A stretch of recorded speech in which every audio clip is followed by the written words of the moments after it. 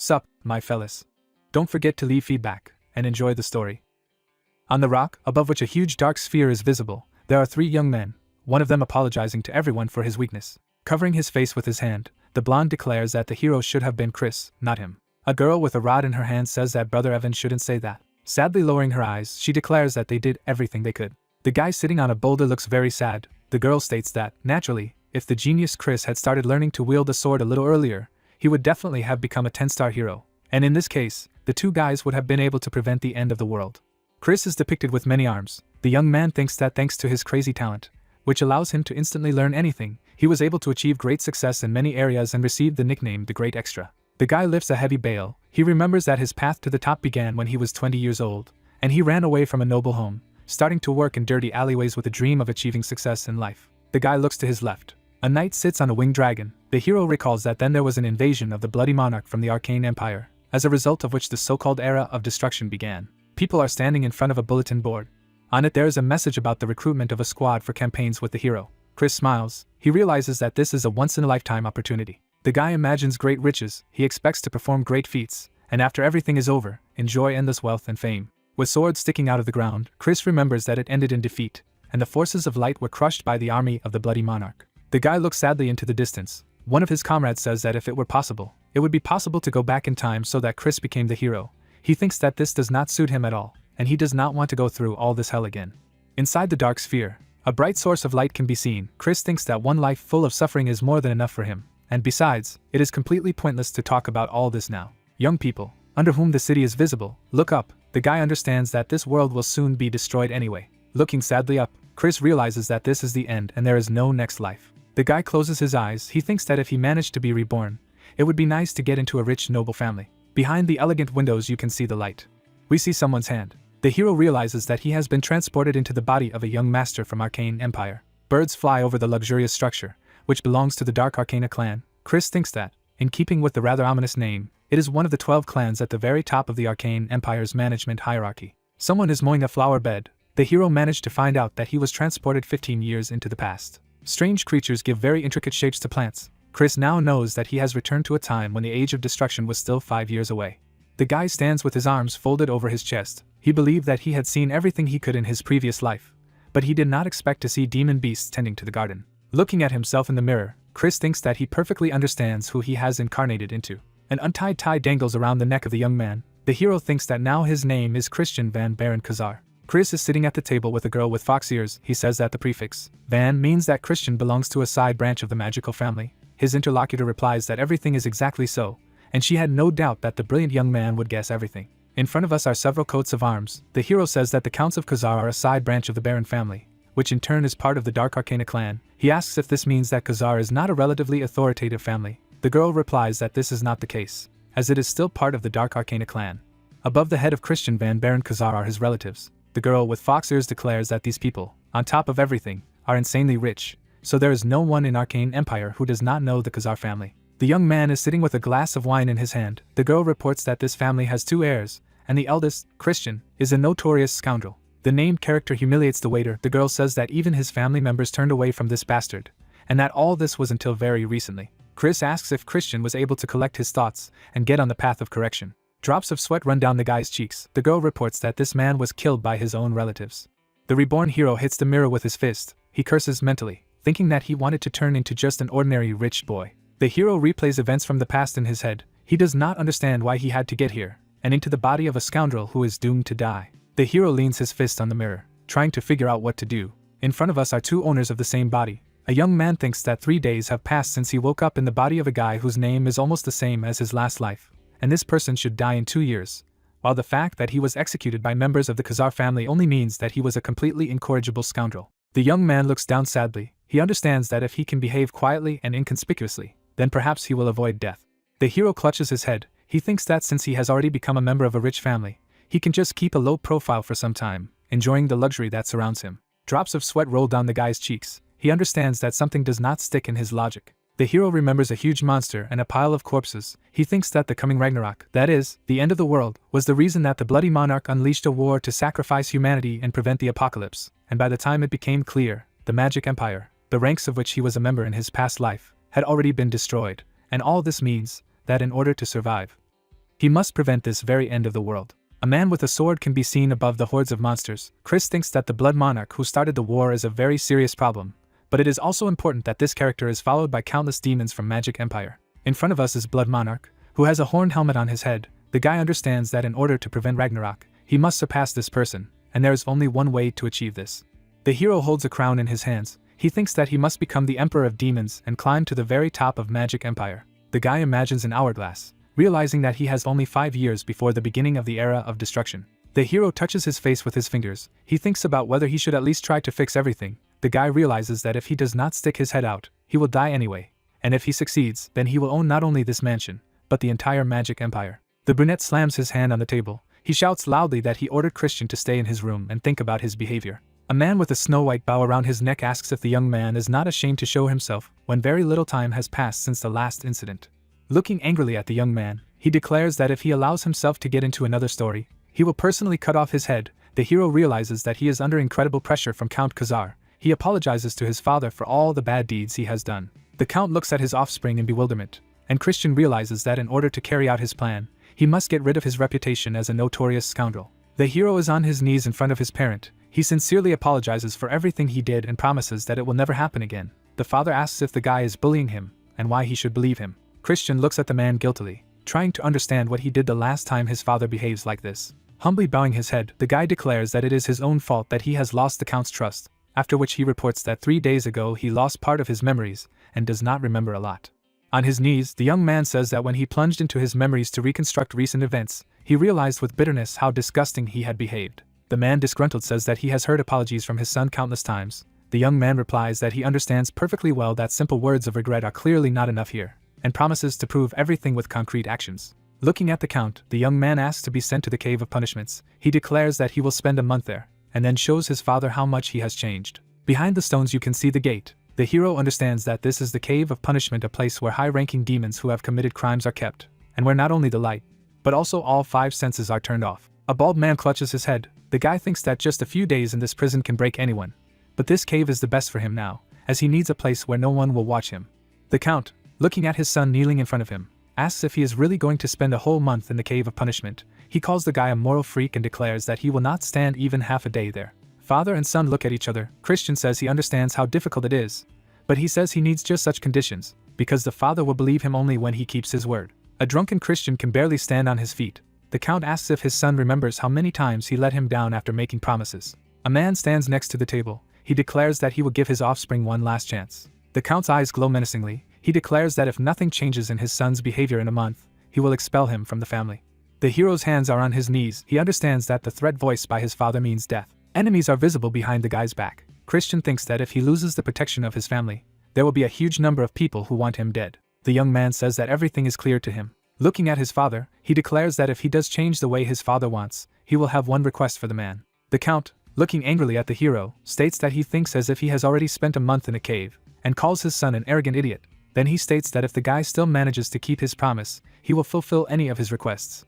The Count walks away from his son, declaring that for some reason he has no doubt that he will not have to fulfill anyone's request. Christian is sitting in a chair. Cox, the butler of the Khazar family, reports that the Cave of Punishment is ready. The hero puts a small crystal on the table and says that he understands everything. In front of us is a corridor furnished with magnificent columns.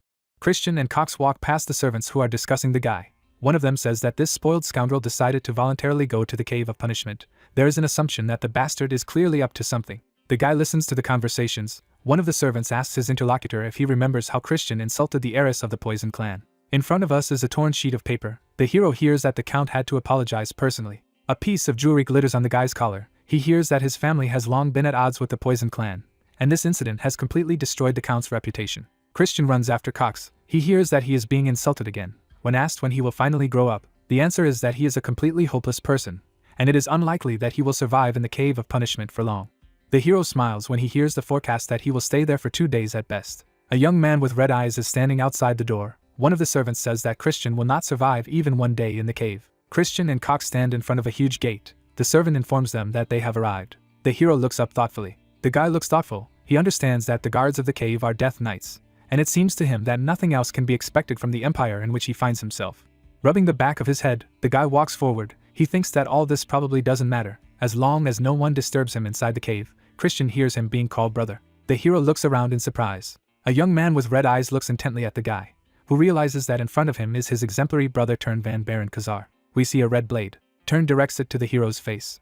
The brothers look at each other. The tip of the sword is at the hero's chin. Christian asks what his brother wants, and states that he does not seem to have come to see him off on the road. The boy angrily asks if his brother understands what is a real shame for their family. The young man's red eyes glitter. He states that he has no idea what Christian is up to this time. However, if he discredits the name of the family again, he will personally finish him off. Turn says that he warns his brother for the last time. The hero looks at the young man in surprise, realizing that the person in whose body he found himself most likely died at the hands of this character. An adult Turn holds a staff in his hands. The hero remembers that he met this man during the Age of Destruction, and then he was a very famous demon famous for the magic of the curse. Cox raises his hands in fright. Christian looking at his brother, thinking about how this cute kid must have trained hard to become the one he knew. The hero pushes his sword away from his face and scowls to Turn to let him pass. The guy thinks that for someone who has gone through all the horrors of the Age of Destruction, this snot does not pose any threat. Turn asks in surprise. The hero replies that he understood every word, so the young man can go home. Christian walks past his brother, who begins to talk about how this was the last warning, but quickly falls silent. Turn stares open-mouthed at the slammed gate. Cox, next to whom the guards are visible, looks at the boy. Turn clenches his fists in anger. He asks what the hell it is, and why he's being treated this way. The hero goes forward. He looks around. Before us is the eye of a young man. Christian realizes that he does not see or hear anything. He moves his fingers, realizing that he can only feel with his fingertips. The hero, raising his hand, thinks that those in the cave are limited to these sensations so that they can feel the objects that are brought to them here, because otherwise the prisoners would die of hunger. The guy understands that an ordinary person would quickly break down in such a place. Christian looks up, thinking that he went through much more serious trials when he was a treasure hunter. The guy puts his hand to his chest, thinking that, to be honest, turning off his senses is exactly what he needs now, as it will allow him to look deeper into himself. In front of us is a butterfly.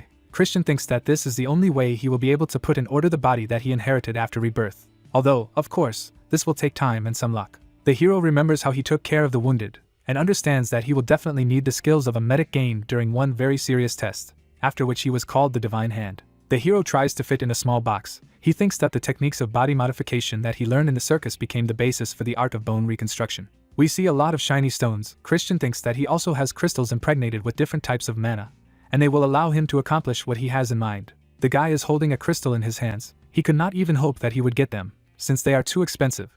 But he quickly realized that being a member of a rich family is very good, since in it the requests of even a complete scoundrel are fulfilled after the first demand.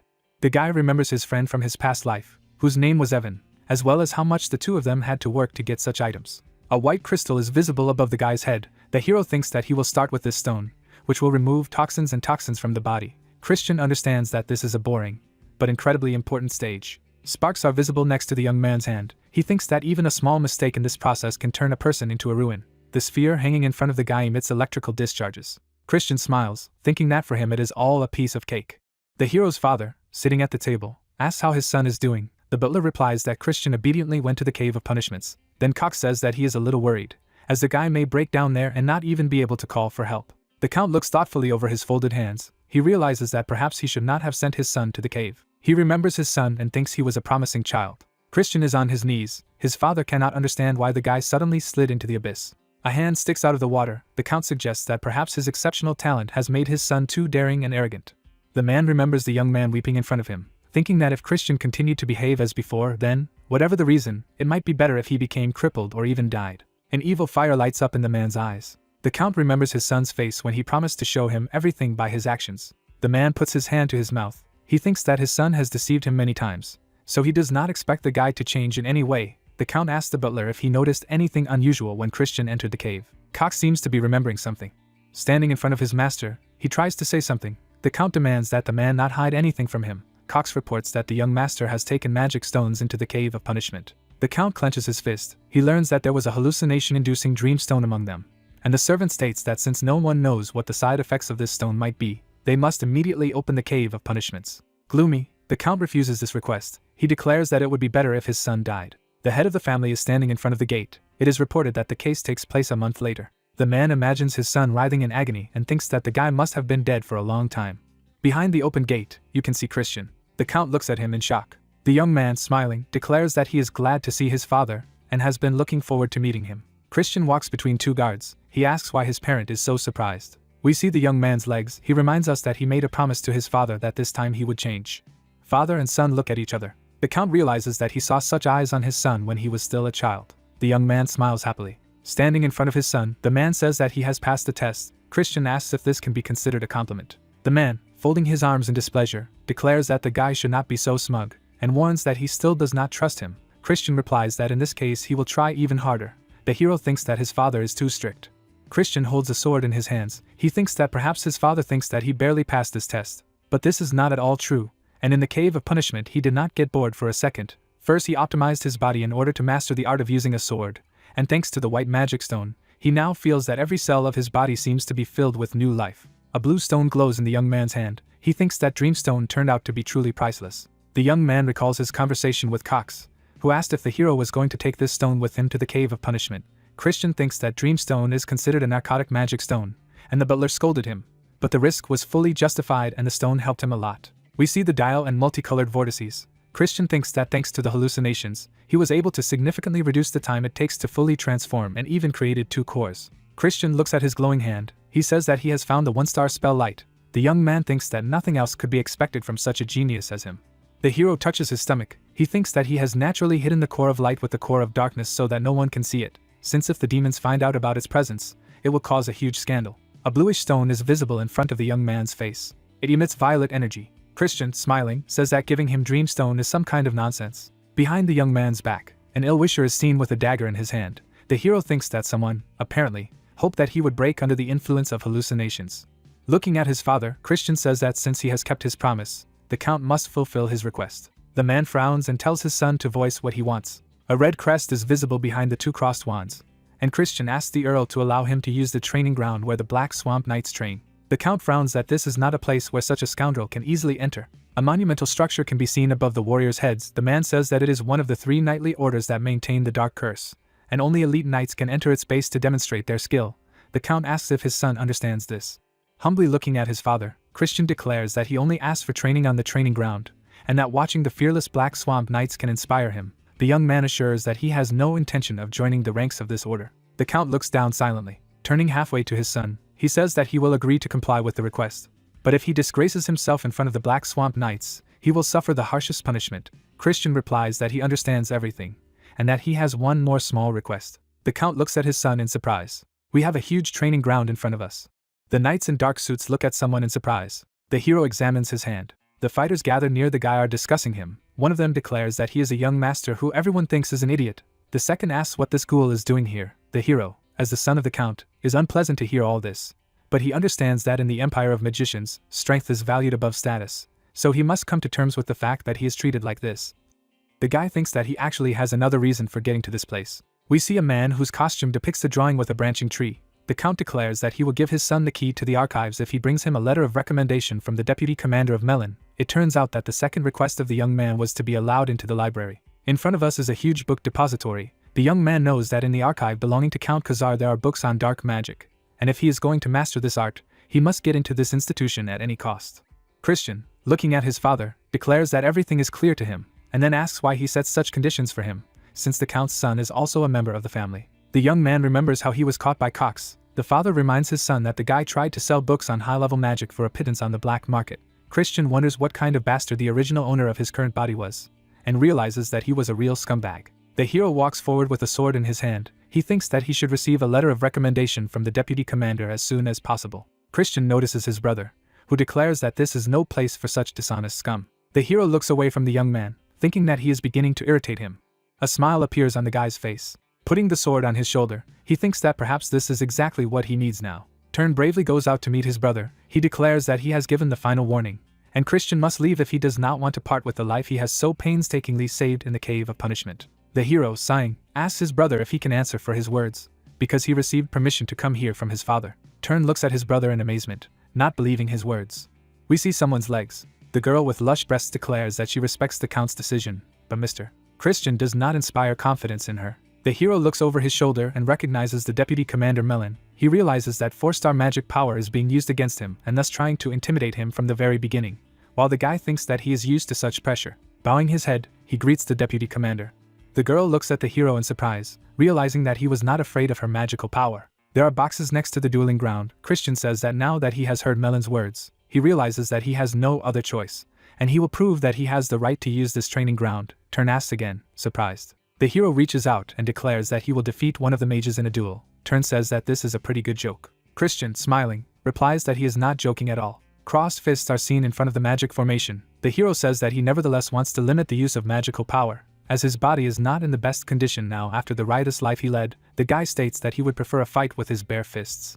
Melon looks at the guy thoughtfully. Thinking that she can't allow the Count's heir to be crippled, she asks the hero if he really thinks he has any chance in a fist fight. Christian replies that he should try to check it, after which he asks if there is a worthy opponent here. The hero snaps his fingers. Gesturing behind his back, he says that he thinks Turn is a good fit. Looking angrily at his brother, the boy asks how he dares to behave in such a way. Melon, putting his hand on his belt, declares that there is no need for this, and she will find a more suitable opponent, after which he asks the hero if he knows that the young master Turn is already at the level of 2 stars.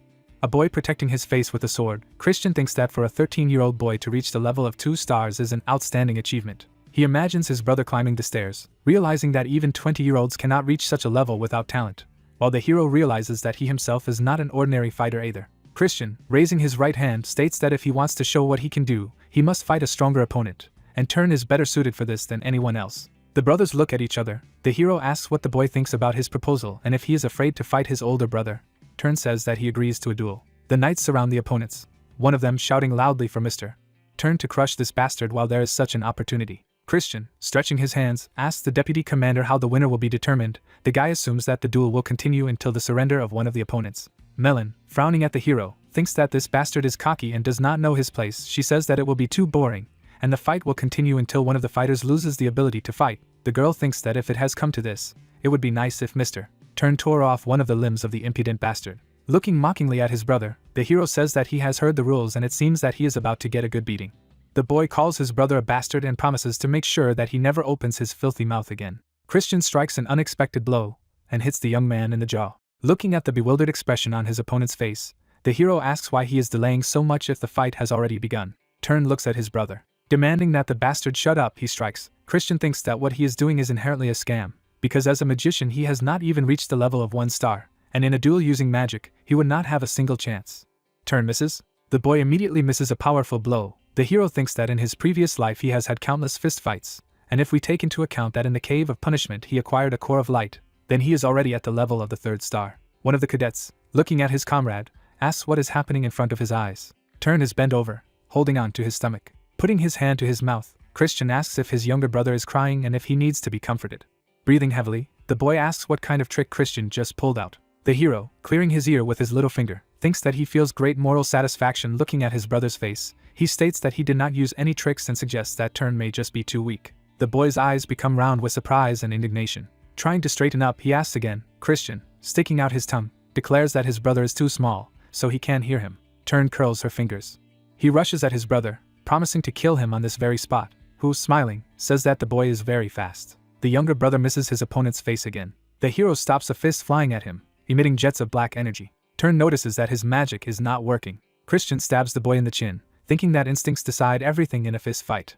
Turn's mouth is gushing blood. He falls backwards to the ground. The cadets, with their mouths wide open, look at what is happening. Turn lies in front of his opponent. One of the viewers suggests that the boy lost concentration for a moment. The answer is that it simply cannot be, and Turn most likely just did not use magical power so as not to harm this bastard. Melon is visibly shocked. Christian, standing over the knocked out brother, asks if he has proven his qualifications. The girl, folding her arms on her chest, declares that this is more than enough. The hero thanks her. Christian, grinning, thinks that he has achieved what he wanted, and now he will master the art of sword fighting, magic, and everything else that will be available to him. There is a door in front of us. Christian looks at his hand thoughtfully. He thinks he has reached the level of 1 star in magic, and has been going to this for longer than expected because he is still unfamiliar with the process of controlling magic, and because there is so much left of the previous owner of his body. The young man rings the bell, thinking that he will have to level up before he can use the power of light along with magic. A creature approaches the guy, whose legs emit a bright blue glow. Banshee Marie, the hero's personal servant, asks if her master has summoned her. Christian thinks that using a high-pitched evil spirit like Banshee as a maid is somehow too wasteful, but he realizes that the tyrannical nature of his predecessor may have led to no one agreeing to take the job. The guy looks very dissatisfied. He thinks that one day he will definitely change his image. Then he asks Marie to bring him some juice. He informs her that after drinking it, he will go to training. Bowing, the girl asks if the hero wants to get human blood as a drink. He replies that ordinary strawberry juice will be enough. Marie states that the blood tastes delicious. Christian asks that she bring what he asked for. Banshee asks if the guy is referring to human blood. He shouts loudly that he wants strawberry juice. Someone calls out to the hero from behind. The butler runs up to him. The man asks if the guy is really going to practice at such an early time. He states that he is worried that Christian is overloading his body too much. The hero frowns at Cox, who states that he is also very happy and proud of the guy's determination, and despite the others pointing fingers at him, he has always believed in the young master. The hero is confused by something in the servant's words. The interlocutors look at each other. Christian threateningly says that he does not remember asking the butler to believe in him, and that it is not part of his job description at all. Cox, bowing low, apologizes, and admits that he has crossed the boundaries. He wishes the young master a good practice. The butler walks away from the young man. The hero, looking after him, thinks that there is something suspicious in this character. Christian walks past the cadets. Smiling, he looks to his left. The hero understands that those around him are no longer as aggressive as before. The bag falls to the ground. The hero thinks that the cadets' wariness has disappeared. It seems to him that the time has come to win their hearts. The fighter with the eagle's head looks back at the young man behind him. He approaches the tent. The cadet turns to the deputy commander, Melon, with her arms folded over her chest. Sitting at the table, she learns that young Master Christian has come to the training ground again today. The girl looks very dissatisfied. She tries to understand what the hero is up to, and what the hell she saw during his duel with her brother. The girl remembers the punch that Christian missed his face and thinks that the moves that Turn showed were, without a doubt, very impressive. In front of us are the hands of two brothers. Melon could not even imagine that the hero would be able to take advantage of a very short moment and dissipate demonic energy. It begins to seem to her that Christian somehow foresaw the course of the battle. Imagination draws two characters to the girl. She thinks that if her sight does not deceive her, Christian has a talent that is even greater than that of Asha de Baron, the rightful heir to the ruling family. But the guy remains just a bastard who has lost his magical energy due to a riotous lifestyle. Looking thoughtfully to his left, Melon thinks that Christian will no longer be able to make up for what he missed due to his passions and stupidity. The girl comes out of the tent, stating that she heard some noise. She asks what is going on. One of the cadets tells her that there was a small misunderstanding between the young master and one of the knights. Christian with a sword in his hand stands over a young man lying on the ground. A cadet girl asks a nearby comrade what happened, who asks if Kanan is really a one-star mage. Melon looks at the young man in shock. She can't believe that this bastard has also reached the level of 1 star. Christian, putting a wooden sword on his shoulder, states that he wanted to see the amazing fighting skills that the Black Swamp Knights have. However, it turns out that they are not as impressive as the rumors suggest. The guy asks if anyone else wants to become his opponent. The cadets look frightened at the hero, who declares that he does not believe that there is a gang of cowardly knights in front of him. We see someone's leg. A big man comes forward and claims his name is Thorn. Smiling, Christian thinks that his opponents have swallowed the bait. He invites the opponent to attack. Thorn rushes to attack. The hero did not think that the knights would voluntarily hand over their secret techniques to the scoundrel they believe him to be, so he has to get them in such an unusual way. Christian deflects the opponent's blow. He stares in front of him, thinking that the grip and smooth movement of his legs indicate that Thorn is using a mud sword technique that he has only heard of before. The hero holds the sword with both hands. He tries to repeat what he has just seen. The young man hits his opponent's neck. Melon looks at him in shock. Christian smiles. The hero sits on his enemy. The cadets animatedly discuss what happened.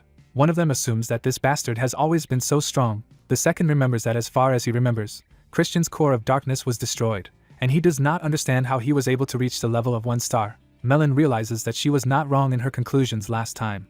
Christian, looking back at the girl over his shoulder, states that he is very disappointed and perhaps expected too much from the knights who train at this training ground. He says that if they are so weak, then perhaps the deputy commander has some responsibility for this. The cadets standing behind Melon propose to stop this circus. One of them calls the hero a psycho. The girl states that the guy was most likely too happy because of the unexpected victory, became proud and began to overestimate his abilities. The hero, bending a little, invites the girl to teach him a good lesson, and at the same time demonstrate the true level of skill that the Black Swamp Knights possess. Melon snatches a sword from one of his subordinates. Next to the young man, a bright mark from the blow is visible. A deep furrow is formed in the ground. Melon, looking at the hero menacingly, calls him a bastard and declares that 1 second will be enough for her to deal with him. Christian, raising his left hand, asks if Melon is really going to fight against him with full force. He states that the use of magic is limited to the first level, dark magic is prohibited, and they fight with wooden swords. The hero asks if the girl is satisfied with such conditions. Melon, holding out his sword in front of him, asks again about the first level. The opponents stand opposite each other. The deputy commander declares that even with these restrictions, she will break both of the young man's legs. Looking down in bewilderment, the guy declares that, in this way, he puts his feet on the line, after which he wonders what his opponent's bet will be. She declares that she is ready to bet anything. The girl rushes forward. She promises that Christian will not leave here on her own feet today. The hero blocks the blow inflicted on him by the deputy commander of the order. The girl's weapon can be seen right above his head. The guy beats off his opponent's wooden sword. The cadets look on in amazement, one of them saying that the bastard has been fighting against their commander for quite some time. His comrade assumes that this is only because the girl is not using her main weapon. Melon's face is bewildered. She realizes that, oddly enough, her attacks do not reach the opponent, whom she considers much weaker than herself. She remembers how the guy stabbed his brother in the jaw, and realizes that the situation is very similar to the one that was in that fight. Christian, smiling, states that things don't seem to be going the way Melon planned. The deputy commander angrily demands that the guy shut up. The girl is holding a sword in her hand. A purple vortex swirls behind her. In front of the hero you can see the trace of a powerful blow. Christian understands that it is time to act and rushes forward. He puts his knee forward. A young man hits his head on the nose of his rival. Melon holds his face. Blood is flowing down her arm. Christian realizes that his trick has worked. Chains are wrapped around the huge sword. The young man thinks that Melon is a swordsman, and since the use of dark magic is prohibited, she, as he expected, for a moment opened a gap in her defenses, which she could not cover with her sword. The girl looks at the bloody hand in amazement. The hero thinks that if Melon was a martial arts master, nothing like this would have happened. The deputy commander, clenching her fist, laughs happily. She says that she could not even imagine that she would be hit with her head in the face. The girl declares that she underestimated the guy, and from now on she will fight with full concentration. Christian looks at her with his left hand raised. He states that he thinks the fight is over. Melon looks at the young man in amazement, who states that when he hit her headbutt, he scratched the girl with his fingernail. We see a clawed paw dripping with purple liquid. Christian declares that if his nail had been covered in venom, he would have poisoned the girl. Smiling, Melon states that he admits defeat, and the guy can tell her what he wants, but in response, she asks him to give him the opportunity to have another fight.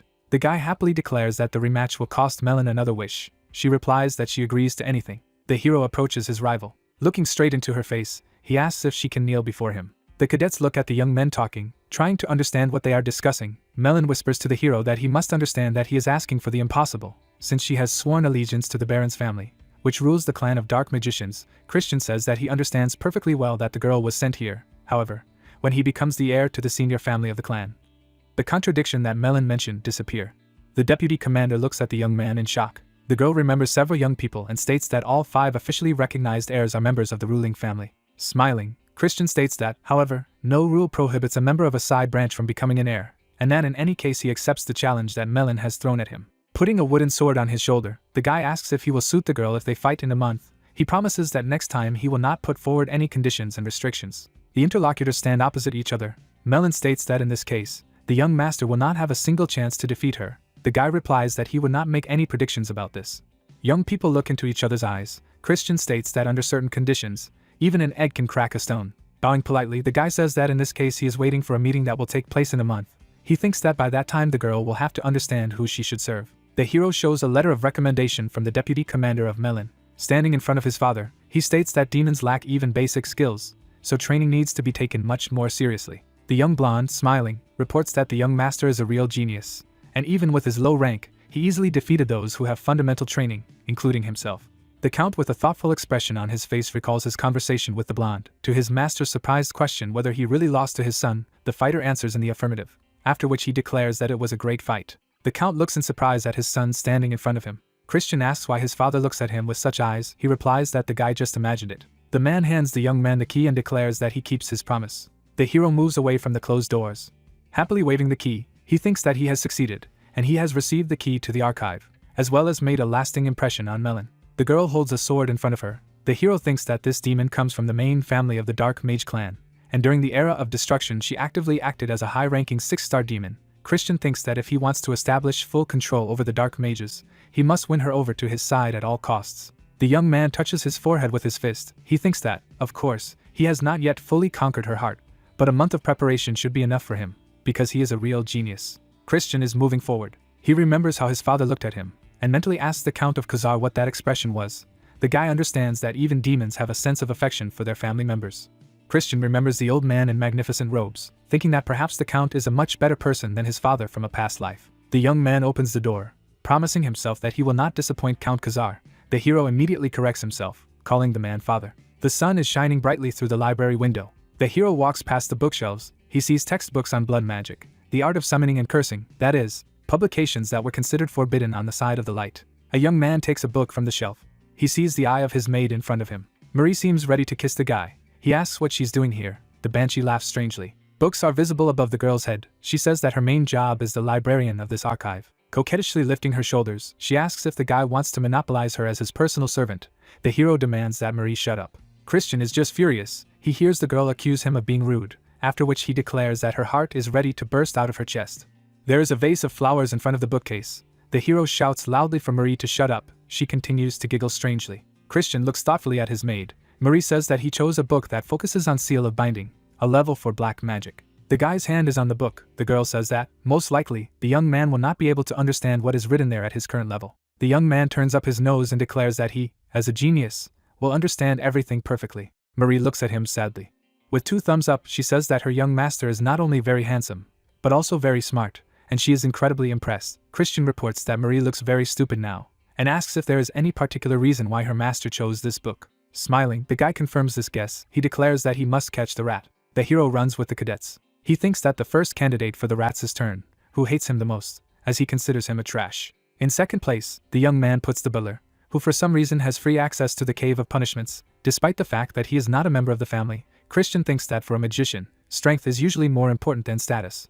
But Cox continues to court him, trying to please him in every possible way.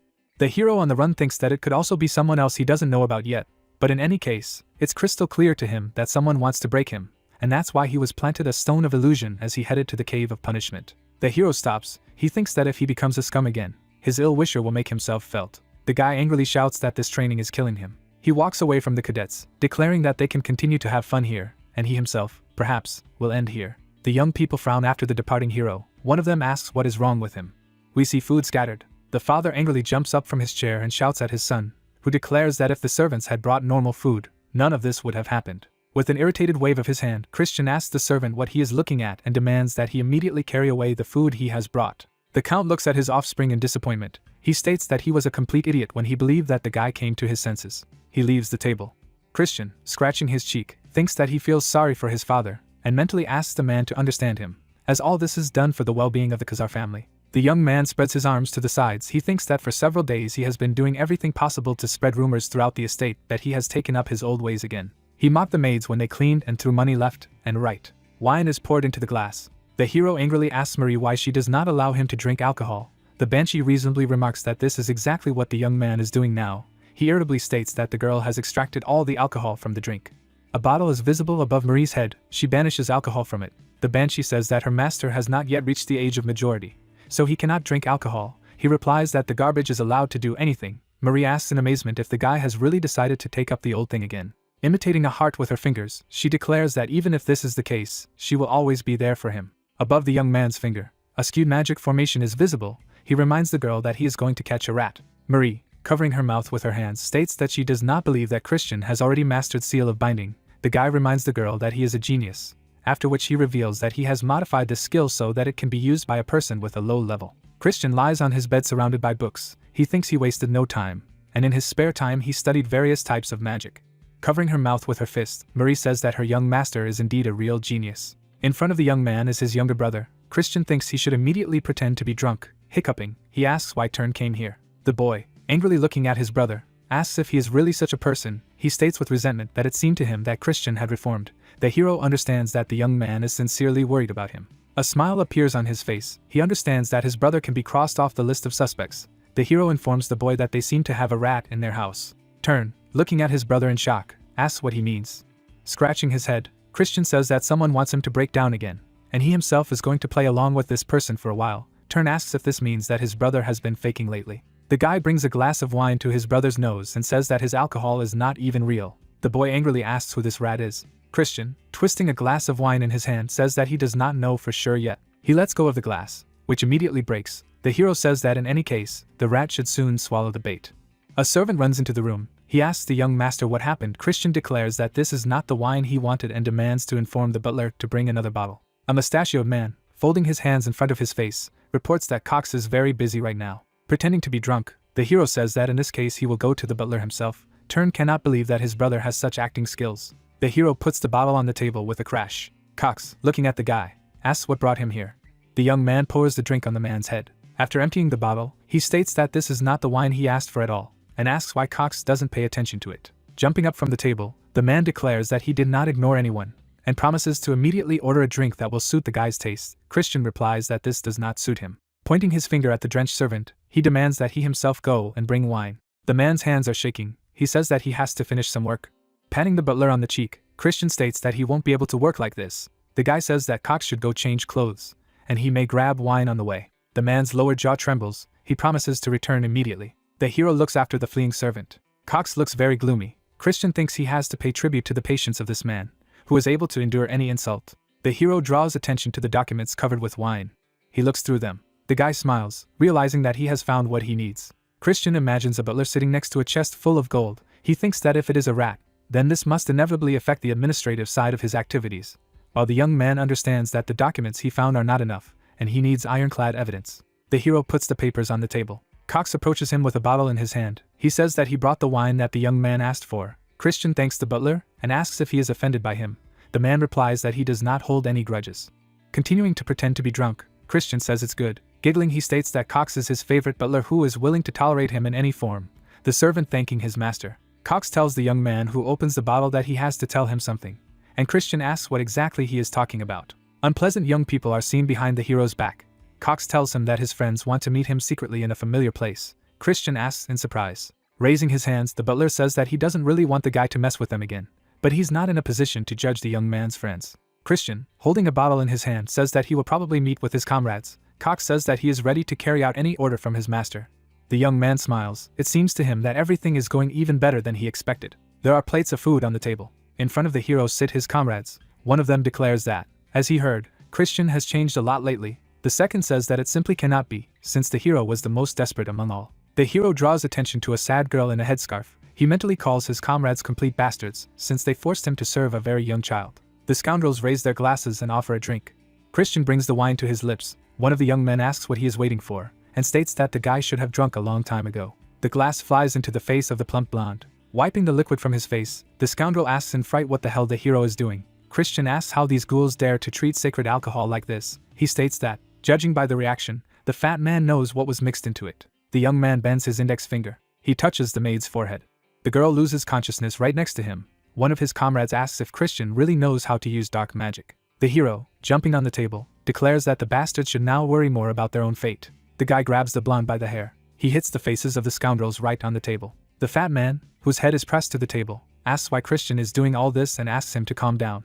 A sharp knife appears in the young man's hand. He declares that if the scum do not understand why they are being beaten here now, then he will simply finish them off. There are broken plates on the floor. Tied up and beaten scoundrels sit on the floor. A skinny brunette begs the hero to spare them. With his arms folded over his chest, Christian stands in front of his former comrades, one of them declaring that he was only following orders to poison the drink and blame everything on the little servant. The fat man says that whoever forced them to do this blackmailed them, that they were smuggling drugs, and they had no choice. A knife sticks out in the floor in front of a skinny brunette. Christian asks who exactly gave this order. The villain begins to mumble something incomprehensible. The hero, putting a knife to his neck, asks if the guy really wants to lose his head. The bastard immediately replies that Cox gave them the order. Christian looks thoughtfully at his former comrade, who begs for mercy and promises to do everything the hero tells him. Christian, putting his foot on the knife, demands that the guy swear that he will carry out the order. He readily takes the oath. The hero says that the villain said it too quietly. He shouts that he swears to do everything that is required of him. Raising his hand over the trembling villains, Christian declares that now everything has been pronounced clearly and distinctly. He orders that the scum listen to him carefully. The guy's former comrades are screaming loudly. Tied up scoundrels are lying on the floor. Cox runs up to the count and informs him that they have a serious problem. The man asks what happened. The butler states that Christian committed the murder. The count looks at his servant in amazement. Folding his hands in front of him, Cox states that the guy killed the maid who served him last night, after which he threw the corpse into the river. He states that they are unlikely to be able to hush up this case. The hero's father looks down in shock. The servant asks what they should do. The count demands that Christian be taken to a demonic trial. The man declares that he is using his right to use the simplified office procedure. Smiling faintly, the butler lowers his gaze. Christian stands in front of a small podium. He calmly declares that he is not guilty. The count, looking at his son, asks how he dares to lie if there is a witness who can confirm everything. The young man declares that this is impossible, since what is attributed to him never even happened. His former comrades are visible above the guy's head. Christian states that there seems to have been a small misunderstanding. A maid appears in the doorway. The hero declares that he is actually accused of killing this girl. The skinny brunette and the fat man look at what is happening in amazement. The girl informs the count that the young gentleman took her home after she passed out, and then gave her money to pay her rent.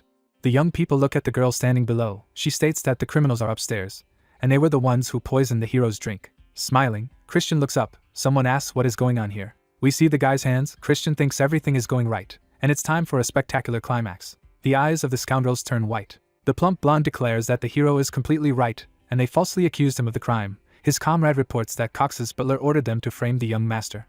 The vampire, with his mouth wide open, asks what kind of nonsense this is. He shouts that all this is very unfair, and Christian and his friends try to frame him. Looking at the hero, the butler says that this horrible prank has gone too far. The guy thinks that these are exactly the words he expected to hear from the bastard. Christian asks his father, who is standing in front of the podium, if he, as a victim in this case, can ask for something. The count asks what exactly it is about. Smiling, the young man declares that he wants to personally interrogate the butler. The man looks at his offspring in shock.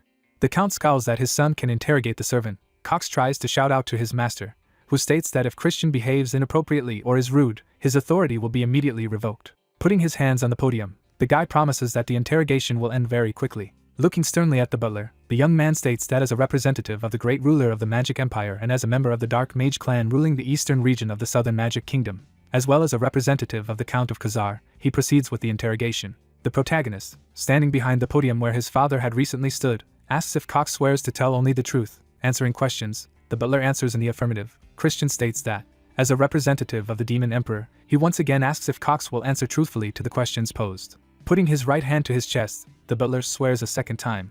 Purple symbols appear on his forehead. The vampire clutches his head. He looks at his hands in amazement. There is an audience on the balcony. Someone asks if the guy really used seal of binding just now. The second viewer expresses bewilderment at how such an inexperienced young man can use dark magic of the 4th level. Behind the purple chains, a magic formation is visible. The hero thinks that the modified skill seal of binding can be used even by low-level magicians. However, on one condition it requires 2 oaths to activate. The guy thinks that he has deceived the butler in the most brazen way. Cox trembles as he stands behind the stand. He asks what the hero just did to him. Holding out his right hand, the young man declares that the servant has sworn to tell only the truth, and then asks why Cox hired these 2 men to frame him. A short circuit occurs in the vampire's head. The villain screams heartbreakingly. The butler salivates from his mouth. He admits that he did what he is accused of because he was ordered to do so. The servant states that he was blackmailed by threatening to expose his financial fraud. The count looks at the vampire in amazement, who says that this is why since the boy's childhood he has shown him in the most unsightly light. The hero, smiling, declares that he already knows that the butler has long been embezzling the count's money, as evidenced by the documents that he found on his desk. Christian approaches the vampire. He asks who gave him the order. The butler begs the young man not to touch him and promises to tell everything. Purple symbols are visible above the bastard's head. The hero orders to answer immediately. The earl is amazed to hear his servant report that the orders came from Ashid. One of the spectators covers her face with a fan. The vampire says that the customer was Ashid de Baron, the second heir to the clan of dark magicians. The butler looks to his right in horror. He says that he will be killed, and he must immediately run away from here. The hero grabs a sword. In one motion, he blows off the vampire's head. The count looks at what is happening in shock. The head flies down. Christian, who holds a bloody sword in his hand, claims to have carried out the sentence using the authority he received from the count. The count, looking sternly at his son, asks why he made such a decision. The young man replies that if they had left the butler alive, the older family would have tampered with evidence to hush up the incident. The butler's bloody hand lies on the floor. Christian declares that you cannot pander to your detractors. And now everyone who saw the execution will understand that it is better not to joke with the Khazar family. Turn stares down, eyes bulging. Smiling, the hero states that Asha tried to frame him. The count silently looks at his son. A spatial gap appears above the man's arm. The father orders his son to follow him. They find themselves in a spacious room. The young man asks where they are now. The count explains that this is a secret training ground where no one will see them. The man looks back at his son standing behind him and asks if the statement he made means that the guy is going to prevent Ashid from ascending to the throne. The count states that the support of the heir is directly related to the power of the family. It seems to him that the guy made the right decision, but it was still hasty. The man says that, nevertheless, after the latest events, he will begin to support the young lady, and not the second heir, who turned out to be a bloodthirsty maniac. The hero, looking to his left, declares that his father should act differently. Smiling, the young man declares that he wants to become the heir himself. The count angrily shouts that this is absurd. Christian, rubbing the back of his head, states that if the claimant has abilities, even a representative of a side branch can become an heir. There are shields and swords against the wall of the training hall. The count explains that his son has just mentioned a formal rule that never applies. Christian reasonably asks why I should try to frame him in this case. Father and son stand opposite each other. The count declares that in childhood Christian was more talented than Ashid, but then he fell very low. The young man declares that he will soon compensate for everything and catch up with his competitor in development.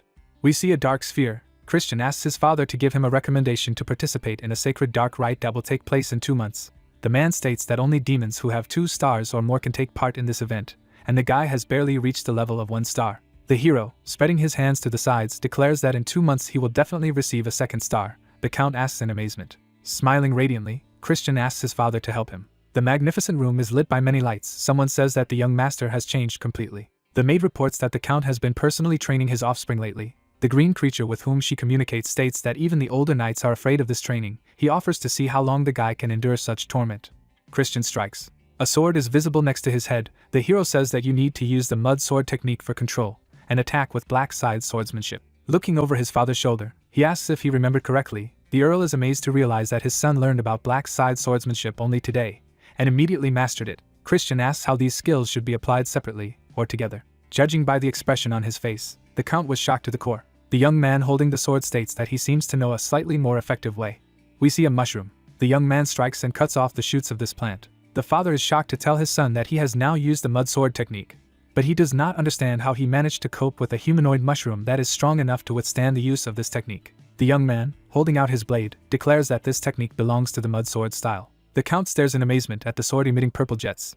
The guy explains that this technique is only used by the blade of the black sickle sword. The man is amazed. He realizes that his son is talking about a technique that cannot be used by a one-star fighter. He states out loud that it is a powerful dual technique. However, if you use it, it will be difficult to use curse magic. Raising his left hand, the young man declares that he does not think so, and it is all quite simple. The Count's lower jaw falls far down. Christian is lying on the ground, reportedly taking place 2 weeks later. Sweat trickles down the guy's face. He thinks running is very tiring, but he can't miss these workouts as he needs stamina to rank up.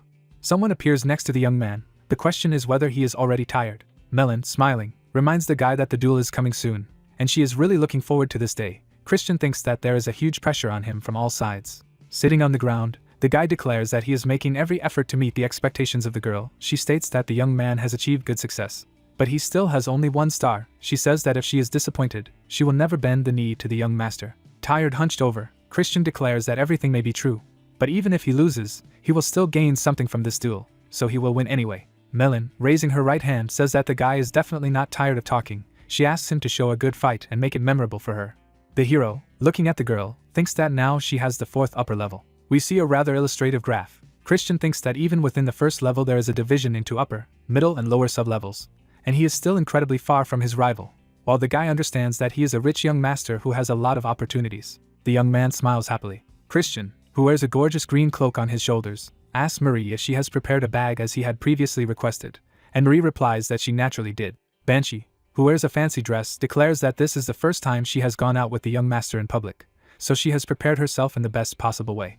Christian, covering his face with his hand, states that he did not invite Marie with him. The girl states that the guy does not have to fear for her, and she will not faint because of the hot weather. Folding her hands in front of her face, Marie declares that she is serving her master with great pleasure. The guy asks in bewilderment why the banshee should faint. Christian recalls his conversation with his father, when he asked if he could replace Marie with a member of the human race, and he replied that it was impossible, since the guy had a contract with Marie, and an upper-level banshee could not be run without a contract. The guy indignantly shouts that maybe in this case it makes sense to just break the contract. The Count, sighing heavily, declares that the condition for terminating the contract is a deep kiss with Marie, and the guy is unlikely to go for it.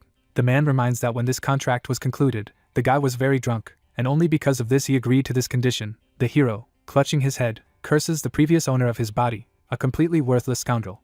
Raising his right hand, he tells the girl that she will not go with him, because it is impossible. He informs that he is going to a place where there will be many people. The girl, clenching her fists in resentment, declares that she has been waiting for a long time to go out in public. The guy says that she must understand that her spiritual energy can harm a large number of people. Tears flow from the girl's eyes. She says that she is tired of this mansion, in which she has been staying for many decades. Christian looks at her sympathetically. Clutching his head, the guy shouts that he will take it with him, but she must not show herself in public.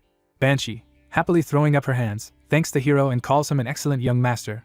The guy asks her to stop chatting and just follow him. Suitcases are visible above the maid's head. She asks where she is going with her master. The young man replies that there is a place where he can get something useful. Marie happily says that her master already has a huge amount of money. The guy turns around in irritation and shouts that he is well aware of his wealth, and he does not need money. Questions hang in the air. The banshee says that if it's not money, then maybe it's gold or lands. Christian says she's wrong. Marie, looking sadly at the young man, asks what he wants to get in this case. He replies that something that he once did very well. Turn sits in the carriage. The boy declares that his brother is late. Christian asks what he is doing here. Turn, looking at his brother, says that he is going to look after him so that he does not do any more stupid things. The hero states that there is no need to worry about this. The guy has a wad of money in his hands. He informs the boy that he is only going to play a little in the casino. Turn asks again in surprise. Christian, whose shoes we see, states that demons should drink alcohol and gamble, as the emperor himself encourages these activities as a legitimate pastime. The boy, looking at his brother looking into the carriage, says that then he will go with him. The hero asks in bewilderment. Running a finger under his nose, Christian says that the boy seems to be worried about his older brother, who asks in surprise why he would do this. He assures that he only wants to make sure that Christian does not defame his family once again. In front of us are the wheels of a carriage. The hero asks if this task will be too difficult for an exemplary boy. Turn says that gambling seems to be somehow related to cards, after which he promises to knock the arrogance off his older brother. The carriage passes by a magnificent garden. The hero pretends that he is very afraid of his brother. Christian smiles predatorily. He thinks that a naive fool will be the perfect victim today. Two brothers and a banshee approach the opulent building. Turn, looking up in shock, declares that she can't believe that such places even exist. Marie says that her heart is about to burst out of her chest. The hero hands his brother a tiger mask and tells him to stop behaving like a redneck and put on a mask, since this institution can only be entered if you hide your identity. Raising his index finger, the hero asks that Marie be out of sight from now on. In addition, he tells her to get closer to him so that he can say something to her. The young man whispers in the ear of his maid to do something, who, giggling, promises to fulfill her master's request. Turn, standing behind his brother, asks where the banshee went. The hero replies that the boy does not need to know, and suggests that he just enter the casino. One of the visitors to the establishment frowns at the hero and his companion. They pass by the players. We see a spacious hall with tables for games. A man with pointed ears, smiling, states that he seems to be seeing characters that can bring good profits. His bearded comrade states that the prey itself has entered the lion's den. Christian asks his brother standing next to him if he wants to bet on which of them will win more in an hour. The hero states that if Turn overtakes him, he will treat him as the eldest for a whole month. The boy asks if this is a joke. Christian replies that he is serious. But if Turn loses, he will have to call his brother the noble king emperor.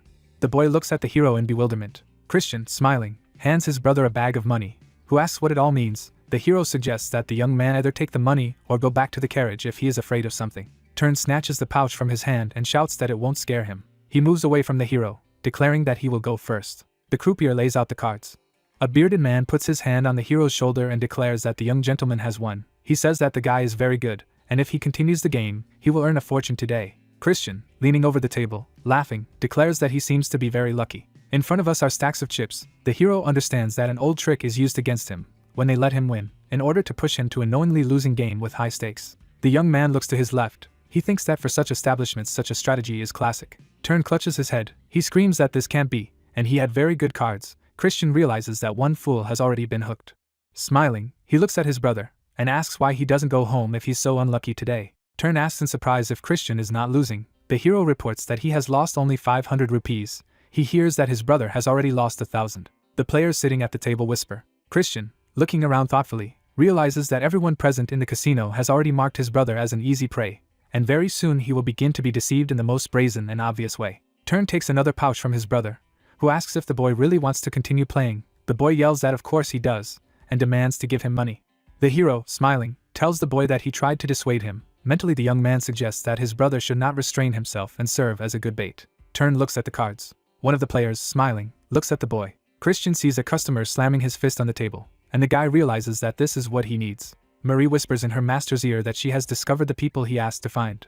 Looking up, Christian praises the banshee for its excellent work. The hero points his thumb behind his back, where Turn screams that he lost another 10,000 rupees. In front of us is a low building. Marie says that the characters the young man is interested in are inside. The hero asks the banshee to open the door. Christian and his companion enter the room. The hero takes off his mask. Two guards recognize him. The young man declares that there seems to be no one here who does not know him personally. The guards greet the young master and ask what brought him here this time.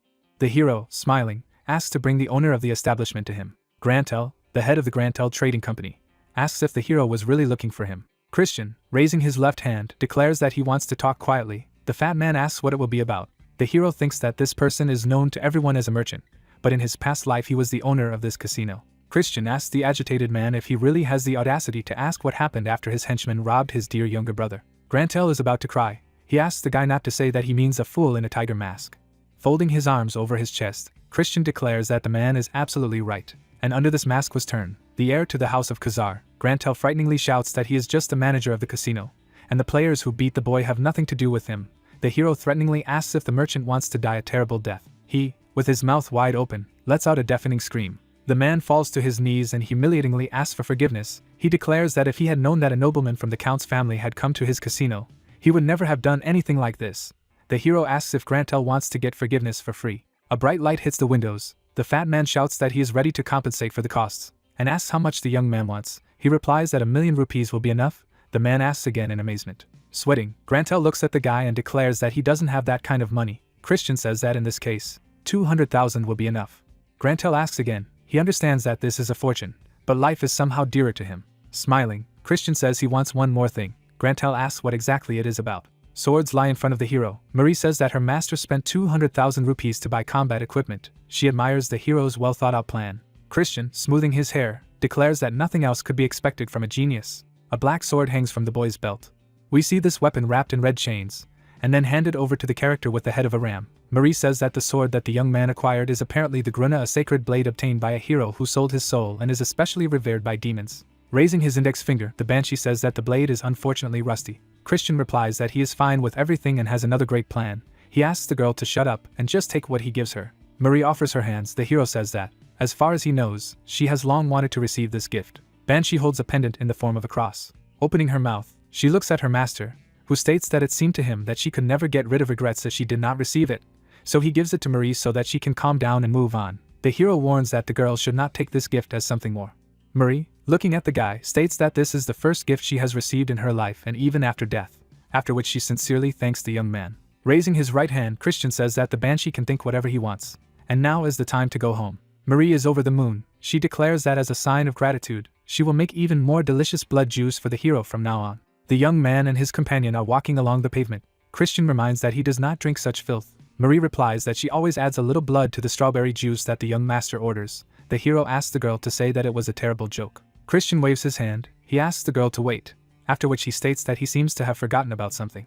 In front of Turn, there is 1 rupee on the table. The hero says that nothing terrible happened, and he will remember what he forgot later. Inside the magnificent castle, Turn is loudly calling out to his brother. The hero wakes up. Grantel is seen above the young people's heads. The boy asks why the hero left him in the casino. Christian realizes that he forgot about this when he left with Marie. Turn accuses his brother of almost being sold into debt slavery because of him, and this would definitely have happened if he had not been accidentally recognized. Christian, who has a pillow under his belly, admits that he was wrong. He realizes that his brother was most likely saved by Grantel. Raising his left hand, the young man asks why Turn does not call him the right name. He reminds him that he lost the bet, so he must fulfill his promise to call him nothing less than the noble King Emperor. The boy looks at his brother in shock. His hands are trembling. Shaking with disgust, the guy tries to pronounce the fictional title that has just sounded. The hero picks his nose. Turn angrily shouts the words demanded of him. Sticking out his pinky finger to the side, the hero declares that the boy is doing great, and from that moment on, he must behave well and show respect for his great older brother. Turn feels humiliated. The boy, looking back at his older brother, declares that one day he will definitely regret what he did to him. Christian is sitting on the bed with his head in his hand. He thinks that this cute child was supposed to grow up and kill him, and that was the plan of the bastard he killed with his own hands. In front of the majestic building stands a young man. This is Ashid, the son of Langham, the current patriarch of the Dark Mage clan, and one of the main contenders for the throne. The hero thinks that he does not feel much emotion towards this man, since he is not a real Christian, but if he wants to become the heir, he will not be able to avoid confrontation with this character. The guy looks thoughtfully to the left of you. He promises to pay for the insults of the previous owner of his body. The young man sits on the bed, thinking that in order to achieve his goal, he must first win over Melon. The hero draws attention to a sword entwined with a chain. Christian crouches in front of the weapon. We see several characters trying to cope with the blade. The hero thinks that many magicians tried to subdue the sacred sword Gruna, but it is still gathering dust, since no one has managed to do it. Christian takes the weapon by the chain and states that they will now see how the sword reacts to him. A source of bright glow appears under the guy's hand. The young man looks at his upper limb in bewilderment. We see a blue sphere. Christian thinks that, as expected, Gruna reacts negatively to magical power. He realizes that this is quite natural, as the weapon was made to carry the sacred power of light. The young man takes a tool in his hand. He declares that he still has an ordinary weapon in front of him, and if he understands how it rejects magical power, he will be able to subdue it. The hammer is lowered onto the blade. Jets of yellow energy appear around the instrument. Christian continues to strike. The hammers lie inside the case. The hero says that Gruna must be in pain now. The guy continues to work with a hammer. He advises the sword to surrender. The young man, smiling maliciously, declares that he is ready to swing hammers all night. Gruna trembles. The count asks his son if he is ready. It is reported that the case takes place a few days later in a secret training ground. Christian, looking at a woman whose face is covered by a veil, asks who she is. The guy recognizes her silhouette and realizes that he seems to have seen her before. The woman turns to the guy. He finally recognizes her and greets the commander of the Black Shadow Knights. Mary, the commander of the Black Shadow Knights, tells her nephew that they really haven't seen each other in a long time. The hero represents a woman in combat robes. He knows that she is the daughter of the Marquis of Langham, the head of the Dark Mage clan, and the sister of his father. She supports the head of her clan and is responsible for leading secret missions and internal security structures. The hero looks in surprise at the woman, who is a very influential figure within the Dark Mage clan, and does not understand what she could need here. The Count, raising his left hand, reports that Lady Mary came here because of the Cox incident. The woman tells her brother that his son's behavior was quite impudent. Christian realizes that if the head of the clan is going to stand up for Ashid, it will be very problematic for him. Smiling, the young man says that the Marquis of Langham must have a lot of free time if he pays attention to such minor incidents. Mary states that Christian speaks very boldly, but the head of the clan is really not interested in children's showdowns. She directly states that Langham is interested in the hero. The young man imagines a man sitting on a throne, and tries to comprehend the words he has just heard. He realizes that this may be his chance to attract the attention of the head of the clan. Mary gloomily declares that, however, she cannot yet report to her master what is more courageous or reckless in the hero. The woman says that the guy has not yet reached the level of the second star, but at the same time he has already managed to challenge Melon to a duel. Mary asks if it would not have been wiser to refuse this duel. The hero's hand rests on Grinna. Smiling, he states that he appreciates the concern shown about him, but he has a good plan that he thinks can bring victory. Mary says in amazement that she seems to see Grinna at her nephew's. Looking at the guy in front of her, she states that he must have completely lost his mind. According to her, she guessed that Christian was reckless, but could not even imagine that everything was neglected to such an extent. Mary frowns that the young man's father, Leiden, boasted that Christian has finally come to his senses. The Count swears that this is indeed the case, and the woman asks why. In this case, the boy is going to use the sacred sword in the duel. Christian, looking at his aunt, asks if there is a rule that forbids him from doing so. He states that if there is no such restriction, then he may well use this weapon. Mary sternly says that Grinna is a weapon that even the head of the clan could not master, and the sacred energy of the sword can burn a young man to ashes. The hero, taking a blade in his hands, says that he does not think so. His relatives warn the guy to be careful. The sword glows in the young man's hand. Mary looks at her nephew in amazement. She assumes that he has a fake in his hands. Christian throws her a blade and asks her to check if it's fake. Mary grabs a sword flying at her. She throws him away in disgust. Christian raises the weapon. The woman asks how he manages to hold this blade. The guy replies that it is a trade secret, and he cannot reveal it. The young man puts the weapon on his shoulder. He declares that he is sure of only one thing, namely that he is a genius who can use a sword that does not obey even the head of the clan. Christian, smiling, looks at his aunt. He declares that nothing else matters. The Count looks at his son in shock. Loud laughter is heard next to his relatives. Mary and Leiden look at someone in surprise. The remark is that the young master is always very funny, and it's just delightful. Melon appears from the portal. She states that she could not even imagine that the guy would be able to tame a holy sword. We see the girl's legs, and she says it doesn't matter. Smiling, the deputy commander looks at the young man and says that he is living his last day. Christian frowns back at her. Melon rushes to attack. The hero has to raise a blade above his head to deflect the blow. Christian looks at his opponent appraisingly from under his sword. As he thought, the girl's speed and strength are now incomparable to their previous fight, when restrictions were in place. The young man stands with his weapon in front. He thinks that he will not be able to close this gap. The hero parries another blow. Jets of yellow energy rise up around the blade. Mary and Leiden are watching what is happening. The woman says that the power of the sacred sword has begun to work. The older generation looks at the fighting hero. Leiden states that his son seems to be even stronger than his sister at the same age. Mary, pointing her finger at the boy, states that this is not the only thing. She urges her brother to pay attention to the way the young man moves the hilt of the sacred sword. The young man's hand emits violet energy. Melon misses a powerful blow to the chest. Leiden, standing behind his sister, says that the young man has impressive strength, but he thinks that he is shaking a little. Mary replies that this is not the case at all. The woman says that the guy is tweaking his demonic energy to prevent rejection by the holy sword. Christian raises his weapon above his head. He asks his opponent if she likes this battle. Melon, looking at him, states that maybe she's only imagining it, but she feels like Christian is predicting her movements. The hero, putting the sword on his shoulder, declares that he has a very good eye for such things. We see the figures of two fighting characters. Christian states that in sword fighting, every movement is always preceded by something, and if the girl strikes from above, then she must raise her arms, and before that, the muscles of the shoulders and upper arms must move. He says that such patterns are common for both true masters and inexperienced beginners.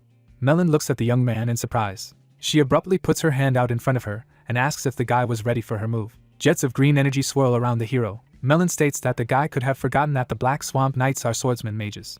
A bright flash occurs. Christian, looking down, states that it was quite dangerous. His opponent guesses that the guy used an artifact of purification. The hero, raising his left hand, thanks his father for being alive. Leiden says in bewilderment that the used item should be in the safe. The son replies that he is a very good thief. Drops of sweat run down the faces of the hero's relatives. Christian runs his hand under the hem of his vest. He says that in real combat, Equipment is also part of a fighter's skill. He tosses the ball. The sphere explodes above the girl's head. Smiling, the guy declares that it is useless to dodge. Melon stares at the red sphere in fright. Not far from the young man, a powerful explosion is heard. Christian stands with his left hand raised. He thinks he bought this artifact with the money he took from Grantel, and the item turned out to be surprisingly good. A wall of fire is visible in front of the guy. He shouts that he knows that Melon is still alive and that she should get out of there immediately. A girl's leg appears next to the hero. In front of him is a trace of the blow. Christian stands with his weapons outstretched. His sword stops a projectile launched at him. Debris scatters in front of the hero. Closing his eyes, Leiden tells his sister standing next to him that he was surprised when his son threw the balloon into the air. But now he understands the guy's plan and is once again convinced that he is a real genius. Melon goes ahead. Her body is tilted slightly forward. She calls out to the young master. The girl smiles. Looking at the guy with crazy eyes, Melon shouts that it's all a lot of fun, after which he asks what the next attack will be. Mary, raising her right hand, says that the girl seems to have lost control of herself, so the whole thing needs to be stopped immediately. Black smoke appears next to the hero's face. Christian holds out his fist. The girl's hand flies past his head. We see the young man's leg. Melon cannot believe that he dodged her attack. The hero puts a sword to the neck of his opponent. Smiling, he states that he has won, and asks if she is satisfied with the fight. Melon looks back at his opponent. Leiden clenches her fists happily. Mary covers her mouth with her hand. The girl, laughing, declares that she still cannot recover from what she has experienced. The hero, looking at her, asks for an answer to the offer he made to her earlier. Christian states that he will respect any decision, as he understands that it is impossible to force someone to be true to himself. Melon asks if they will arrange fights in the future if she takes the side of the young master. The hero, smiling, looks at the girl. Giving her his hand, he declares that there will be as many duels as Melon wants. Mary stands in front of a huge window. The woman's face is thoughtful. She realizes that she has seen some kind of transcendent level of control over demonic energy. Someone throws Grunna to the floor, stating that they can't handle it. Mary, standing behind the gray-haired old man, asks if even the head of the family can handle this weapon. He replies that he manages to subdue Grunna for a short time. However, as the woman knows very well, demonic energy constantly changes wavelengths, and it needs to be infinitely adjusted to control this weapon. The sword lies on the floor. The old man declares that no one can do all this during a real battle. The old man, with a red dragon visible above his head, declares that he admits that the demons of Gehenna or the demonic dragon are capable of this. But among humans, only some man who controls demonic energy as freely as he breathes can do this.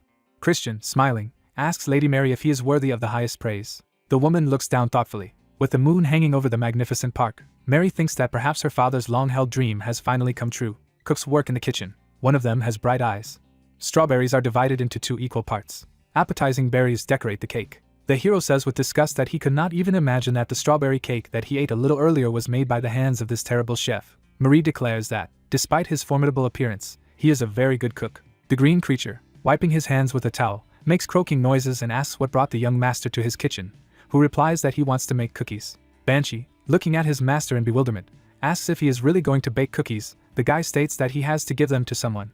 Marie, raising her fists in fist, says that it shouldn't be another woman, and Christian irritably states that everything is not at all as his maid thinks, although he will indeed give the pastry to the woman. The cook, who has a white cap on his head, informs the young man that he is an excellent cook of biscuits. The young man replies that it may be so, but he must bake them himself, as this is the only way to make them special. Christian wants to say that he is a good cook himself, but at this moment a red mass flies into his face. 2 green creatures are pounding strawberries in a mortar. The hero indignantly shouts to his maid that she doesn't seem to be joking when she stated that blood is being added to his strawberry juice. Marie giggles.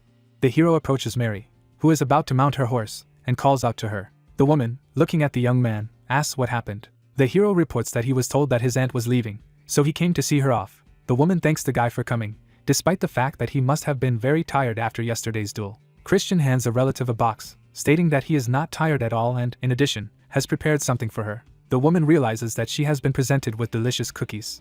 Looking into the box embarrassedly, Mary states that it was unnecessary. Christian replies that he is very happy to see his aunt after a long separation, so he decided to please her with pastries. He asks the woman to take the cookies. Leiden, rubbing his chin thoughtfully, remembers how his son asked if Lady Mary had a favorite food. The man understands why the young man approached him yesterday. It seems to him that the guy knows how to win people's hearts, and this is just wonderful. The woman looks at the biscuits. Christian asks her to try them and reveals that he made them himself. Mary asks in surprise. She tastes the cookies. Judging by the expression on her face, she likes it very much. Putting another bite in his mouth, Mary says that the cookies are delicious, and Christian states that he is very glad that his aunt liked them. The guy, smiling, looks at the woman, who says that since her nephew gave her a gift, she should thank him. Mary asks what the young man wants. He replies that it would be nice if she became his real aunt from now on. The woman looks at the young man in surprise. Holding a box of cookies, she states that they are already blood relatives, after which she says that as Leiden told her, Christian will participate in a sacred dark rite. The hero silently looks at his aunt, who declares that, as far as she understands, the main meaning of the young man's request is that she take his side in the struggle for the place of heir. Sighing heavily, the woman says that she simply cannot agree to this, since the elders of the main house must remain neutral in their attitude towards the heirs. We see a hand holding an hourglass. Mary says it's an iron rule that she can't break. Christian, looking at his aunt, states that his request was sincere, and did not imply anything of the sort. He assures that he just wants to get closer to his aunt. The woman replies that the hero is very brave, after which he asks if there really were no ulterior motives in his request. Raising his hands, the young man declares that, of course, if his aunt helps him, he will not refuse to help. Folding his hands, the guy declares that he simply cannot refuse such a wonderful woman.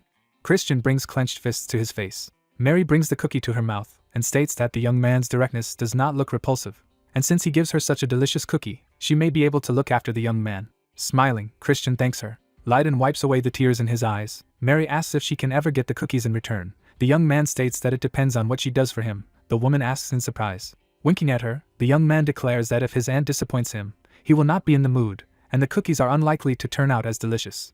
Mary, smiling, sighs. The hero looks at his aunt. She asks if he wants to join the ranks of the Black Shadow Knights. The woman is still holding the box in her hands. She states that the skills that the young man showed during the duel were truly impressive. Knights are seen above the hero's head. Mary suggests that perhaps Christian has such talent that he can surpass even the head of the clan. She warns that in any case his competitors will be very strong, and expresses fear that the hero may die before he reaches his full potential. The young man states that if he is not able to overcome such obstacles, then he will probably it's better to just die. Mary looks at her nephew in bewilderment. Smiling, the young man declares that he appreciates Mary's care, but it seems to him that he will not lose to anyone. A woman, looking at a young man, thinks that he is incredibly self-confident, while for some reason it seems to her that he can really succeed. Mary holds the reins in her hands. She says that she understands everything, and since she is a mage herself, she simply has no right to prevent the young man from moving along the path he has chosen. Mary jumps on the horse. She says that she wants to give the guy one last piece of advice, just as a precaution. In front of us is the back of the head of a long-haired girl. The aunt tells her nephew to be wary of the first heiress.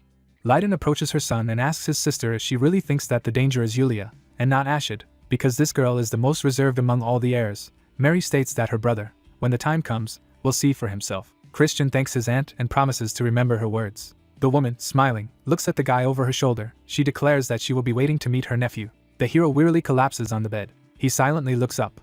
The young man remembers his father and aunt as they were in his previous life. The young man thinks that both the count and his sister were very strong and reached the level of 6 stars.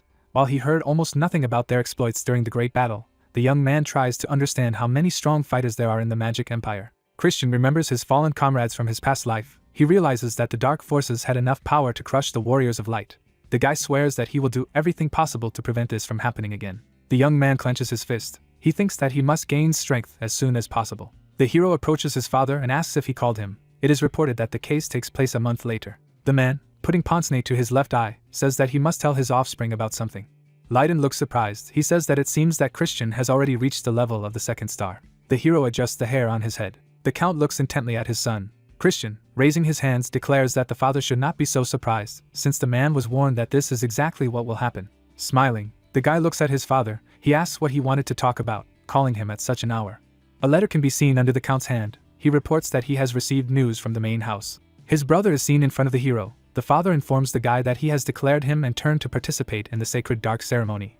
But approval came only for the youngest son. Sighing sadly, the count says that the young man probably knows the reason. The hero's eyes pop out of their sockets. Leiden informs the guy that he squandered the family wealth, was fond of women, drank a lot, broke valuable items and even stole. And most offensively, all this is true. The hero falls on his back. Leiden looks frightened at his unconscious son. He declares that such an attitude towards his offspring is simply outrageous. Christian, who has a band-aid on his head, asks if the Marquis of Langham personally made this decision. The Earl says that the old man is unlikely to be involved, as he has not much to say after what Ashid did. Father and son shout the name Royan de Baron at the same time. This is the character they are thinking of. The hero knows that he is the direct heir to the main house and the supposed star of the sacred dark ceremony. Above Royan's head, an unusual crown is seen emitting purple jets. It is reported that said ceremony is a ritual during which the pretenders take the pure darkness extracted from the interdimensional shadow. However, since its amount is limited, they engage in deadly battles to determine the best, meaning that the winners end up monopolizing most of the resulting darkness, which in turn is a major factor in choosing a prince, i.e., the heir to the family. The hero thinks that if Royan wins and gets all the darkness, becoming the sixth prince and achieving his goal will be incredibly difficult. The Count, leaning on the table, declares that his son should not worry, as he will talk to the representatives of the main family again, and if this does not work, he will turn to Mary for help. Christian assures his father that there is no need to do this, and he will cope with everything himself. The Count puts his hand on his son's shoulder and declares that he understands perfectly well that he has talent, and has changed a lot lately. He declares that this time the young man can rely on the help of adults. The guy has an extremely strange expression on his face. He states that he sincerely appreciates the intentions of his parent, but the villains have their own ways of solving problems. Leiden asks if the young man has any plan. Christian asks if anyone from the family of the Count of Tyramin participates in this ceremony. The man replies that the third son of this family is declared for her. Leiden indignantly shouts that this damned bastard, along with Royn, said that Christian is not worthy to participate in the sacred dark ceremony, although he himself is some kind of degraded scoundrel whose only talent is to tame animals, and who should rather perform in the circus than participate in the ceremony. The hero understands that his father cares about him very much. We see a very strange creature. The guy asks his father to calm down, and declares that he will shame those who doubt his skills. The young man says that, as far as he remembers, now is the time when Count Tyramin arranges an ebony hunt. Smiling, Christian declares that he will participate in this event as a dry man. Magnificent buildings are visible between the mountains, and the patriarch is informed of his return from a business trip to monitor Christian. The man sitting on the throne asks how the young man has shown himself. The answer is that he cannot be compared with anyone else. A man twirls a cane in his hands. He says that he finds it hard to believe it. A gray-haired old man declares that the guy he knew before was just a brainless idiot who thought he was a genius. Mary, standing in front of him, states that the young man is no longer the same as before. The man asks if Mary really thinks that this guy will be able to fulfill his old dream. The hero's aunt looks at the old man. Before us are parts of a clockwork and a chain. The woman thinks that this dream is to reverse fate itself and overcome death with the help of forbidden magic. She knows that the patriarch still clings to life only because he does not lose hope of fulfilling this dream. The woman says that she is not quite sure, but the guy is definitely the closest to making this dream come true. We see dark spots. The patriarch states that this is very interesting and he will be keeping an eye on this young man. He says that the guy does not seem to be able to take part in the upcoming sacred dark ceremony. Mary states that the main family has reached a consensus that Christian should not be allowed to participate in this competition, after which he asks if the patriarch will order otherwise. The hero stands on the edge of a sharp cliff. The man says that he should not interfere in trivial matters, and if the guy really is the beast that he has imagined, he will not be stopped by obstacles of this kind. Mary states that even if it is a beast, it is still very young, and it seems to her that it should be given a chance to blossom by gaining darkness during the upcoming ceremony. The old man, looking menacingly at the woman, cuts off the flow of her speech.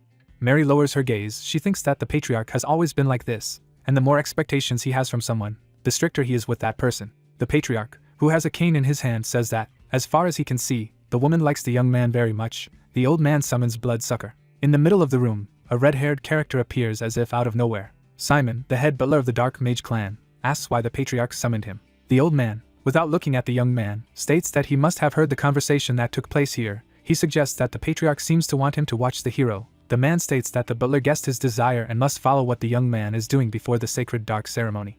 Simon, bowing low, says that he will carry out the order of his master, after which he asks permission to play a prank on the young man. Mary looks at Simon anxiously. The old man, whose eyes are shining maliciously, demands that the butler not allow himself anything superfluous. He happily sticks out his sharp tongue. Simon vanishes into thin air, stating that he understands everything.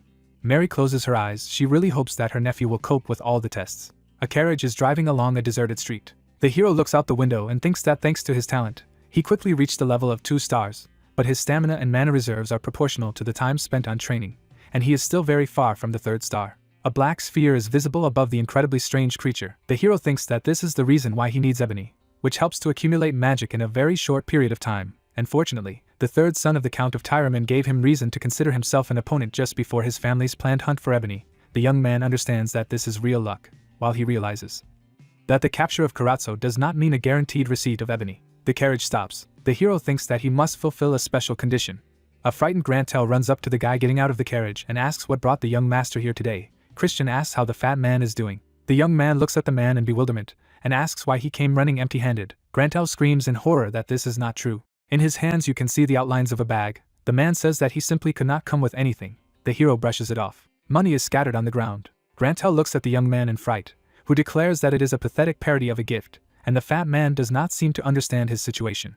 Raising his hands, Christian says he has been informed that Grantel is engaged in illegal business. The owner of the casino is depicted as a bird. The hero reports that the fat man evades taxes on gambling activities, kidnaps people and beats them, and also steals goods from the merchant guild. Grantel is horrified to ask what the young master wants from him. Christian declares that he will turn a blind eye to all these crimes, but the man must immediately stop this frenzy of activity. Grantel replies that of course he will do it. The young man says that he needs something other than that. Looking into the eyes of the frightened scoundrel, he says that he must get a great pill for him. Grantel trembles. He informs that this item is only available on the black market, and recently the price of it has skyrocketed. The hero asks if this is really the case. Smiling, the guy asks the banshee if she's ready to act. Marie giggles. Showing off her sharp teeth, the girl declares that torture is her main specialty. Grantel screams in horror. Falling to his knees, the fat man promises that he will definitely get a great pill for the young man, who declares that this should have been said from the very beginning. With a wink, Christian says that the casino owner should also get a sharp dagger and some armor for him. Grantel looks at the young man in bewilderment. The carriage drives away. The hero shouts that he doesn't need anything else. Kneeling Grantel, with various bodily fluids flowing over his face, mentally calls the hero a son of a bitch. Marie asks her master if they are going back to the Count's estate now. Christian replies that they should make another stop. The guy, with a sign next to his head, demands that the coachman stop the carriage. The door opens, the hero is greeted. The young man looks around and chooses what he wants to buy. The clerk puts a bottle of pink liquid on the table. Marie asks why the guy needs it, and Marie replies that he might need it. Banshee, covering his mouth, asks why the guy needed an aphrodisiac. Christian, with Marie visible overhead, stands at the counter. Covering her mouth with her hands, the girl asks if her master already needs something like this. The hero angrily says that this is not the case at all. The banshee, giggling, declares that he understands everything. Blue clouds are visible behind the banshee's head. Christian tells her that the aphrodisiac is not for him, but for someone else. Marie asks if this other person is the Count. A shadow creeps over the guy's face. He declares that his father is getting old, and he needs to be looked after. The seller looks at his buyer in amazement. Christian points the finger at the merchant and threatens that this information must remain secret, as it can discredit the Count's honor, who replies that he will not say a word. The hero stands in front of his brother and father. Turn addresses the young man. Christian, pointing at him, demands that the boy address him by his title. He immediately corrects himself and calls the hero a noble king emperor. Looking at his brother, Turn says that as far as he has heard, hunting ebony is very dangerous. He asks that Christian be careful not to get hurt. The hero says that Turn seems to be worried about him. The boy states that he is only worried because it will be sad if he is not able to have another duel with the noble king emperor in the future. The father, looking at his eldest son, asks his offspring to stop exchanging barbs. He declares that Christian should severely punish the bastards from Tyramin. Christian, smiling, declares that he will definitely do it and return home with good news. Leiden, looking at his youngest son, asks what kind of king emperor he is, who replies that his father does not need to know. A creature with huge ears, standing in front of the Tyramin manor, once again repeats that passage is prohibited. A young man standing behind the hero says that they were forced to stand at the gate, and now they are being chased away. A green creature that looks like a goblin asks if the doorman knows who is in front of him. We see the hero's face. He hears that he is not allowed inside on the orders of the young Mr. Auros, who said that such scoundrels do not deserve to be treated kindly. Christian, looking down on the big-eared character, states that, in fact, he is suggesting that he himself find a place in the capital where he can stay. The interlocutor replies that the characters state everything correctly. The hero's companion indignantly asks for permission to cut the throat of this bastard. Christian asks who in this case pays for the hotel, where he is not allowed. The answer follows that the guy may believe that it is the Tyramin family. The hero, smiling, asks again. We see a brilliant fountain.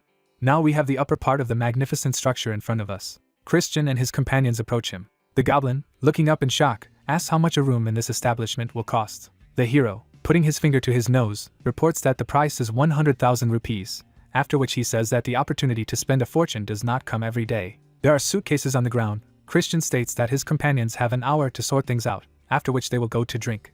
A blue light is visible in the slightly opened suitcase. The young man asks if his companions heard any unusual sound. Marie, happily throwing up her hand, shouts to the young gentleman that he has chosen just a wonderful apartment. The girl admiringly says that she will be very happy to wait for the hero in this place. Christian indignantly asks what the banshee is doing here. Raising her hands, Marie states that she broke into the young man's luggage because she is his maid who promised to serve him forever. The girl says that the young man now looks just touching, and, as it seems to her, he has missed communicating with the female sex for a long time. The hero angrily says that all this is not true. Auros, the third son of the Tyramin family, holds up a piece of paper and asks what the Count does here. Christian, smiling, states that he seems to be the star of the upcoming hunt for ebony. He reports that he was told to find a place for himself, which he did, after which he wonders why Auros is so excited. Marie and a goblin are seen next to the hero. The guy states that the nobleman cannot sleep in a cheap hotel, so he had to buy a decent mansion. He says that Auros should not be angry, because some 100,000 rupees will clearly not ruin him. Auros, whose lower face we see, hears that, to be honest, the hero just wanted to teach a lesson to the rough-haired gatekeeper. The guy crushes the Count. A formidable-looking leopard appears in front of him. Auros asks if the young man really decided to die. Christian stares at the young man, realizing that he has witnessed the application of the Tyramin family's management magic. The hero imagines two tamers. He thinks that unlike the taming techniques that are accepted within the Alliance, the magic of the dark side subdues animals through fear and domination, and the demons use formulas that paralyze the mind of the beast and cause it to hallucinate, fear and excitement. A magical formation is visible on the leopard. The young man understands that what he is seeing now is complex, and this is not an art that can be mastered in a short time. The guy thinks that all this does not really matter, and he will just give a good beating to the trainer. Christian tells Marie, who is next to her, that in order to kill this scary cat, they may need a gun. The banshee giggles mockingly. A shaft appears in the hero's hand.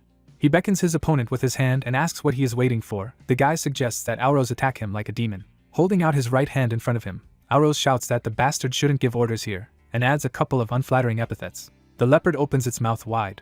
The animal clings to the shaft exposed by the hero. The leopard's teeth crumble wood.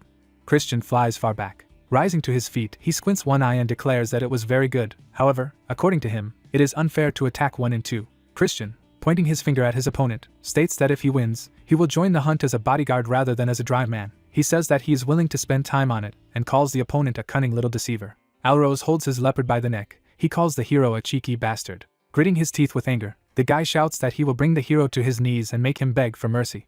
A leopard with its paw outstretched is visible above the hero's head. Auros, sitting on his animal, smiles happily. The claws of a wild cat scratch the paving slabs. Auros asks where his opponent went. In the next second, he receives a powerful blow to the back of the head.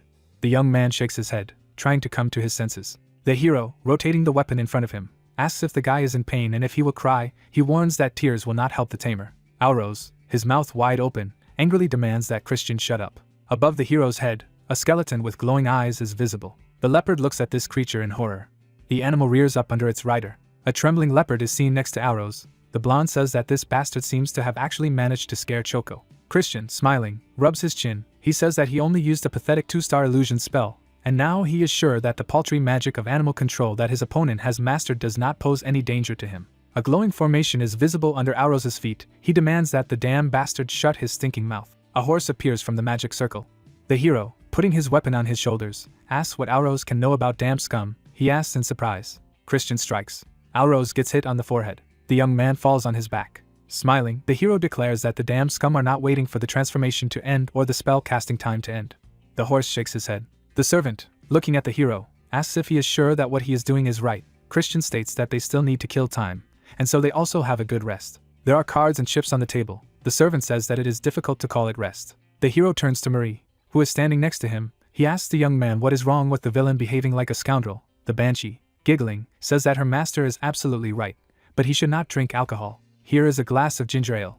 Christian looks very dissatisfied. He wants real alcohol, not what was poured for him. The long-eared shorty and the bear frown at the hero, the first of them wondering why Lord Auros ordered them to keep an eye on this bastard. Christian turns to the observers and asks if they would like to join him. Winking, the young man raises his index finger. He declares that he beat their master unconscious, and he will not come to his senses until tomorrow. The guy declares that he will not tell anyone if they keep him company. Strange creatures thank the young man and declare that he can continue to have fun in his own company. The hero invites them in this case to sit down somewhere and just enjoy the spectacle. The sun is setting outside the window. Christian says that everyone who is next to him can drink, including his portion. There is a remark that the guy will definitely lose in the next hand. It's already night outside. The bear and the long-eared shorty are staring at someone, their eyes bulging out. The hero and his comrades are lying on the table. One of the creatures assigned to them declares that the scoundrel fully justifies his reputation, and there is no point in watching him anymore. He offers to make a report and go home. On the hero's forehead there is a map. The young man opens his eyes. He sits down on the table. Christian looks out the window. A banshee is visible next to the guy. He realizes that the annoying bastards have finally left him alone. The hero takes something out of his bag. He asks Marie not to follow him where he is going now. The girl looks saddened. She states that there is an aphrodisiac in the things that Christian takes with him. The young man looks at the banshee with displeasure. She says that now she understands that this remedy was not intended for the count. The hero asks again in surprise. Marie imagines her master sitting surrounded by two beauties. She declares that she will be upset if she can't serve him before going to bed as usual, but she understands that nocturnal adventures are also necessary for a young master. Marie gives two thumbs. The hero angrily asks if there is a limit to the girl's bad imagination. Stars shine over Kython mountain range. Christian, looking around, thinks that he is in the secret domain of the Tyraman family. He feels the oppressive energy of demonic beasts and realizes that the rumors about this place are not lying. The young man lifts a tree branch, thinking that there must be hunting grounds somewhere here. He sees two guards standing in front of the fence and realizes that he has found what he needs. Torches are burning over the heads of the guards. The young man thinks that this object is guarded rather carelessly. Christian turns a blind eye to the guy. The guy is very glad that he learned the magic of invisibility from Marie. The hero recalls his conversation with the banshee and how the girl asked who her master was going to peep on, being invisible. He himself then replied that Marie's head was filled with obscene thoughts. Christian, smiling, walks past the guard. He enters the territory guarded by the fighters. The young man sees an illuminated altar in front of him. He touches the floor, realizing that this is where the final hunting ceremony takes place. The hero realizes that he is in a very creepy place.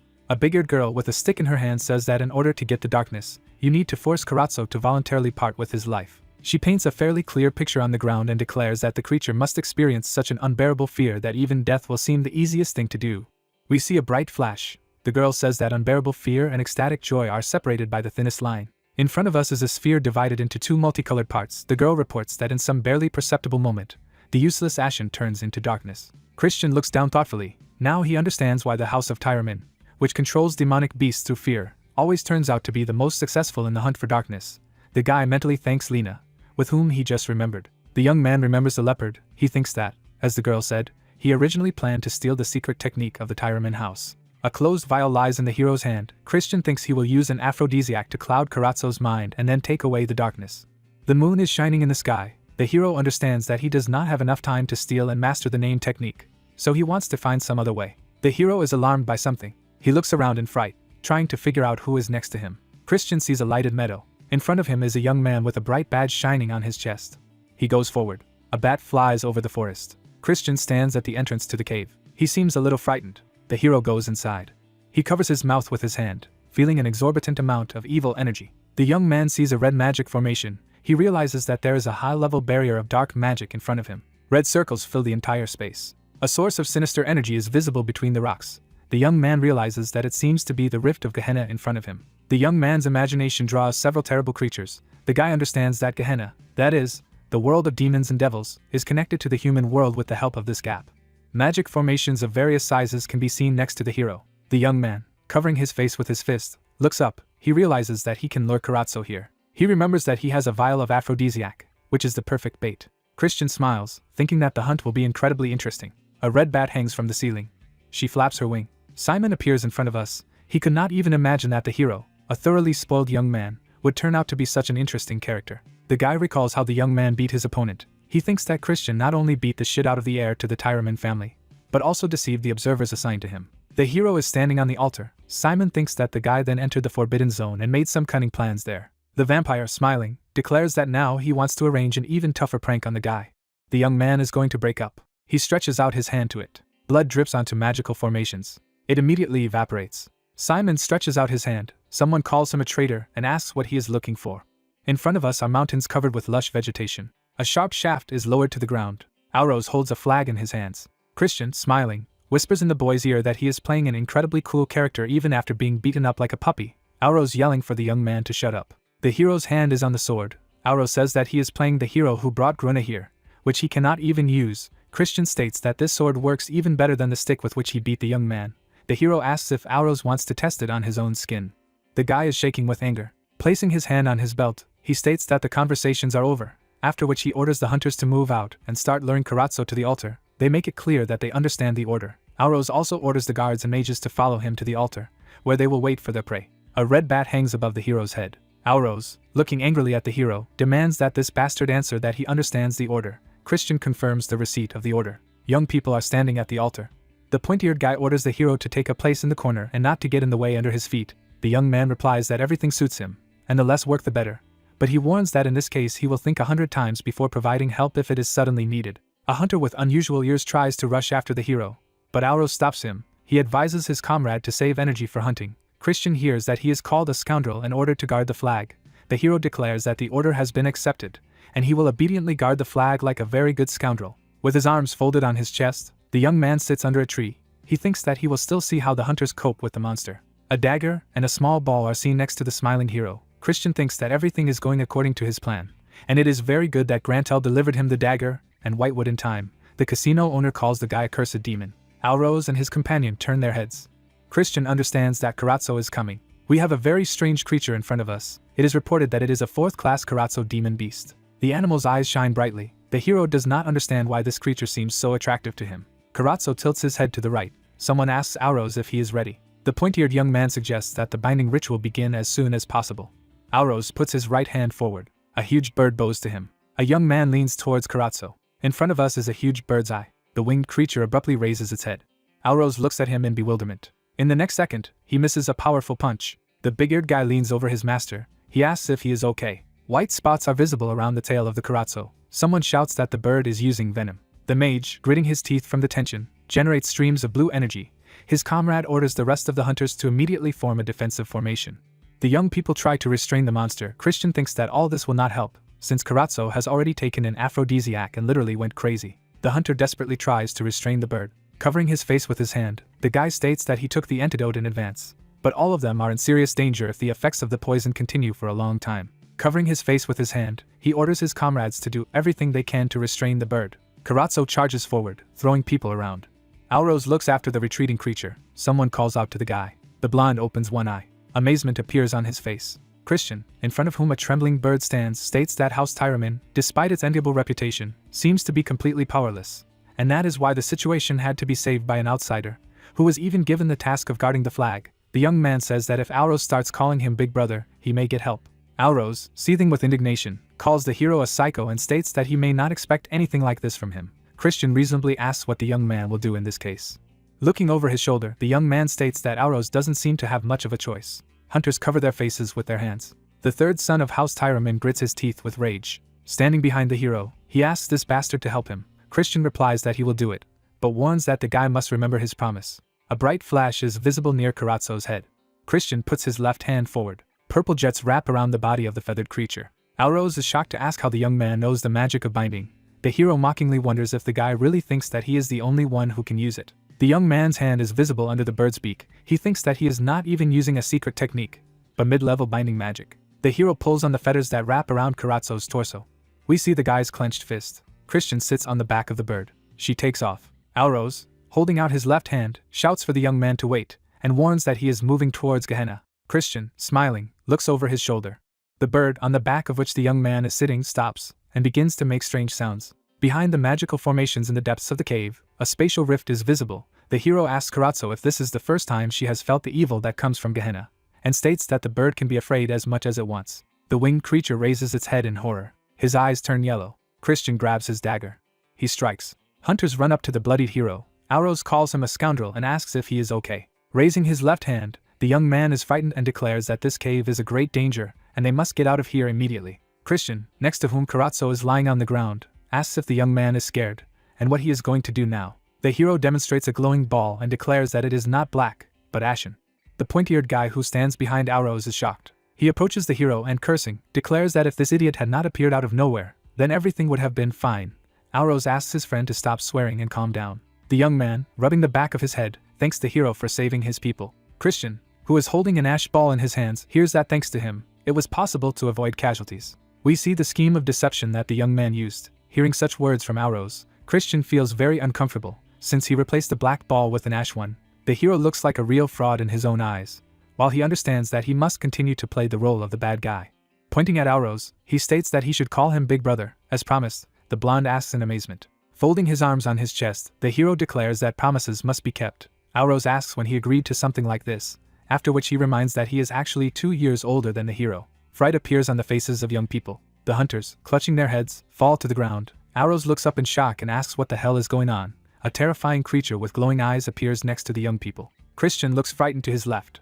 The giant monster declares that he no longer remembers the last time he saw such a toy. Christian realizes that he is in front of the demon of Gehenna. Aurose stands in front of the hero. He declares that this bastard is a stranger here, so he can just get away from here. Christian draws attention to a bat hanging from the ceiling. A small dagger is visible in the guy's bloody hand. The hero throws it at the winged creature. The weapon pierces the bat.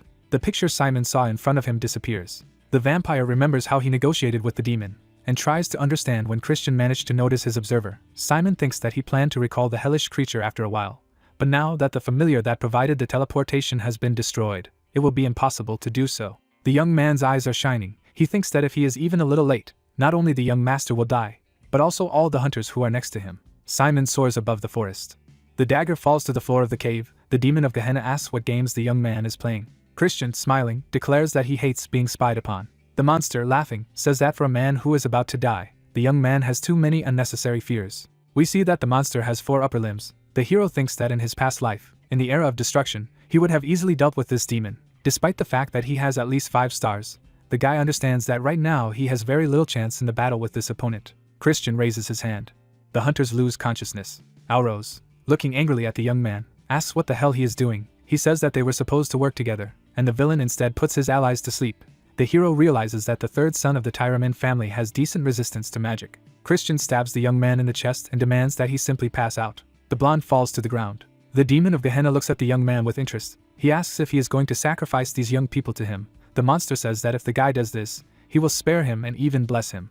Christian takes up arms and declares that the monster talks too much. The guy says that he has an iron rule not to enter into negotiations with representatives of his species. The hero points the weapon at his enemy. Demon of Gehenna looks thoughtfully at the guy. He realizes that he has a gruna in his hand and declares that he must pay tribute to the courage of the young man who decided to do such a stupid thing. The monster declares that the sword that the guy is holding in his hand is only good for scrap metal. Demon of Gehenna puts his upper left hand forward. A black spot appears on the hero's weapon.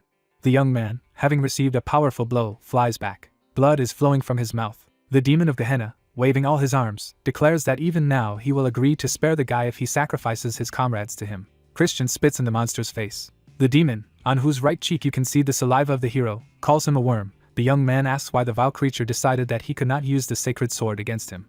The hero strikes and then drops to the ground. A small black ball is visible in front of it. The blade turns yellow. The monster asks in amazement how the demon can use the power of light. Christian, smiling, asks if his opponent has begun to panic. Putting all 4 hands together, the monster generates energy. He calls the hero a bastard and promises to tear him into small pieces. A huge red sphere is visible above the young man's head. Christian is moving forward. He strikes using his Dead Sea Flash skill. Yellow energy collides with red energy. The demon of Gehenna says in amazement that this simply cannot be. Yellow energy fills the entire space. The monster falls to the ground in front of the hero. The young man is breathing heavily. The young man's allies are lying on the ground. He thinks that his current body still can't withstand such tension. Christian falls face down. He loses consciousness. A young blonde man asks the hero if he was really able to copy Dead Sea Flash after seeing this skill used just once. The hero raises his sword above his head. He asks if it is necessary to strike. His comrade declares that the guy is simply incredible. A bright flash is visible above the body of water. Evan says that the Dead Sea Flash is a stream of light that cuts through the Dead Sea.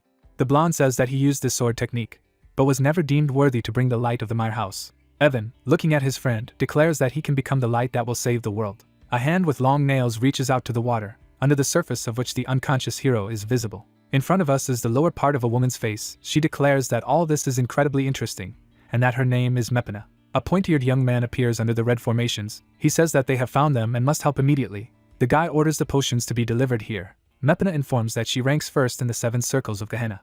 The hero's eyes are closed. The woman says that she will follow the young man with great interest. In front of us is the estate of the Tyramin family. Christian complains that he has a headache. The young man is sitting on the bed. He cannot believe that 2 days have passed, and he believes that he has wasted a lot of time. The hero feels his body and realizes that everything is fine with him. Christian notices a small pouch on the table. He realizes that the ball of darkness is lying where he left it. Sighing, the guy looks into the pouch. He remembers a demoness named Mepina and thinks that unwanted attention is exactly what he needs now. A blonde man with a bare torso raises his index finger. Christian thinks that demons who demonstrate their talent at an early age sometimes receive the blessing of high-ranking beings, which further helps them grow quickly, while the guy believes that this path of development is intended for losers who themselves are not capable of noticeable progress. Christian looks at the door. He thinks that besides, if Mepina represents 7 circles, then it can't be too strong. Count Tyramin, smiling, calls the guy by name and asks how he feels. The hero, trying to get out of bed, greets the head of the family, who, raising his hand, declares that there is no need to get up in front of him, and asks just to listen to him. Rubbing the top of his head, the young man looks at the man. Blood stains are visible on the magic formation. The count states that yesterday he sent a squad of scouts to investigate the cave, and they found out that someone had made changes to the magic circle sealing the entrance to the Gehenna. The man says that fortunately, the demon that escaped from there was summoned back before it could fully manifest. Alros stands next to his father. The man states that, nevertheless, even in a short time, the monster could easily destroy everyone who was in the cave. Christian, sitting on the bed, says that he understands everything. While he understands that the count is convinced that the demon was recalled, the guy understands that no one will believe him anyway if he says that he killed this creature, and besides, he will not be able to explain how he did it. The count, closing his eyes, declares that, first of all, he must apologize for the fact that, believing the rumors, he treated the guy as a worthless idler. We see a short-haired man who did not let the young man into the mansion. The count bows to the young man and thanks him for everything he has done, stating that the house of Tyramin is now indebted to him. Raising his right hand, the young man declares that there is no need to thank him, and he, as a member of the Dark Mage clan, should have helped, since all members of this organization are one family. Christian is shown playing thimbles. He recalls cheating arrows with a black sphere, and he is tormented by his conscience. The Count looks down thoughtfully, repeating the hero's words about his family. Raising his left hand, he declares that if the guy needs something from him, he can voice his request, and if it is within reason, it will definitely be fulfilled. We see the lower part of the young man's face, and he states that in this case he wishes for House Tyraman to reconcile with House Khazar. The man looks at the young man in surprise. Heads of families shake hands. The hero says that instead of feuding and sharpening their claws on each other, families can become competitors who become stronger through healthy rivalry in the world. He states that such relationships are much more suitable for families considered blood relatives of each other. Clouds are visible through the window. In front of us is a mustachioed man in glasses. The Count declares that Christian probably knows that bad relations between families are the result of the intrigues of the main family, where they are well aware that if the side branches unite then the top will be in danger, and that is why they are kept on a leash like chained dogs. Folding his hands on his chest, the Count asks the hero if he wants to say that they should rebel against the main family. He replies that this is not what he means at all. The guy, smiling, declares that he only wants to say that they do not have to be pawns in someone's insidious game. The man declares that Christian thinks far ahead, and his thoughts are very deep. The young man thanks the head of the family for the compliment, and asks if he will agree to fulfill his request. Sighing heavily, the Count declares that it seems that he needs to contact Count Khazar, or rather, a scoundrel named Leiden, with whom he has not communicated for a very long time. Christian smiles. He imagines his hands reaching out to each other, and thinks that if he continues to gather allies in this way, one by one, then when the age of destruction comes, he will have a great force at his disposal that can withstand the blow. The Count hits his son on the back and shouts for him to stop staring at the hero. He reminds him that the young man wanted to give him something. Auro says that his father is absolutely right. He hands the young man a ball and asks him to take this object. The hero understands that he is being given an ash shard. Auro states that when he woke up in the cave, it was just lying on the ground, and since the hero was unconscious, he decided to take it and give it back later. Christian mockingly states that if the guy is really grateful enough to want someone else's thing back, he can safely do it. Auro is furious and calls the young man a little scoundrel. The Count laughs happily. He says that he is also very grateful, so he will give something to the hero. In front of us is an elegant blue pendant. The man says that this is a stone that can summon a 4th level beast. Christian understands that he is given a very rare thing. Smiling, the head of the Tyraman family states that, in addition, he will send a message approving the boy's participation in the sacred dark ceremony. The Count says that he sincerely hopes that the young man will show a good result in these competitions. Christian, smiling radiantly, thanks father and son for gifts and support. The Tyraman family members move away from the bed. The Count says that the hero must now have a good rest. Christian closes his eyes with satisfaction. Opening them, he declares that whoever is watching him can now come out. Jets of dark energy are visible in the air. Simon, putting his hand to his chest, bows. He states that it means that the fact that Christian discovered his presence in the cave was not a coincidence. The vampire states that even the Count of Tyraman did not notice anything, but the young man saw him despite his disguise. The vampire is reflected in the hero's eyes. Christian states that he felt blood. Looking at the guy, Simon states that it is a great honor for him to finally meet the hero. He introduces himself as Simon, the head butler of the Dark Mage clan. The hero looks thoughtfully at the young man. He knows that the head butler is one of the closest characters to Lord Noga. Then he remembers that he has already heard this name somewhere. The hero clenches his fist. He realizes that he is the head of the Blood Shadow Corps. In the young man's memory, unpleasant characters with masks on their faces pop up. He remembers that the Blood Shadow Corps is a squad of psychopaths that engaged in mass murder and terror against both the forces of light and the squads of darkness, and its leader was an 8-star demon who by the end of the Age of Destruction received the 9th star and became the 10th Demon King. A dark silhouette is visible above the fighter's head. Christian recalls that Simon has brought them to the brink of life and death countless times, and he, on top of that, is the son of Blood Demon King. The hero remembers with horror the horned creature with a sword in his hand. Simon, smiling, states that he could not even imagine that the young master from the House of Khazar would turn out to be such a sophisticated gentleman who is also capable of destroying a very powerful demon. Christian looks at the interlocutor with apprehension, trying to understand how he knows about his victory over the demon of Gehenna. The guy remembers that he destroyed the familiar who was following him, and suggests that Simon could have seen how he himself used Dead Sea Flash. Rubbing his chin thoughtfully, the young man declares that he has no idea what the vampire is talking about, who assumes that the young man seems to be pretending a little. Simon, standing on one knee, examines the magical formation. He informs the young man that once in the cave, he found no trace of the demon, which means that the monster was not recalled, but destroyed without a trace. The vampire states that the exquisite work of the young man shook him to the core. A thought comes to the hero's mind. Simon asks if the guy can explain what happened in the cave. Simon, raising his left hand, states that the hero should know that Lord Noga will receive a report on everything he is about to say. The vampire urges to treat this conversation as an assessment exam. Christian asks why, being in his right mind, he should give away his trump cards. Simon, standing in front of the bed on which the hero is sitting, asks in bewilderment, The young man says that if he were Lord Noga, he would hardly prefer a fool who reveals his secrets just because he was politely asked to do so. The young man says that most likely the Lord will prefer someone who hides his claws to the end. Simon looks at the young man in amazement. Folding his arms over his chest, the vampire declares that the young master is a truly amazing character. Christian asks if Simon wants to apologize.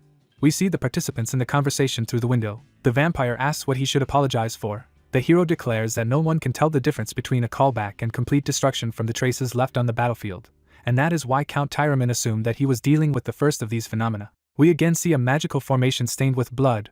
The hero asks why Simon is so sure that complete destruction has occurred. Pointing his finger at the vampire, the hero says that the conclusion is obvious, and the head butler himself summoned the demon of Gehenna. Simon looks at his accuser in shock. Christian, smiling, declares that the actions of his interlocutor almost led to the death of members of the noble family. He asks what, in his opinion, Lord Noga will do if he finds out about the antics of his subordinate.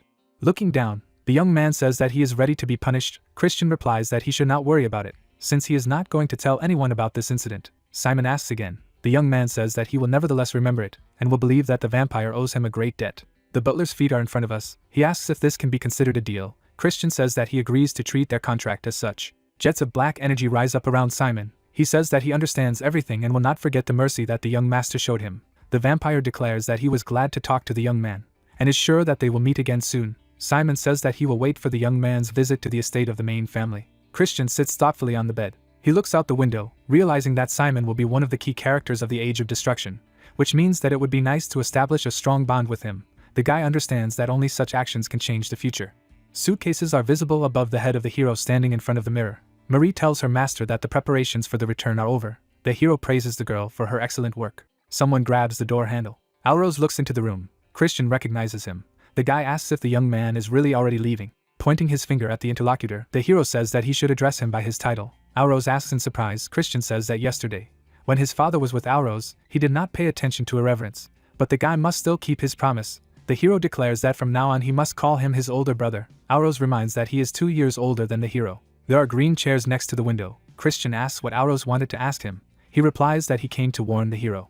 Looking down excitedly, the guy says that Christian said during the previous meeting that they are all one family, and after hearing this, he wants to warn the young man. Royan de Baron smiles, folding his arms over his chest. Alrose says that Christian most likely already suspects this, but Lord Royan opposed his participation in the sacred dark ceremony the most. The guy states that both young people have a 2-star level, but the hero must understand that the capabilities of the main house and the side branches are incomparable. Jets of multicolored energy rise above the exquisite glass. Alrose says that the older family can use the best elixirs, the vision of the main line and the blessing of dark magic, and they generally have much more opportunities, so Christian is seen by them more as prey than as a competitor. The hero smiles. Looking at Alrose, he calls him a younger brother and warns him not to participate in this year's sacred dark ceremony. The guy looks shocked at the hero. Alrose is furious. He shouts that after overcoming the difficulties, he came to warn the hero of the danger, and he seems to want to monopolize dark magic. Christian, pointing at himself, states that any opponent he meets at the ceremony will regret it. He asks that Alrose remember it. The third son of the Tyraman family, gritting his teeth in anger, calls the hero a cocky jerk, who calmly turns to his maid and says that they must go. Patting the guy on the shoulder, the hero asks him to think everything over carefully and not regret his decision later. In front of us is the estate of Count Khazar. Turn asks in bewilderment if his brother really wants to go to the training hall immediately after returning. The mustachioed servant replies that Christian is going to train alone until the very beginning of the sacred dark ceremony. He asks the boy to calm down. Turn looks at the back of his brother walking between the white columns. Christian turns around when he hears the boy call him the noble King Emperor. Raising his left hand, Turn reminds the hero of the promise he made, namely that they were supposed to have a duel after the hero returned home. Christian looks at the boy in surprise, realizing that he has grown a lot since their last meeting, and is now somewhere in the middle of the second level. He says that he is very busy now and needs to train. Turn tries to object. Drops of sweat roll down the boy's cheeks. The hero remembers that his brother will also participate in the sacred dark ceremony, and it seems to him that this may be a serious problem. Raising his left hand, Christian asks his brother to wait. He promises that he will arrange a duel with him after he finishes his training. The hero offers the boy to also start training. Turn asks if his brother can make a concession to him. Pointing his finger at the hero, the boy declares that he must be prepared for the fact that next time he will meet with a much stronger opponent.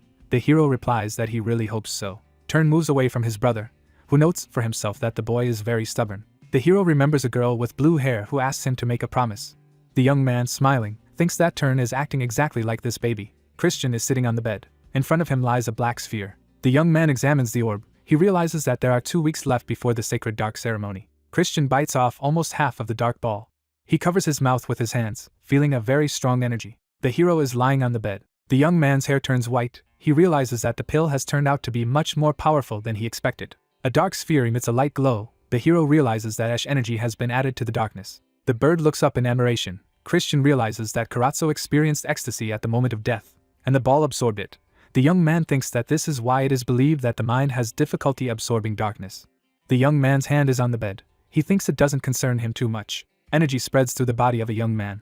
A bright light flashes in his chest. He thinks that now there is only ash energy left. Christian thinks that demons usually get rid of it with the help of a mentor. But he is not going to throw away such a valuable thing for nothing. We see a bright flash. Energy swirls over the head of the guy who has closed his eyes. He thinks that he will collect it in his core. The hero's eyes glow. The guy lowers his eyelids. A red-haired woman standing on the balcony allows them to enter, and the servant states that he has brought a report on the investigation.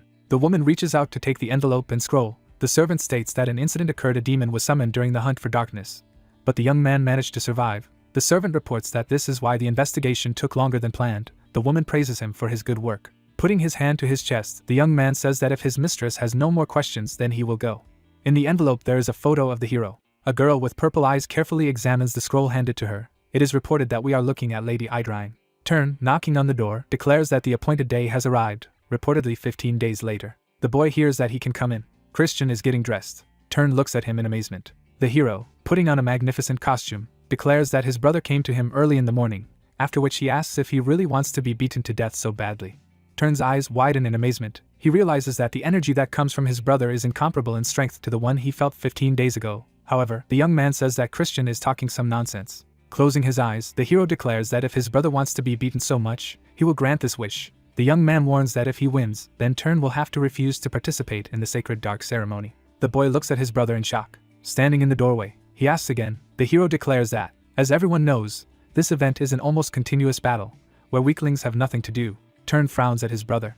Holding out his sword, he demands that Christian shut up and draw his sword. The hero, taking a weapon from the table, declares that the boy simply does not understand the good intentions of his caring older brother. Smiling, Christian says that it is likely that the child will begin to understand words better when he gets hit on the head. Turn rushes to attack. A beaten boy, whose arm appears to have been broken, is lying on the bed. Leiden, folding his arms over his chest, disgruntled states that Christian seems to have overdone it. He reports that according to the doctor's conclusion, Turn will have to stay in bed for at least 15 days. The man rubs his chin thoughtfully. He says that Turn will be forced to miss the sacred dark ceremony. The boy indignantly calls out to his father. Looking at the count, the hero asks if he can talk to his brother alone. Leiden agrees to leave them alone. Opening the door, he says that Christian should try to settle his relationship with his brother. The hero stands in front of a boy sitting on the bed. Smiling, Christian asks if his brother is upset, after which he says that he looks pathetic, almost like the bastards from the Union.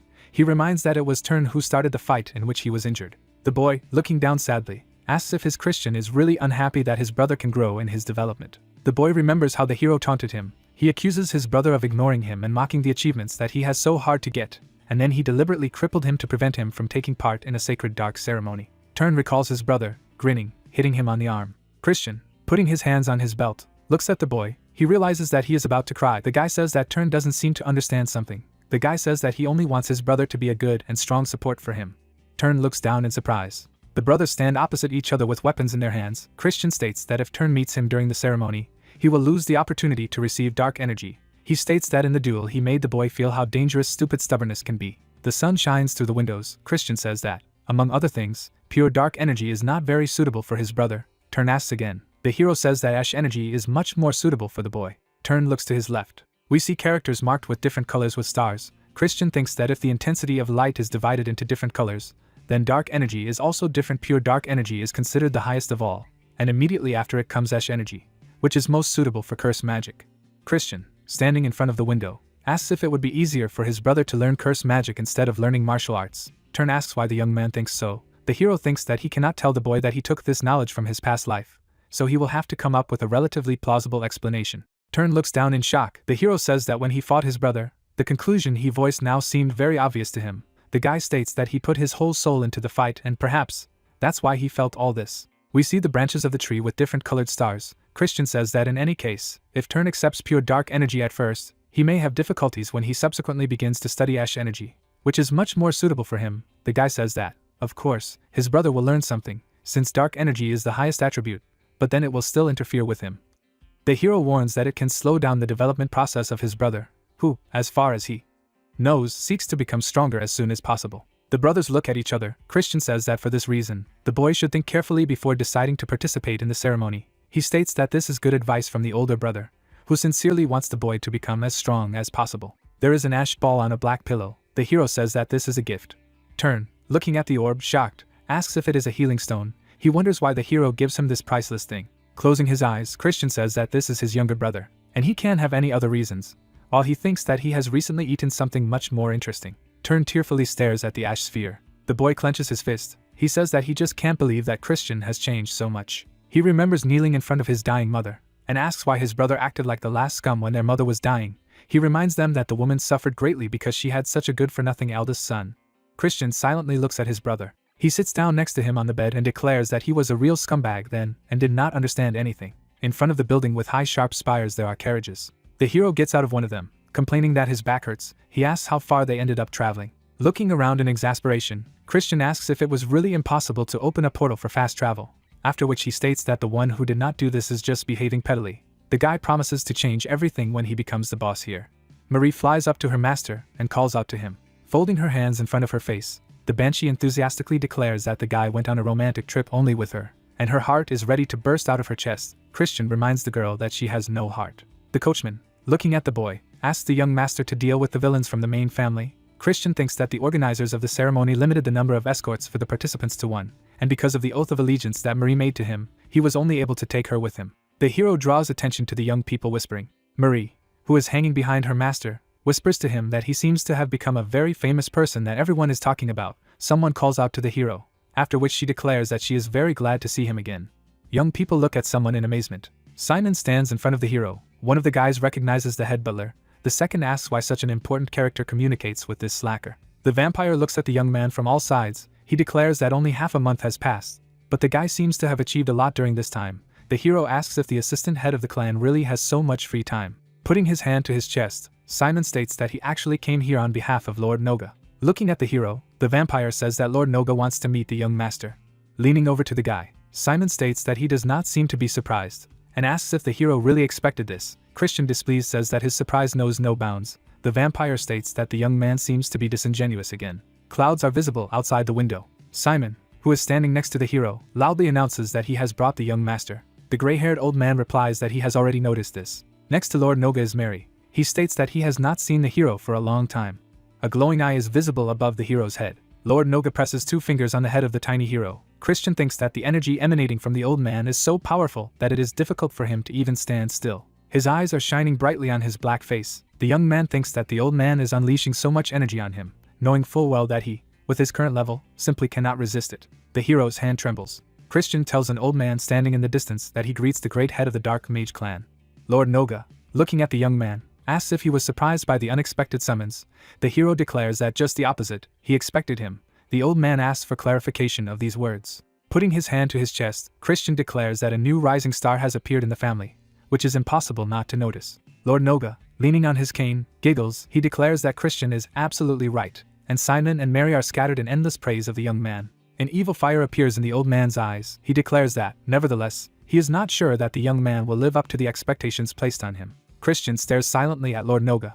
Grain sprouts from the ground. The old man declares that no one knows what can grow out of such a promising guy. We see a stunted plant. Lord Noga says that Christian may well be a frail shoot that will dry up as soon as it breaks to the surface. Christian, closing his eyes, declares that his interlocutor is absolutely right, and at the moment he is not yet living up to the expectations of the great head of the family. He asks if the guy wants to say that this situation will change in the future. Under the huge tree, a healthy sprout is visible. The hero says that only time will tell if the seed can turn into a huge tree or even into the very heaven that hangs over the trees, but he will try to do everything in his power not to disappoint the one who pins his hopes on him. Leaning on a cane, Lord Noga stands in front of the hero. Smiling, he declares that he will follow with great interest how the young man is doing. Then the old man says that the hero can leave. Christian bows. Mary, looking at Lord Noga sitting on the throne, asks what impression he has. He states that the guy has exceeded his expectations, but a very cruel fate awaits him due to the fact that he has such an extraordinary talent. In front of us are blue waves. The old man asks Mary if she knows that a bloody storm is brewing over the Mage Empire. The woman is silent.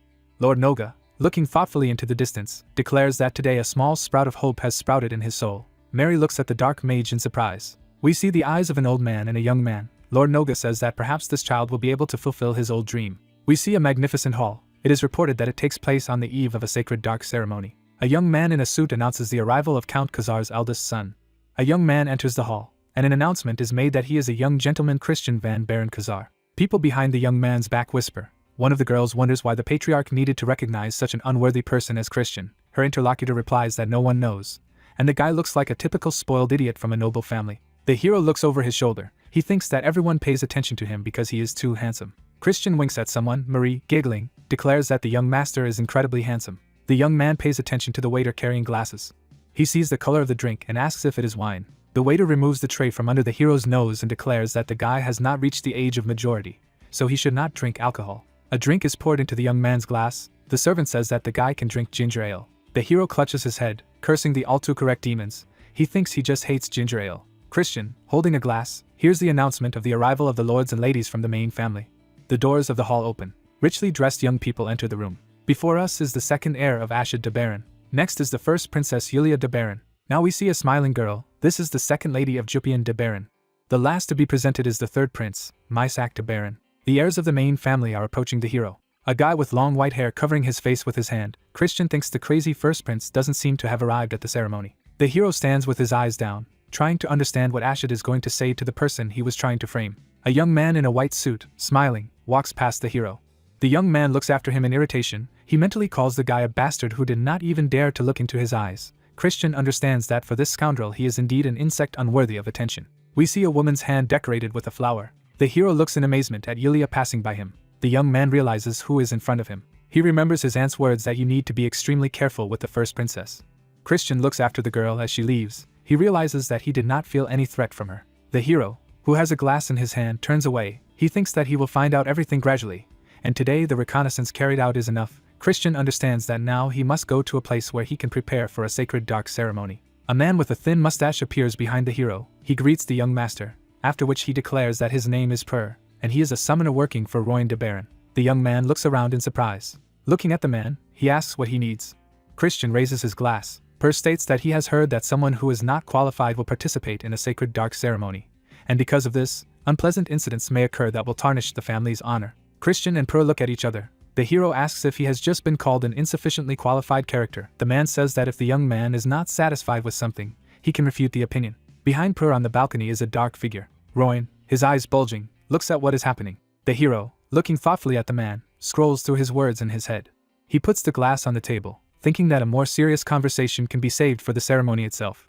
After which he says that he can easily show his abilities. Smiling, the guy suggests that Per show him his tricks. He says in surprise that it will be quite problematic to do this without a weapon. Christian states that he doesn't even need a weapon to deal with your interlocutor. Per frowns at the young man. He says that he will regret his words. Christian, smiling, asks if the man is sure of what he is saying, because if anyone will regret it, it is most likely him. Yulia, folding his hands in front of him, looks at the hero. The girl smiles faintly.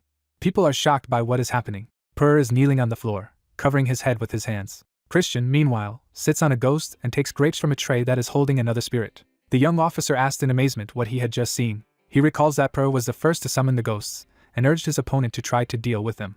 Then, with a slight movement of his hand, the young man turned the spirits against his summoner. Christian tosses some pill and catches it with his mouth. No one can understand how the young man managed to establish control over the ghosts so quickly. The hero, putting his hands in his pockets, asks if the young Master Royan is behind all this, after which he declares that such antics do not make the heir of the dark magician look good. Royan, his eyes bulging, looks at the hero. He, grinning mockingly, asks why the guy doesn't challenge him to a duel in person, if he has some difficult feelings towards him. Royan, standing on the balcony, declares that he has nothing to do with this. Christian declares that even the worst idiot will not believe in this lie, after which he says that he will forgive the young man for this stupid act for the first time. Per, kneeling, looks at his master. The hero leaves, stating that he will meet Royan in a sacred dark ceremony. Christian looks annoyed. He mentally calls the guy a cowardly bastard and promises to teach him good manners. People are standing in front of the red carpet. It is reported that the day of the sacred dark ceremony has come. The hero yawns, his mouth wide open. Turn, looking at his brother in bewilderment, asks if he is not nervous at all after what he arranged yesterday during the reception. The hero wonders why his brother still came here, despite all the warnings and even the beating. Turn calls the guy an idiot and states that he simply could not miss the ritual that is about to begin. Someone is coming down the stairs. It turns out to be Royan. Noticing the hero, he thinks that he will deal with this bastard later. A man appears next to the Khazar family members and asks if everyone is there. A tiny character who holds a staff with a jewel in his hands reveals that his name is Sebastian and he is the assistant butler of the main family's estate. Then he states that he is escorting the competitors to the sacred place where the ceremony will take place. Sebastian slams his staff on the floor. A staircase appears in front of him, leading far down. The young people look down. Turn asks in surprise if they really have to go down to the basement. The hero realizes that he sees an illusion that recreates another space. The steps seem to go to an infinite depth. Sebastian begins to descend. A white glow can be seen around his figure. Young people rush after the shorty. They shout loudly that they need to hurry, otherwise they will lose him. In front of us is a ghostly corridor. The demons are trying to keep up with their guide. They are breathing heavily. The guy, whose face is dripping with streams of sweat, declares that something is wrong here, because they seem to have gone underground, and now they have to climb very steep slopes. Royan, his eyes bulging, looks ahead. Sebastian, smiling, turns around and asks the young people to hurry. He declares that the earth will not hold them forever. Participants of the competition climb a steep cliff. 2 of them fly down, emitting loud screams. 2 guys look after them, cursing everything in the world. Sebastian, smiling, says that they are behind schedule, so they should hurry up a bit. Shorty noticeably accelerates. A moment later, 2 more dark figures fly away. Royan, smiling maliciously, thinks that the young men turned out to be weaklings, and, as he thought, they were nothing. The young man sees a completely calm hero next to him. Christian, looking at Royan, smiles. He realizes that the young man is not even sweating. The hero mockingly asks his competitor why he is breathing so heavily. He states that it seems that he has an incapable dummy in front of him. The guy states that Royan must have stocked up on excellent medicines thanks to the fact that he represents the main family. And thanks to this, he should move much faster. Royan, gritting his teeth in anger, looks at the hero. Turn is also exhausted. Christian mentally calls his competitors idiots, whose bodies must suffer due to the impenetrable stupidity of the brain. He knows that moving in an illusory space as it is done in ordinary life is pointless, and is an unacceptable waste of energy. A magic formation can be seen around the guy. He thinks that he does not lose stamina, no matter how fast he moves, and that if he changes the technique he uses just a little, he will become invincible. Sebastian looks back at the young men following him. Shorty realizes that he has a young Mr. Christian in front of him. A lantern hangs on the wall. Next to it you can see graceful columns. The participants of the competition and their guide stand inside the octagon. Turn, looking at his brother in shock, asks why he didn't even get out of breath. The hero says that if the boy hadn't fooled around, training animals all the time, he would also have greatly increased his endurance. We see a shiny crystal. Someone greets young people. Surprise appears on the hero's face, next to whom Royan is visible. The girl, who emits powerful streams of white energy around her, states that, as the young people surely know, they have entered a sacred place where the purest dark mana is erupted. She says that the demons call this energy sacred darkness, and she herself is Lihu, who rules this place. Lihu has a brilliant sword in her hands. She says that today, the young masters, like their great predecessors, will obtain dark magic. A white arrow is visible under the foot. Turn looks around in surprise. Lihu, in front of whom the participants of the ceremony are standing, declares that there is enough dark magic for all of me and, in addition, the beasts inside will test the strength of the young people's combat skills. Turn looks frightened at the arrow going through the doorway. Someone's hand is visible in the air. Smiling, the hero says that as far as he understands, the one who reaches the finish line first will receive the most dark magic. Lihu states that she did not even doubt the great mental abilities of the young master, whose name is Christian. We see 2 hostile guys. The hero asks what will happen if some misfortune happens to someone during the ritual. He wonders if this will mean the disqualification of this participant. Lihu replies that since the young people part ways, they are unlikely to meet with any of their competitors, but if this happens, it will be better to avoid any conflicts. The number 4 is visible above the girl's head. Lihu states that the more time the members spend, the more dark magic their competitors will get. Christian, whose robe glitters with bright jewelry, smiles. Turn looks carefully at something. Lihu advises the hero not to think about competitors, but to worry more about his own safety. Above Royan's head, the number 1 is visible. Young people run through different doors. The girl wishes them all good luck. Next to it, a tiny Sebastian is visible. Shorty offers the girl to bet on one of the participants, but she disappears into thin air. Sebastian angrily shouts that Lihu shouldn't be so cold to him. A lantern hangs on the wall. A young man runs down a wide aisle. He sees yellow eyes in front of him. A fire-breathing monster appears in front of him. The monster is approaching the guy, who is already streaming jets of dark energy over his arm. Royan deals a lot of powerful blows and kills the enemy. Smiling, he thinks that the monsters are quite strong. However, they are only level 2, and for him, with his 2 stars, they are very easy opponents. The guy thinks that Christian, in the meantime, may face difficulties. He imagines a bloody opponent with a sword in his hand. We see a magical formation, as well as the octagon in which the participants of the ceremony used to stand. Royan thinks that the paths of the contenders should be the same in length and difficulty of the tests. However, he bribed the wizard and he placed stronger monsters on the route that Christian is now moving. Royan imagines a huge muscular monster in front of his rival and thinks that his enemy will meet much stronger creatures along the way, so most likely something irreparable will happen to him. A bloody hand lies on the floor. The villain thinks that no one investigates the deaths that occur during the ritual, and this dungeon will become a grave for Christian. There is a door in front of us. Smiling happily, Roin approaches her, realizing that there is sacred ground behind her. The guy has no doubt that he came here first. Christian calmly states that the young man is late. He asks why he was so late. The hero, folding his arms on his chest, declares that he almost died of boredom. Roin, looking at him in amazement, asks how the guy managed to get here so quickly. He replies that he just didn't meet anything special on the way. The villain says that it simply can't be, and the path the hero was taking was much more difficult. Realizing that he has blurted out too much, Roin covers his mouth. Christian smiles. Behind him, dead monsters are visible. He says that now he understands why he came across monsters of too high a level. Roin, looking indignantly at the hero, asks how he dares to accuse him of something like this. Christian states that they will be alone here for a while, so the young man can throw away his manners. Roin, raising his fists, calls his opponent a cocky bastard. He says that during the ceremony, competitors are forbidden to fight, but he will kill the bastard here and now. The young man strikes with his fist. Christian leans back, letting his opponent's right limb pass him. Jets of black energy are visible next to the hero's face. He is trying to understand what exactly he should use to defeat the enemy. Roin, gritting his teeth in anger, looks at his opponent. He lands many punches, which Christian successfully dodges. Continuing to attack, the young man calls his opponent a slippery little bastard. A bright flash is visible next to the hero's hand. Roin stretches out his left arm. The hero thinks that he will break the limb that is closest to him now. Smiling, the guy declares that his opponent is incredibly stupid. He grabs him by the wrist. Christian twists his opponent's arm. Smiling, the young man says that Roin will now feel very severe pain, but he should not cry. The young man opens his mouth wide. A very loud cry is heard. Turn runs down the hallway, thinking he's too late. Next to the hero lie Roin and another guy. The brother asks the hero if he knocked them out. Christian says that the boy is very slow. He asks if Turn wants to pass out quietly and calmly or prefers a brutal beating. Roin looks at the hero in shock.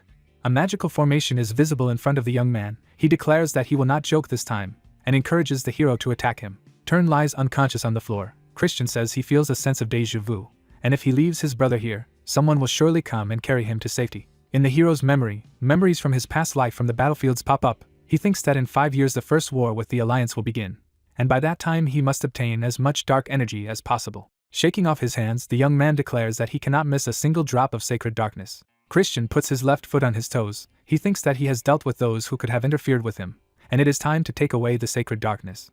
The hero opens the door. There is a light shining outside the door. The hero thinks that the sacred darkness is the power that gives the demon the ability to become truly transcendent. The guy remembers Lord Noga and the character with red hair and a crown on his head. He thinks that the first one is known for absorbing 80% of the sacred darkness and is now one of the most powerful demon monarchs. While the Dark Destroyer absorbed more than 90% of the pure dark energy and became the Demon King. We see the young man's legs. A huge black ball hangs above his head. Christian thinks that if he can absorb 100% pure dark energy, he will surpass even the Demon Emperor. The hero stretches out his right hand. It acquires a black color. There are demons sitting at the table. One of them says it's just unbelievable. The hero's competitors lie on the floor. The speaker declares that everyone except Christian is out, and this is a real disaster. He declares that the young Mr. Roin is in a very serious condition. A pointy-eared guy with glasses suggests that the hero used a trick, something like forbidden magic or something similar. His neighbor states that everything is probably true, and after investigating, they should punish the scammer.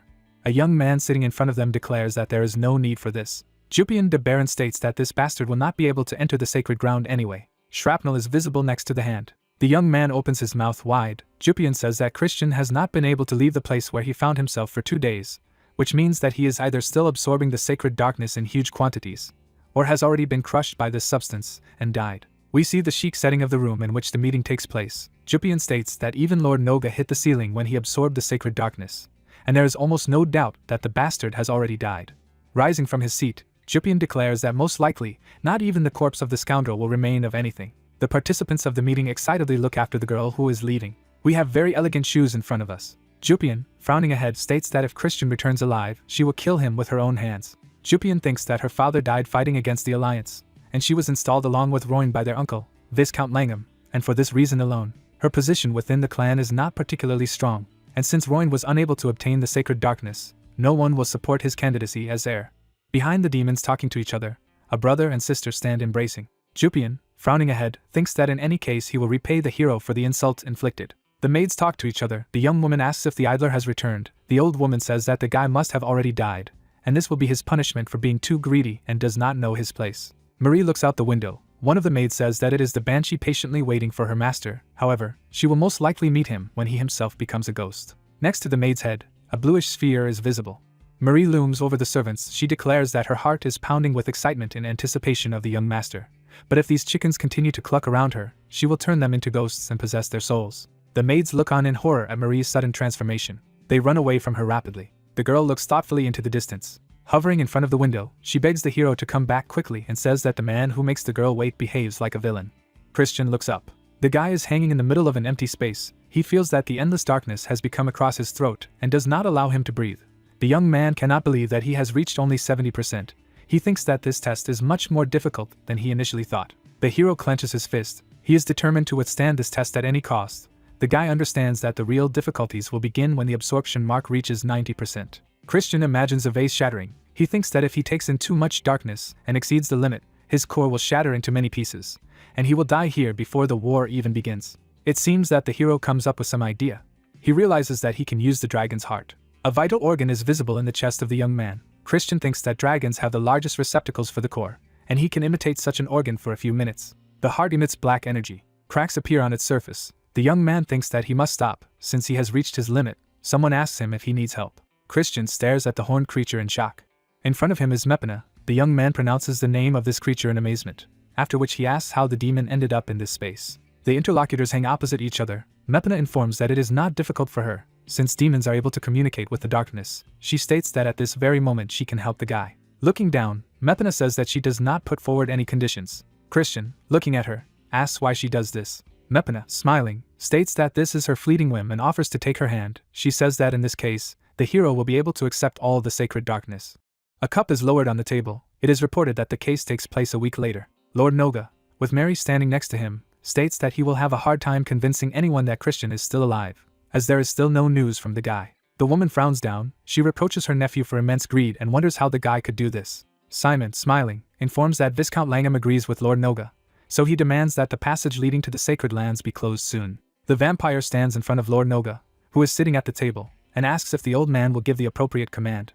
The latter, looking angrily at Simon, calls the hero a vile snot and declares that this guy is testing the patience of the old man. A cup is seen in front of the demon's hand. He asks if the bloodsucker thinks that this carefree child is still alive. Simon replies that the probability of this happening is close to zero. Smiling, the vampire says that he is nevertheless an incredibly interesting young master. Lord Noga frowns at the vampire. He states that he only gives 1 day. Simon looks at the old man, who states that the gate should only be open for 1 more day. Mary sighs heavily. Simon says he understands the order. Clouds hang over the magnificent structure. The heart breaks into pieces. Christian clutches his chest. Mepana holds out her hand to him and yells for the guy to grab it quickly. Gritting his teeth, the hero says that he refuses to do this. The demon, pointing her finger at the little youth, says that this is very stupid, because the hero must know that people are not allowed to absorb more dark energy than he has already done. With his mouth wide open, Christian shouts that this is not true, and Mepana forgets something. He reminds her that they are now in a world of concepts. A bright flash occurs. Mepana looks at the hero in bewilderment. Christian is surrounded by a bright glow. The demon says it's just incredible. We see the red eye of the young man. Horns grow on the top of its head. The appearance of the hero changes dramatically. Mepana realizes that there has been demonization. Red wings are visible behind the hero's back. He thinks that demonization is the most powerful technique of the mystical magic clan, a forbidden spell when a mortal temporarily transforms into a demon in order to multiply his abilities. A winged creature hangs in the sky above the young people. Christian thinks that due to its gigantic power, this technique is lethal to the one who uses it, and in his previous life, Lena died after casting this spell. We see a magic formation. Christian thinks that nevertheless, if he removes those parts of the spell that help to amplify the dark energy, then perhaps he will be able to use the laws of this world to form a bowl to collect energy and avoid negative consequences. Between the hands of the young man you can see a bright source of light, and under it a black vortex emitting dark jets. The hero understands that he has succeeded, and with the help of the received container he can overcome the threshold of 90% and completely take possession of the sacred darkness. Mepana is shocked to say that she simply does not believe in what is happening. The hero's eyes resemble those of a snake. The demon claims to see a black crescent moon. She does not believe that a mere mortal, who is no different from an insect, was able to transform his body in such a way. Mepana asks who the hell is in front of him. Smiling, the young man replies that he is just a genius. Floating in the middle of empty space, the guy raises his index finger. The hero has 2 curved horns on his head. He states that Mepana may live here, but it is time for him to leave. The hero distances himself from the demoness. Mepana, smiling faintly, declares that she very much hopes to meet Christian in the near future. The hero dissolves in space. The demon watches in amazement as he disappears. The last to disappear is the hero's hand, showing the middle finger. The demoness hears an offensive phrase corresponding to the gesture demonstrated. Mepana silently watches on and then starts laughing. The hero passes through the portal. He waves his hands indignantly, stating that he doesn't seem to look crazy, so he won't date Mepana.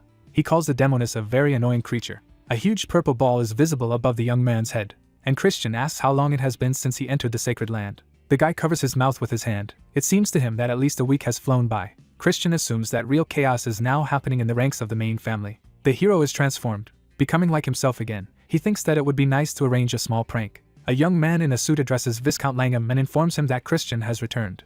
At the head of the table sits a man in glasses. The young people next to him are incredibly surprised. One of them asks if the hero is still alive. The guy who brought the news hesitantly tries to say something else. Langham de Baron, the current head of the Dark Mage clan, demands that the young man gather his thoughts and report everything clearly and understandably. The orderlies carried the hero on a stretcher. Langham learns that the guy survived by some miracle, and is now incredibly emaciated. A pointy-eared blonde examines the hero. The speaker reports that the healers managed to find out that there is pure dark energy inside the guy, but at the moment it is a disorderly seething mess, and apparently, in the future it will be very difficult for the young man to use this substance correctly. The demons sitting at the table look at the speaker in surprise.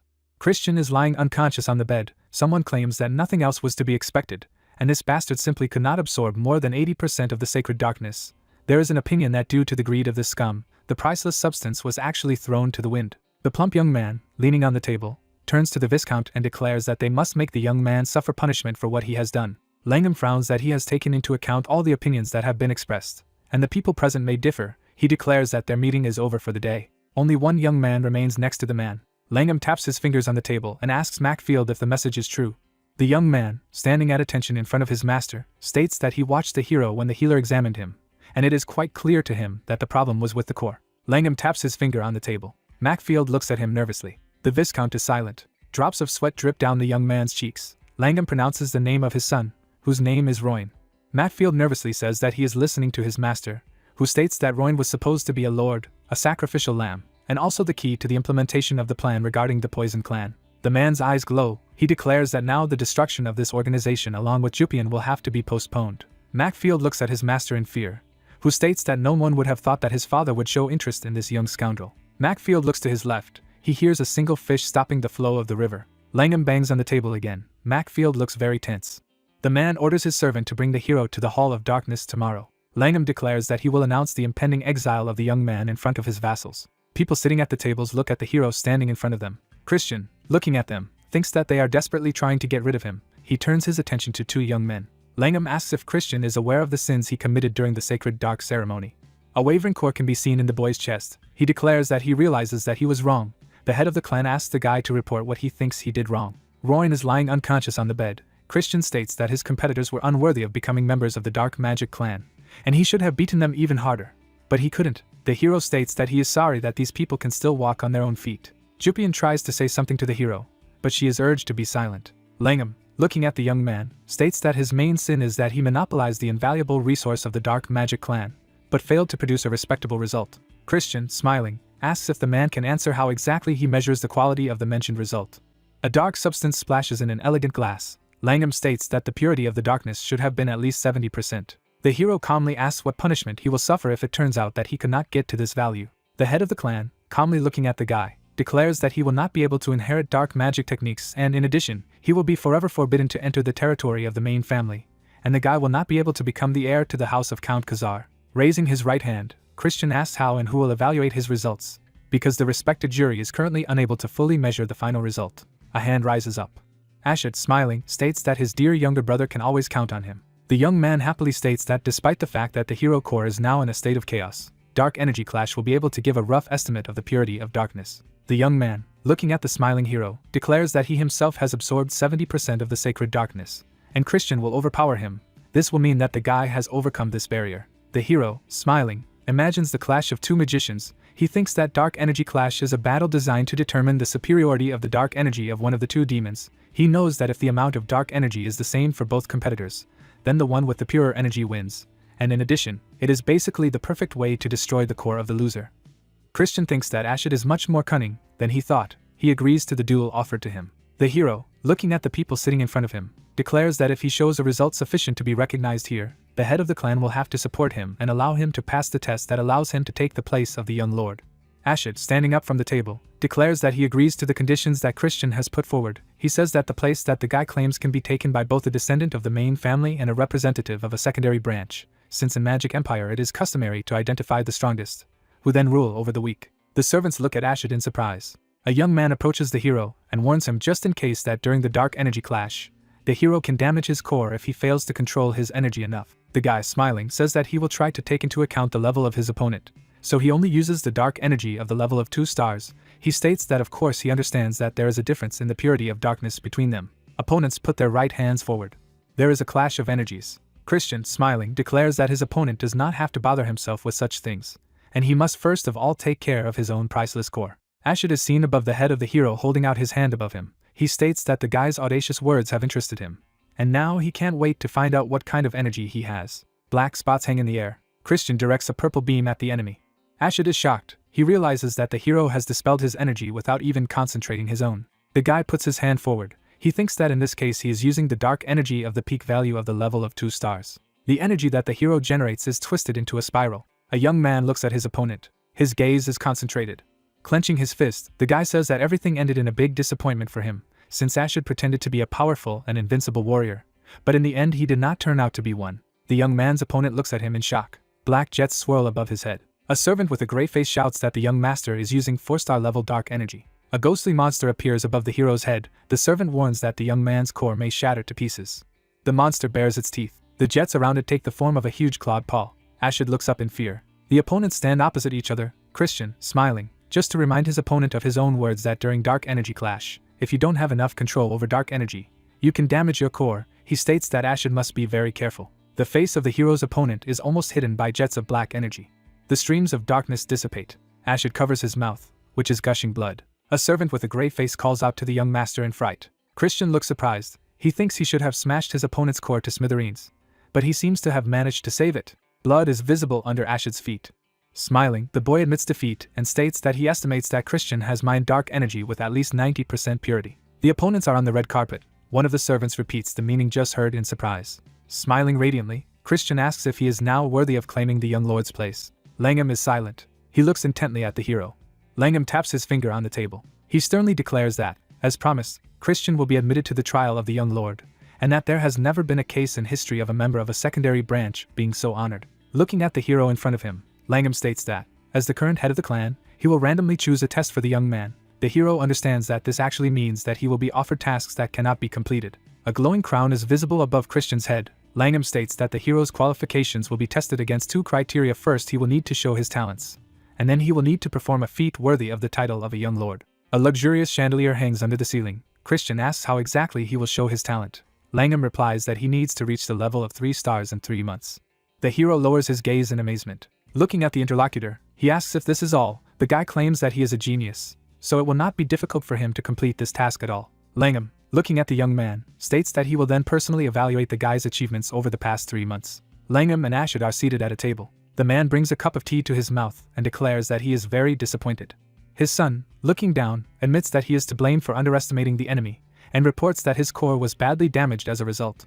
Ashid recalls coughing up blood, saying they need to deal with Christian before he becomes an even bigger threat. Langham puts the cup on the table and asks his son not to worry. He states that Ashid knows perfectly well the reason why they don't absorb more than 70% of pure dark energy. In front of us are 2 glasses. Langham states that the higher the purity of absorbed dark energy, the exponentially difficult it is to then increase its rank. He reports that it is many times more difficult for a character with this indicator to reach the level of 3 stars than everyone else. He asks his son how much Christian will get to this bar if he has absorbed 90% of dark energy. Ashid frowns at his father.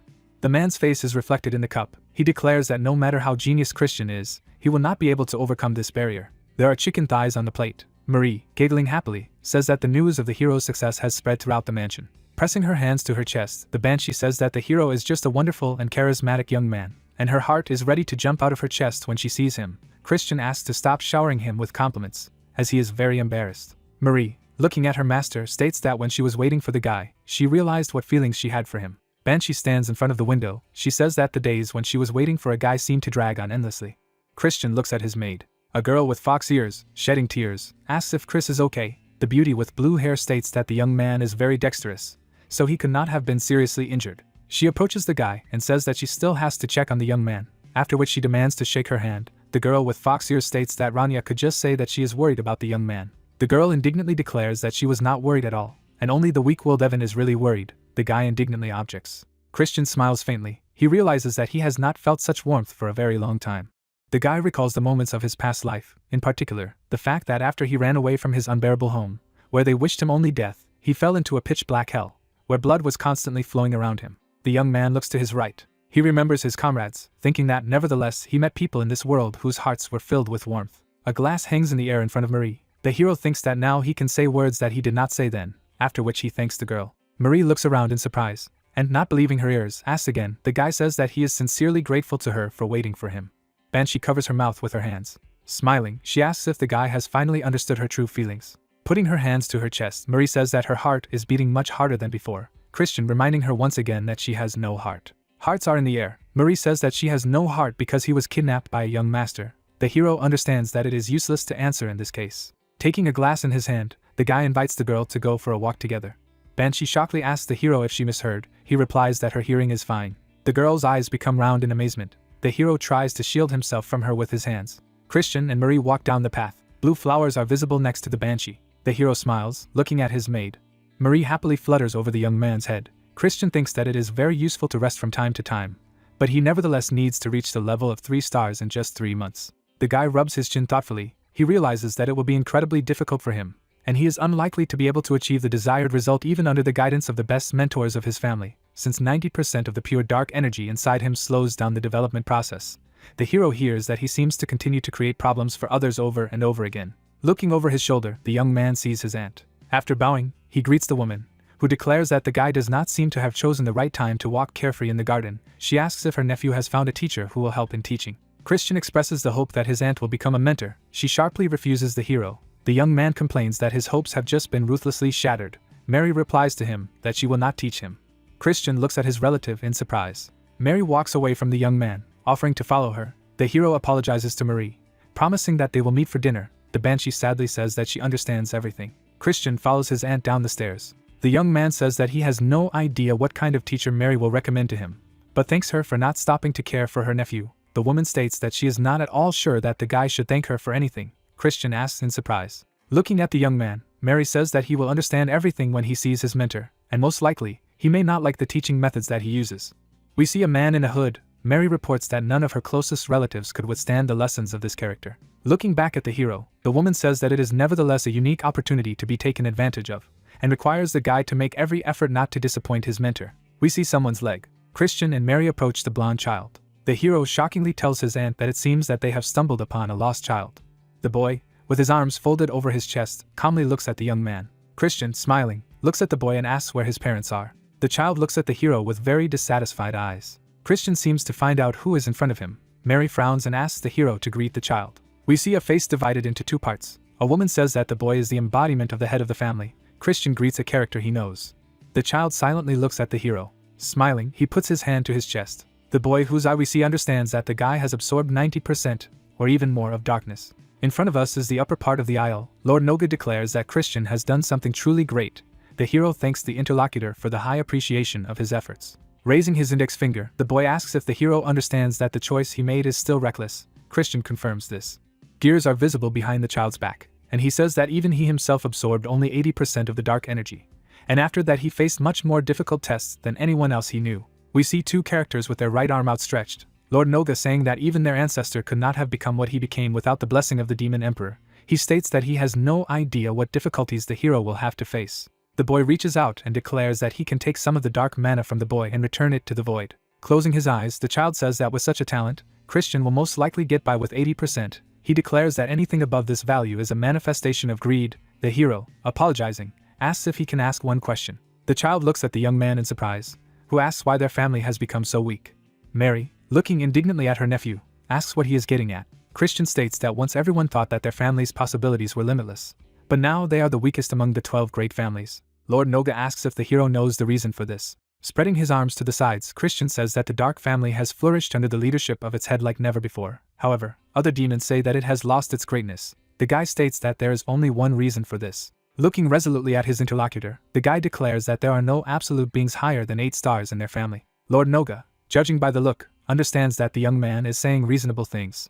The hero remembers the horseman. He thinks that when the bloodletting demon king invaded the dark family's domain in his previous life, Lord Noga was already dead, and there were only a few 7-star demons and no 8-star demons. Dead warriors lie on the ground. Christian recalls that 10,000 soldiers came out against bloodletting demon king, but in the end they were defeated and became the aggressor's servants. Christian and Lord Noga look into each other's eyes. The young man thinks that demons of level 8 and above are incredibly important for families, and the old man, who has always been wise, surely realizes this. Mary, frowning, looks to the right of him. The hero says that, of course, he understands the concern of the old man, who is afraid that such a promising demon will break under the pressure of dark energy and stop growing. Christian, whose eye we see, asks if the head of the family is interested in whether gaining this power will be an important step in the restoration of the clan or if it will allow him to overcome all trials and gain unlimited power.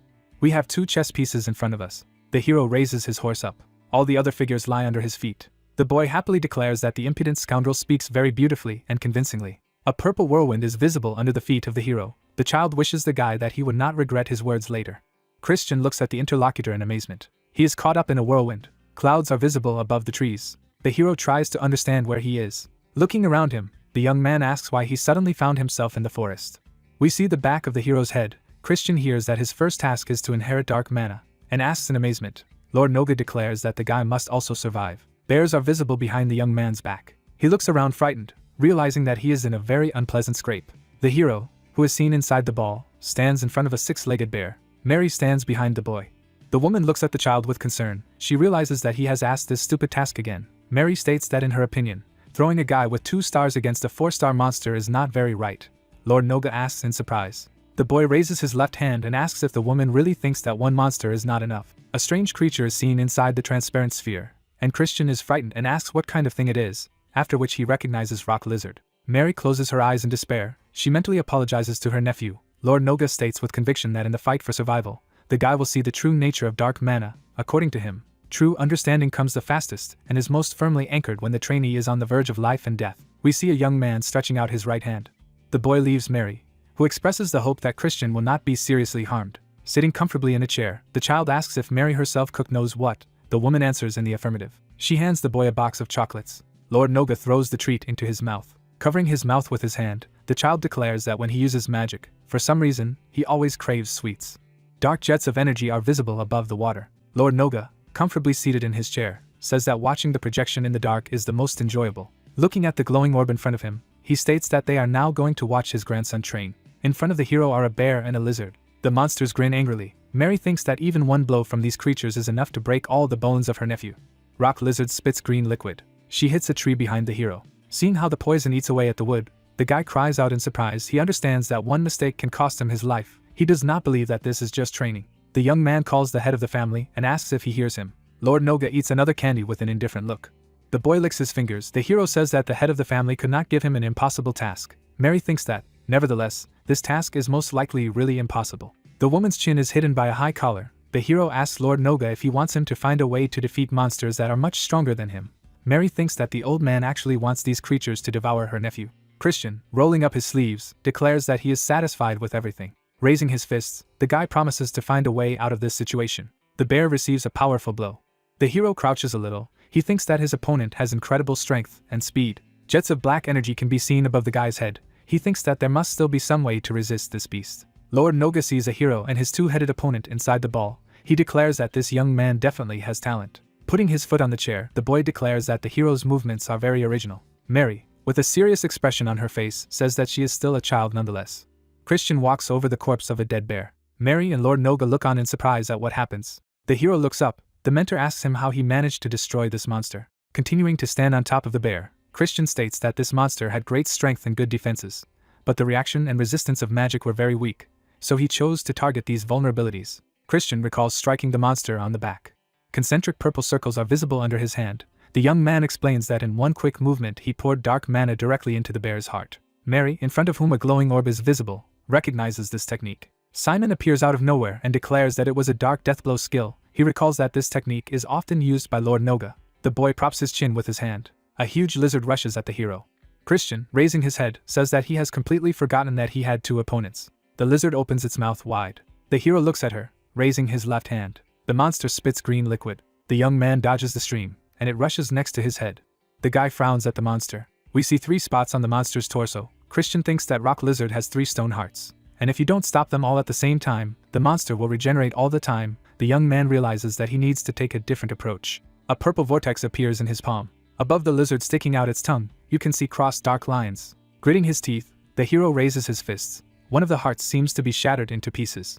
We see large dark fragments. Simon, looking shocked at the glowing orb, says that it seems to have been a modified version of Dark Deathblow. Lord Noga demands that the young man move away as he can't see anything. Raising his index finger, the boy asks the woman if she taught her nephew this. Mary rejects this suggestion. Large rocks are visible inside the ball. Lord Noga states that most likely no one taught the guy, as it is impossible to just learn it. Simon shouts in delight that if things continue like this, Christian may not need to be trained in dark magic. Lord Noga states that he has seen more than enough, and that the ordeal is over.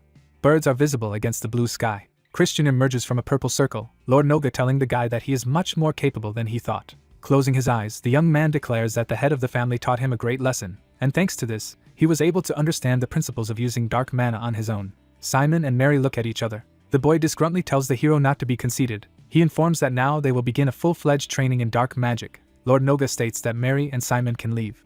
The woman and the young man bow. The vampire declares that he understands everything. The hero's aunt looks back at her nephew with concern. We see graceful columns. Lord Noga asks the hero to answer what, in his opinion, dark magic is. The hero, who noticeably towers over the child, suggests that we are talking about dominating the enemy through absolute darkness. The boy asks what is considered absolute darkness then. Christian is silent. His mentor asks to look very carefully. The child has a slightly strange expression on his face. A bright flash occurs. Lord Noga gives the order to remove the seal. Christian looks up in fear. The guy opens his mouth. Under it you can see a hand with a raised index finger. The mentor declares that all the darkness is in front of the young man. He must walk for a long time, and then go up a huge staircase and get to the 12 abysses that are waiting for him.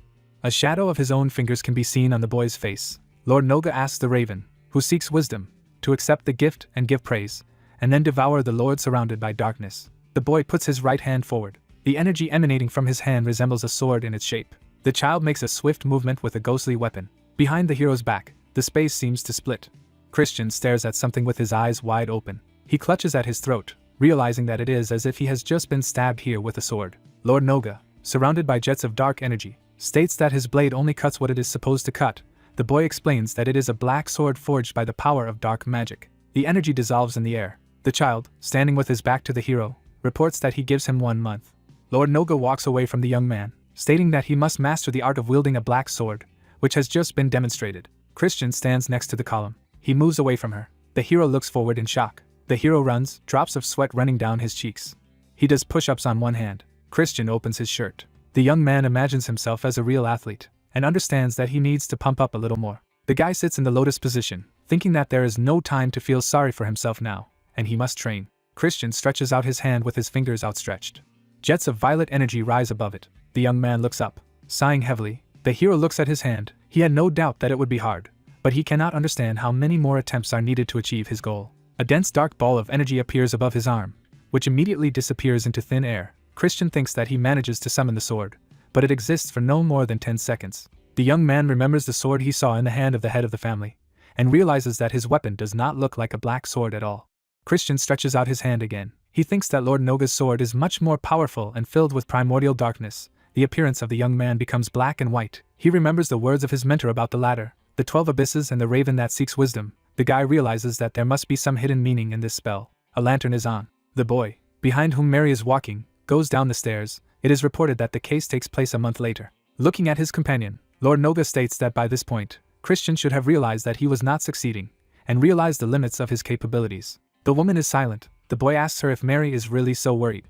The hero's aunt asks if there is a faster way. She reminds that there are only about 2 months left before the test for the right to become an heir. Closing his eyes, the child states that given the purity of the dark energy that Christian has absorbed, rapid growth is still impossible, and if the boy forces progress, he will simply hit an insurmountable wall. Lord Noga states that it is therefore better if the young man is firmly on the basics and does not participate in the test at all. Christian notices the characters entering the room and states that he has already been waiting for the head of the family. Lord Noga looks at the guy in shock. The hero stands with a ghostly sword in his hand. He declares that the time is up, and he has been waiting for the arrival of his mentor. The boy and Mary look at the hero in surprise, who thanks the head of the family. Smiling, the young man states that thanks to the elder's lessons, he reached a level of 3 stars faster than he thought. The sword disappears from his hand. The young man, opening his mouth, looks at his hand. He admits that so far he has only been able to imitate a black sword, and reports that it took him a week to learn how to summon this weapon. The child silently looks at the hero, who says that he understands perfectly well that he is working only with a shell. Christian recalls the moment when Lord Noga was leaving him. He asks if the spell that mentions the 12 abysses meant that the black sword should contain all the attributes of mana. A drop of sweat runs down Lord Noga's face. He mentally calls the hero a daring boy and realizes that he has understood the true nature of the black sword. Raising his right hand, the young man excitedly declares that he can summon the sword again, albeit not for a long time. The head of the family thinks that this young man has not only exceeded all his expectations, but also fully understood the meaning of the task he received. The black sword reappears in the hero's hand. Lord Noga thinks that it takes a year for an ordinary demon to learn how to summon a black sword, and even a whole life is not enough to understand the 12 types of mana and awaken the true nature of this weapon, and the guy coped with this task in just a month. The hero, smiling, holds a black sword in his hand. The weapon disappears from the hero's hand again. The boy standing in front of him thinks that Christian may really be the only hope left on the cursed demonic path. A smile appears on the child's face. Mary looks at the boy in fright, who says that the hero must be ready to start real training tomorrow, and the tasks will be very difficult. Christian is radiant with happiness. Lord Noga and Mary leave. The young man shouts that he is ready for anything and trusts the head of the family, who is his mentor. The guy happily clenches his fists. Stars fly around him. He says that now that the first obstacle has been overcome, he can have a few drinks. There are bottles on the shelves. The hero seems to be in complete ecstasy. He happily examines the bottle, declaring that he can rest and drink something that he could not even dream of before. A door is visible in front of the hero. He thinks that it is better to drink where Marie will not see him. The guy turns around in fright when he hears someone calling out to him. A disgruntled girl with blue hair declares that the hero, as always, drinks in the middle of the day, and nothing else could be expected from him. Christian tries to understand who it is in front of him. The young man thoughtfully examines the beauty. He realizes that a 3-star demon is in front of him, and by the color of her eyes, you can conclude that she is not a member of a dark family. The guy asks how the girl knows him. Amazement appears on her face. Furiously, she asks the hero to repeat his words. The girl trembles with anger and cannot find words to express her indignation. Finally, she calls the hero a bastard and stabs him in the head. Christian flies far back. The maid suggests that the princess leave. She declares that they should not waste their time on such garbage. Sebastian runs up to the hero sitting on the floor. The young man, holding his cheek, asks the man who took the bottle of rum from him who she is and why she is so rude to him. Sebastian replies that she is Princess Marissa of the Venom clan. The hero holds his cheek in amazement. He remembers a torn sheet of paper. Marissa looks very annoyed. The hero says that it seems to have been his fiancée. Sebastian clarifies that it is his ex-fiancée. Christian, rubbing the back of his head, says he has a small problem. Marissa walks down the hallway with a young man. The girl is very angry. Ants run on the grass. 8-year-old Marissa is looking at insects. She is very bored. The girl sees people talking. She thinks that all the attention of others will go to her brother, and does not understand why her father brought her with him to visit a dark family. Marissa, sitting on her lap, looking down, she hears one of the adults asking if the girl is an illegitimate daughter. The answer is that Duke Wham must have gone crazy. The baby looks down sadly. Someone says that the Duke's son is of no use and most likely, the man just wants to gain useful connections by marrying his daughter. The girl notices someone's legs. She looks up in surprise. The hero asks the baby what she is doing here completely alone. Marissa looks at the boy with huge eyes. Looking decisively at her interlocutor, she declares that she should not be called a baby. But Marissa, Christian declares that he understands everything, and will take this into account for the future. Crouching down in front of the girl, the boy says that his name is Christian. Marissa asks again in surprise, after which she wonders if his father is Count Khazar. The hero, carelessly looking at the girl, advises her not to pay attention to what the adults say, and declares that she can take revenge on them when she grows up.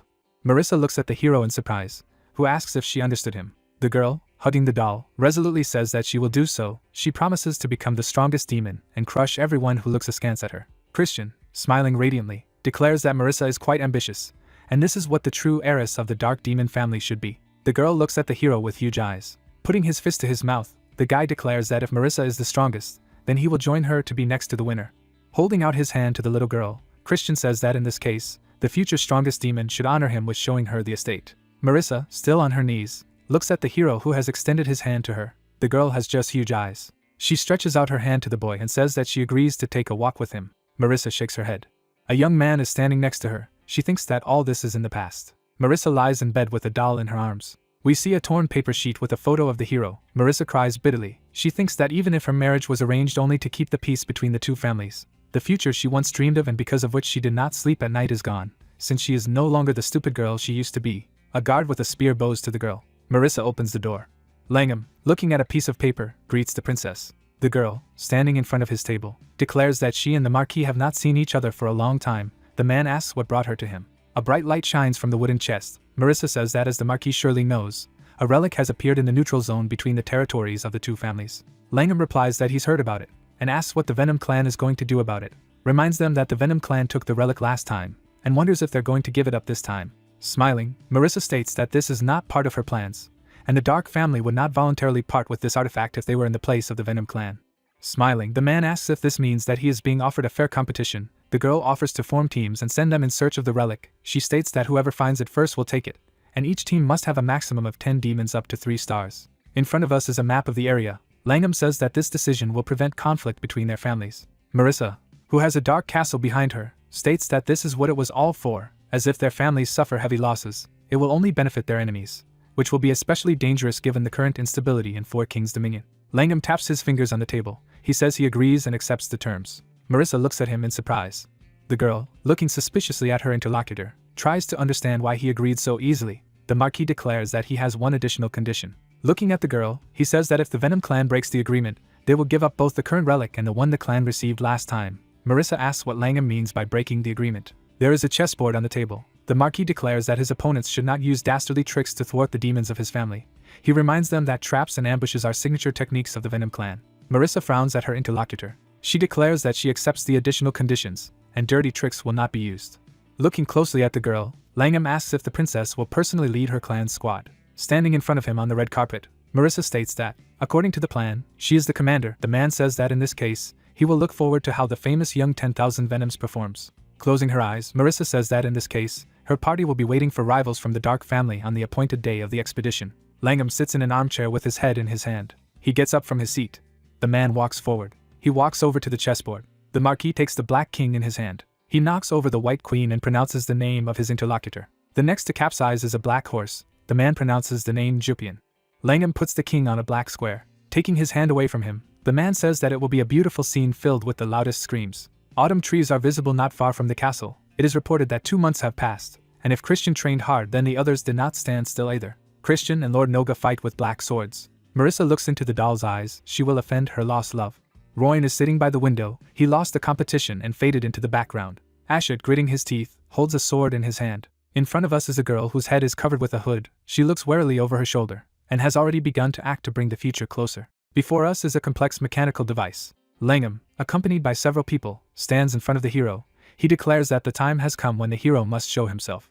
The young man puts his right hand forward. Ashid looks at the guy in shock, realizing that he has a black sword in his hand. Christian, looking up at the son of the head of the family, thinks that the expression on his face is simply priceless. The hero, smiling, remembers the advice that the teacher gave him, namely that he should not show the true black sword. Since Langham in this case can entrust him with a more difficult task, the mentor urges the young man not to behave arrogantly just because he considers himself a genius. Christian thinks that today he restrained himself, but will look forward to when he sees a real shock on Ashid's face. Langham, looking at the hero in surprise, says that he recognizes his progress, so he will give him a second task. He informs him that the demon expedition will soon go in search of the relic that appeared in the neutral zone. The hero stands with his hand raised. Langham declares that the Venom clan is also participating in this expedition, and if the hero shows his best side during this mission, he will be recognized as the heir. Christian looks at the man a little surprised. The task he received seems easy to him. The guy asks if he will go on this expedition alone. Langham replies that a squad will go there, which will be led by the second Princess Jupian. In front of us are concentrated members of the expedition. Folding his hands in front of him, the Marquis declares that Royan was originally supposed to go on this mission. According to him, the hero had a unique opportunity, so he should treat it as a great honor. The hero, looking at the man, declares that he understands everything. He leaves on the red carpet, accompanied by several people. Ashid, looking at his father with concern, says that Christian can do it this time again. Showing his best side, Langham assures the offspring that he should not worry. Ashid looks at his parent in surprise, who states that everything is going according to plan.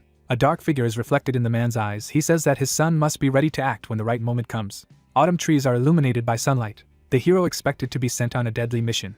He passes by the servants who are tidying up the monument. Christian thinks that he still has a very bad feeling about what is happening. Rubbing his chin thoughtfully, the hero remembers the words of the Marquis that Royan was originally supposed to go on this expedition. The young man tries to remember what happened to the named young man in his past life. A golden wreath is put on the young man's head. The hero recalls that it was not Christian who was appointed heir, but Royan. But during the Great War, nothing was heard about this young man. We see someone's legs. The question is whether the hero wants to know everything. Guy stroking a fluffy animal. The fox, closing his eyes with pleasure, says that the young man must continue to caress her, and if he stops, he will not know anything. A young man combs the tail of an animal. The fox, squinting, informs him of the incident with the demon amulet. She says that there was a conflict between the Dark family and the Venom clan over the relic. Corpses lie on the ground. The animal says that almost nothing is known about this incident in the outside world, although the squad of the Dark family was destroyed. The two figures stand with their backs to each other. The fox reports that the Venom clan has also suffered losses, but for some reason, both sides have decided not to publicize this incident. A red crystal hangs above his palm. The fox says that it was this incident that became the seed of the disaster that broke out afterwards. Chris, worried, asks how this could have happened. A bloody corpse lies on the ground. The fox reports that Lord Noga died at the hands of his son, the Marquis of Langham. The killer's face is spattered with blood. The animal says that if it hadn't happened, the bloodletting demon king would not have been able to win so easily. That is, in fact, the incident with the amulet brought the era of destruction closer. Christian stares thoughtfully into the distance. In front of us are Royan and Jupian.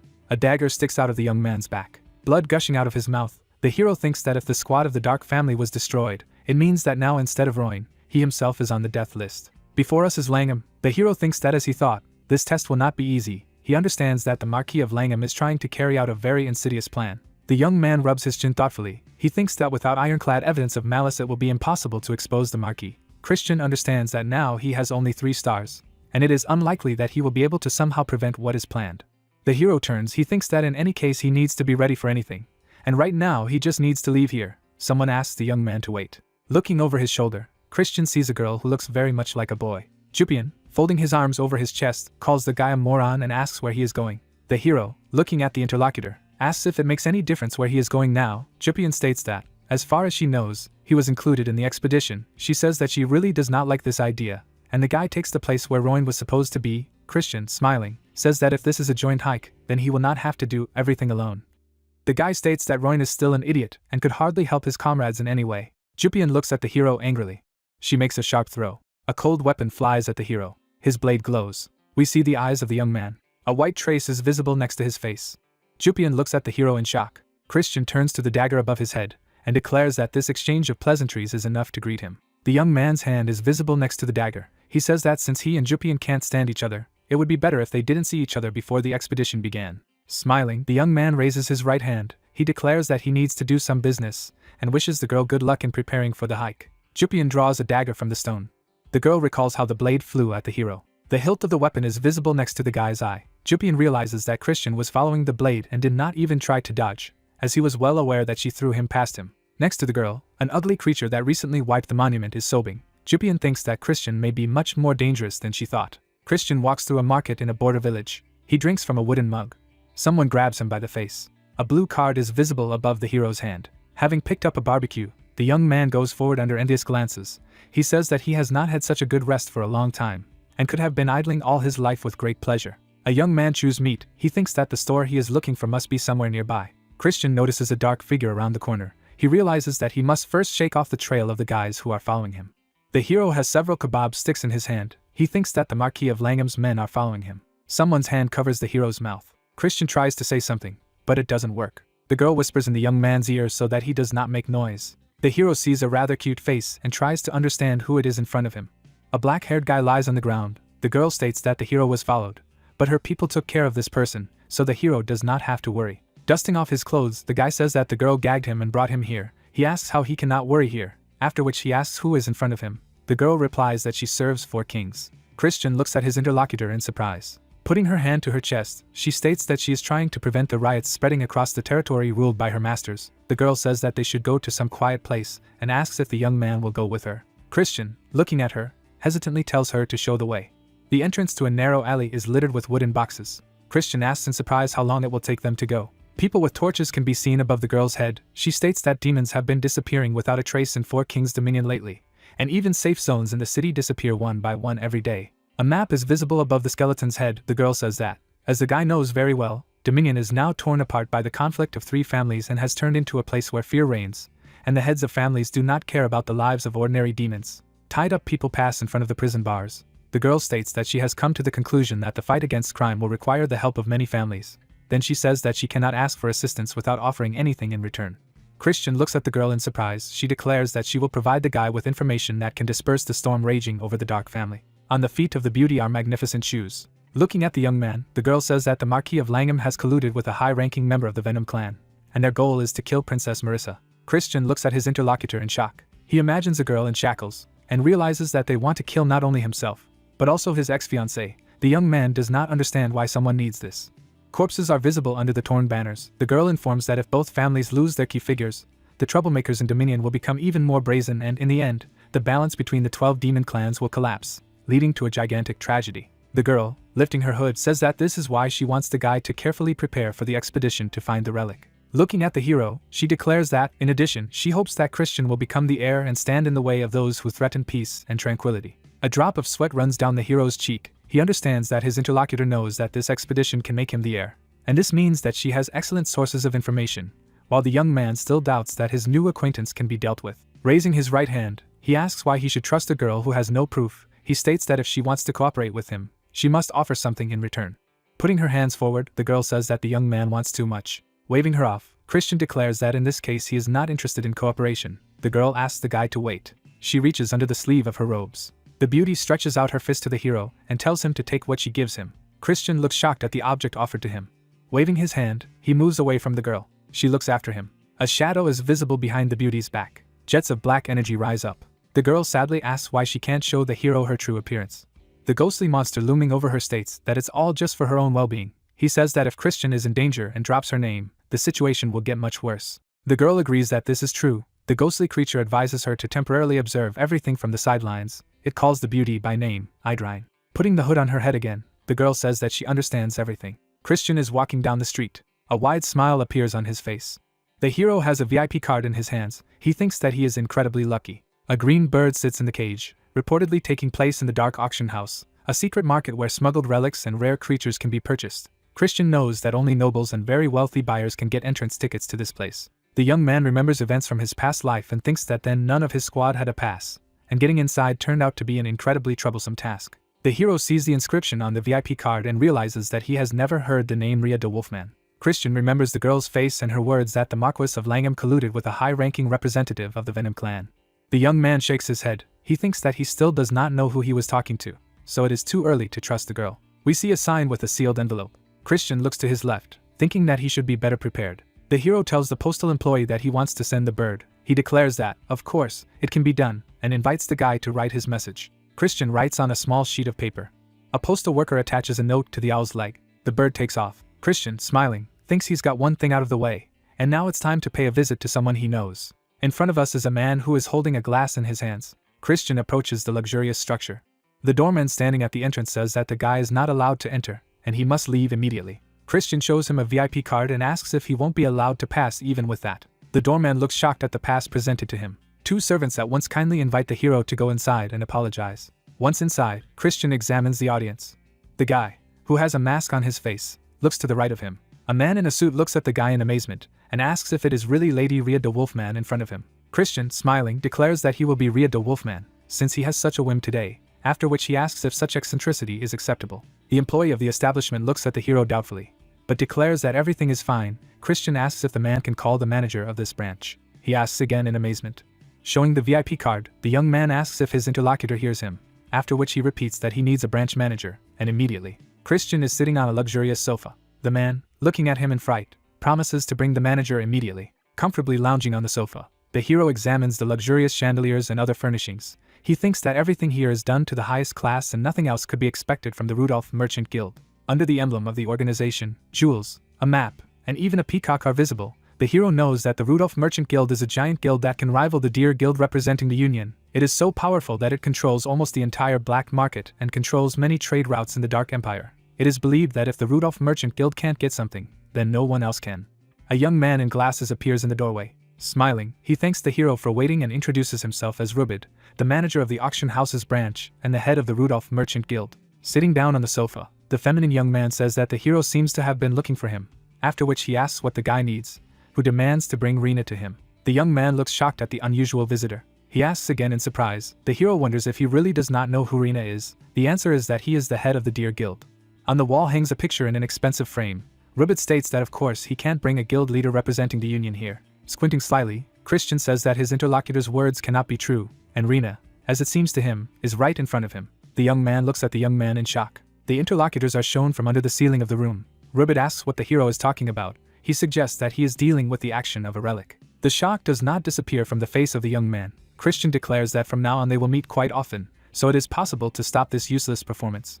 Rubid grits his teeth. Jets of blue energy rise around him. A blue-eyed girl holds a mask in her hands. She asks how the hero recognized her. Christian smiles. He thinks that he had a rather specific relationship with this beauty in his past life. The young man remembers how she ran away from him with a bag of gold on her shoulders. Then he himself hides from her with a box filled with expensive items. The hero remembers that he himself also made a fool of her several times. Rina looks at the hero in amazement, who asks if the head of the Rudolph Merchant Guild is ashamed to use such a lousy relic. He states that the disguise provided by this artifact is clearly unsatisfactory. Rina looks at the mask in amazement. She does not understand how the young man recognized it. He, smiling, thinks that, of course, he is bluffing, and it is almost impossible to destroy the effect of a real relic. He suggests that the girl's face is too large and the mask does not completely cover it. Rina, who is clearly offended, says this is not true. Raising her hands, the girl states that this is not Rhea the Wolfman either. Then she says that the guy seems to have gained a pretty decent reputation in the Dark Empire lately. Rina angrily says that the guy has gained power and status, but behaves like an ill-mannered boor, and no one will judge her if she kicks out a villain who used stolen personal data to get into a place intended only for selected people, which might start a rumor that a Union spy was quietly operating in a Dark Empire. Rina, trembling with anger, looks at the interlocutor. She asks what he wants from her. The hero smiles. Shiny jewelry is visible around his neck, and his bag is stuffed with elegant bottles. He lifts a bag of money above his head. Christian, who has diamonds in his ears, recalls Rina agreeing to give him everything he demanded, and states that he got a good result for a small altercation. Rina, who is visible behind the young man, indignantly shouts that it was not an altercation, but the most brazen blackmail. The hero reasonably notes that he is doing everything to prevent the end of the world, so the whole world should be grateful to him. Above Langham's head are familiar characters. The young man thinks that, of course, what he has received will not be able to significantly increase the strength of his squad. However, it seems to him that now he is quite capable of thwarting a couple of the Marquis' insidious plans. Young fighters are training. Christian, throwing his suit over his arm, walks forward. He is called up by Jupian, who asks why the guy is wandering around. The hero calmly stands in front of the members of his squad. Jupian informs him that they are going on an expedition the day after tomorrow, and it would be nice if the hero joined the training. Scratching his cheek, the young man states that he has been having a lot of fun lately and is very tired. He says with an impudent look that he is going to be as useless as Roin, so he does not want to bother himself with any activities. Mockingly throwing up his hand, the hero says that he completely trusts his future comrades. The guy with red hair calls him a complete idiot. Jupian tells the young man not to pay attention to this character. He tries to object. The girl says that Christian is not worthy of the opportunity that is given to him, so it is better not to touch him. Jupian frowns after the departing hero. She thinks that if he does not prove himself during the mission, then he will be worse off. Rubbing the back of her head, she tries to understand why Christian is acting so stupid. Clouds are floating outside the window. Christian, next to whom Ribbit stands, declares that he did a good job. The head of the Rudolph Merchant Guild asks what the young man is going to do with all this. He replies that it does not concern the interlocutor. A suitcase is lowered to the floor. Ribbit says that the young man asked for this too. Ribbit, opening the suitcase, declares that it all looks very strange. The hero replies that now there is not much to choose. The head of the Rudolph Merchant Guild, opening the door, declares that he has no idea what Christian is going to do, but asks for a promise that he will not tell anyone who is hiding under the guise of Rubid. The hero says that, of course, he is not going to do this, and offers to meet in the near future. The answer is that it would be nice if this did not happen. Christian, smiling, asks what he should now call his interlocutor, Rubid or Rena, after which he informs that war may break out very soon. The head of the Rudolph Merchant Guild looks at the guy in fear. In front of us is a map of the area. Christian reports that Rena is moving between the Alliance and the Dark Empire, and should know how unstable the situation on the continent is now. He states that if the war really begins, the routes of movement will be closed and the girl will have to choose where to stay in the Union or in the Empire, which means that her income will be reduced by exactly half. Rena, in the guise of Rubid, looks at the young man. She asks if he is exaggerating, confidently speaking about the imminent outbreak of war. The head of the guild says that war is very serious, and it is better not to joke with such talk. The guy states that if you remember what rumors are now coming from Dominion, all this does not look like some kind of exaggeration. Rena looks at her interlocutor anxiously. She looks at the papers. The girl thinks that the atmosphere around her lately is really not the best, and many families are in favor of starting a war with the Union. One of the sheets shows a guild report stating that the situation in Four Kings Dominion is very volatile, and then lists the alarming actions of various parties. Rena, looking at the hero, asks why he is telling her all this, since he does not really expect that some merchant will prevent the war. There is a fire burning in the furnace. Christian declares that of course she will not be able to do it. Smiling, the guy declares that the head of the Rudolph Merchant Guild can become his sponsor, and he will make sure that the war does not happen in the future. Rena anxiously asks if the hero is capable of this, and how he is going to fulfill his promise. The map depicts mountains and castles. Christian informs that in order for Dominion to start a war, his troops must pass through the Southern Magic Nation, which is ruled by a dark family, and if he makes the necessary preparations as an heir, the worst may be avoided. And this is the only way that the girl will avoid reducing her income by half. Smiling, the hero holds out his hand and asks if the head of the Rudolph Merchant Guild will cooperate with him. She looks at the guy a little frightened. She pays attention to the young man's eyes and realizes that he does not seem to be deceiving her. The girl's gaze is very serious. She understands that investments in this young man are likely to pay off with interest. Christian and Rena shake hands. The girl, looking into the eyes of the hero, says that if he betrays her trust again, then she will never deal with him again. The hero replies that he always keeps his word, while he himself thinks that he has enough reasons to continue to exploit his old acquaintance. Waving goodbye, the young man advises that the money-hungry merchant take care of herself. Green powder is visible in the mortar. Christian wearily wipes the sweat from his forehead. With his hands on his belt, he thinks that if a high-ranking member of the Venom clan is involved, he needs to take care of the antidote beforehand. There is a kettle next to the guy on the brazier. The young man thinks that he has not been preparing such potions for a very long time, and hopes that he has not yet lost his skills. Steam rises from the spout of the kettle. In front of us is the entrance to the noble house of medicine. Someone calls the hero a little brat. Chris is sitting next to the kettle with a fan in his hands. He hears that the fire is too weak. A pretty girl advises the hero to wave his fan harder. Ella, the 26th chapter of Noble House of Medicine, reminds the hero that some plants show their properties only when exposed to high temperatures. Chris, looking at the girl with concern, asks her to stop giving him obvious advice and lie down to rest. The hero remembers that the first time he met her on the battlefield was during the First Great War. The ground is strewn with corpses.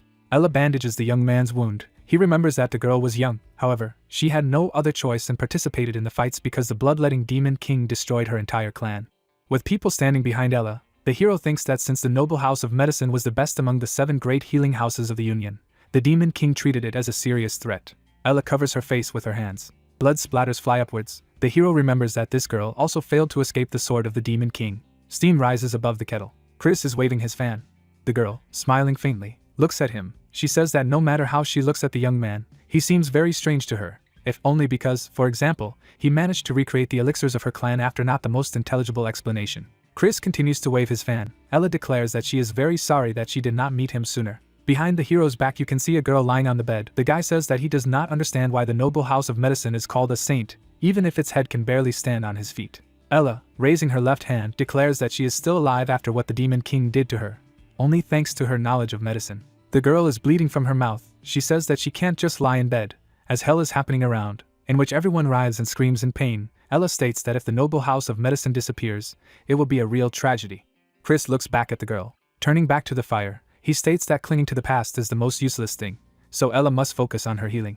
The girl looks down sadly. She touches the stack of books and asks the guy to take a look at her. Standing behind the hero, Ella says that these books contain the invaluable knowledge of her clan, and only a small part of them were able to survive the war. The girl asks Chris to take them. Ella coughs. The hero approaches her and asks her to rest. Clinging to the hero's hand, Ella declares that she wants to ask him something. Looking at the young man, she asks that Chris save the suffering instead of her, because if she knows that her work continues, she can die in peace. The girl asks if the hero can give her such a promise. Chris looks at her excitedly. Leaning over to Ella, he asks if he can call her his mentor from now on.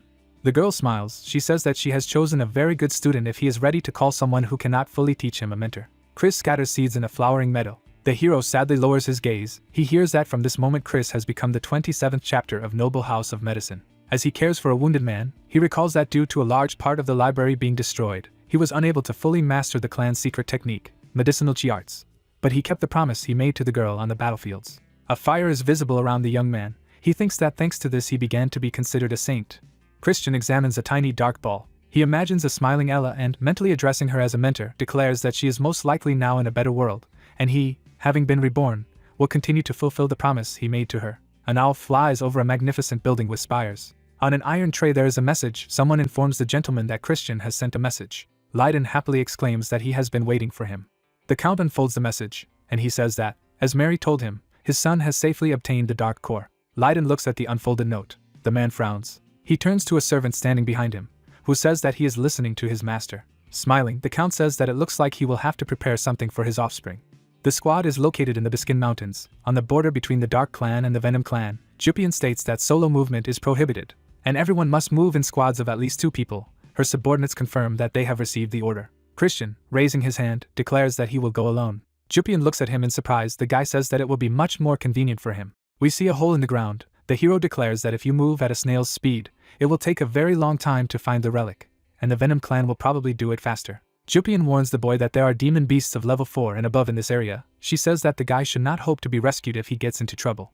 Putting his hands behind his back, the young man declares that the girl herself should try not to get into trouble. He hands her a vial filled with pills and asks her to take an antidote that can resist the poisons used by the Venom clan. 2 dark balls fall into the hand. The hero says that his remedy is very effective, so he asks to accept it, even if someone thinks he is bluffing. Christian swallows the pills and suggests that his teammates do the same. Jupian looks at his ally in displeasure. Marissa, with members of her squad visible behind her, states that her opponents seem to be starting to ferment internally.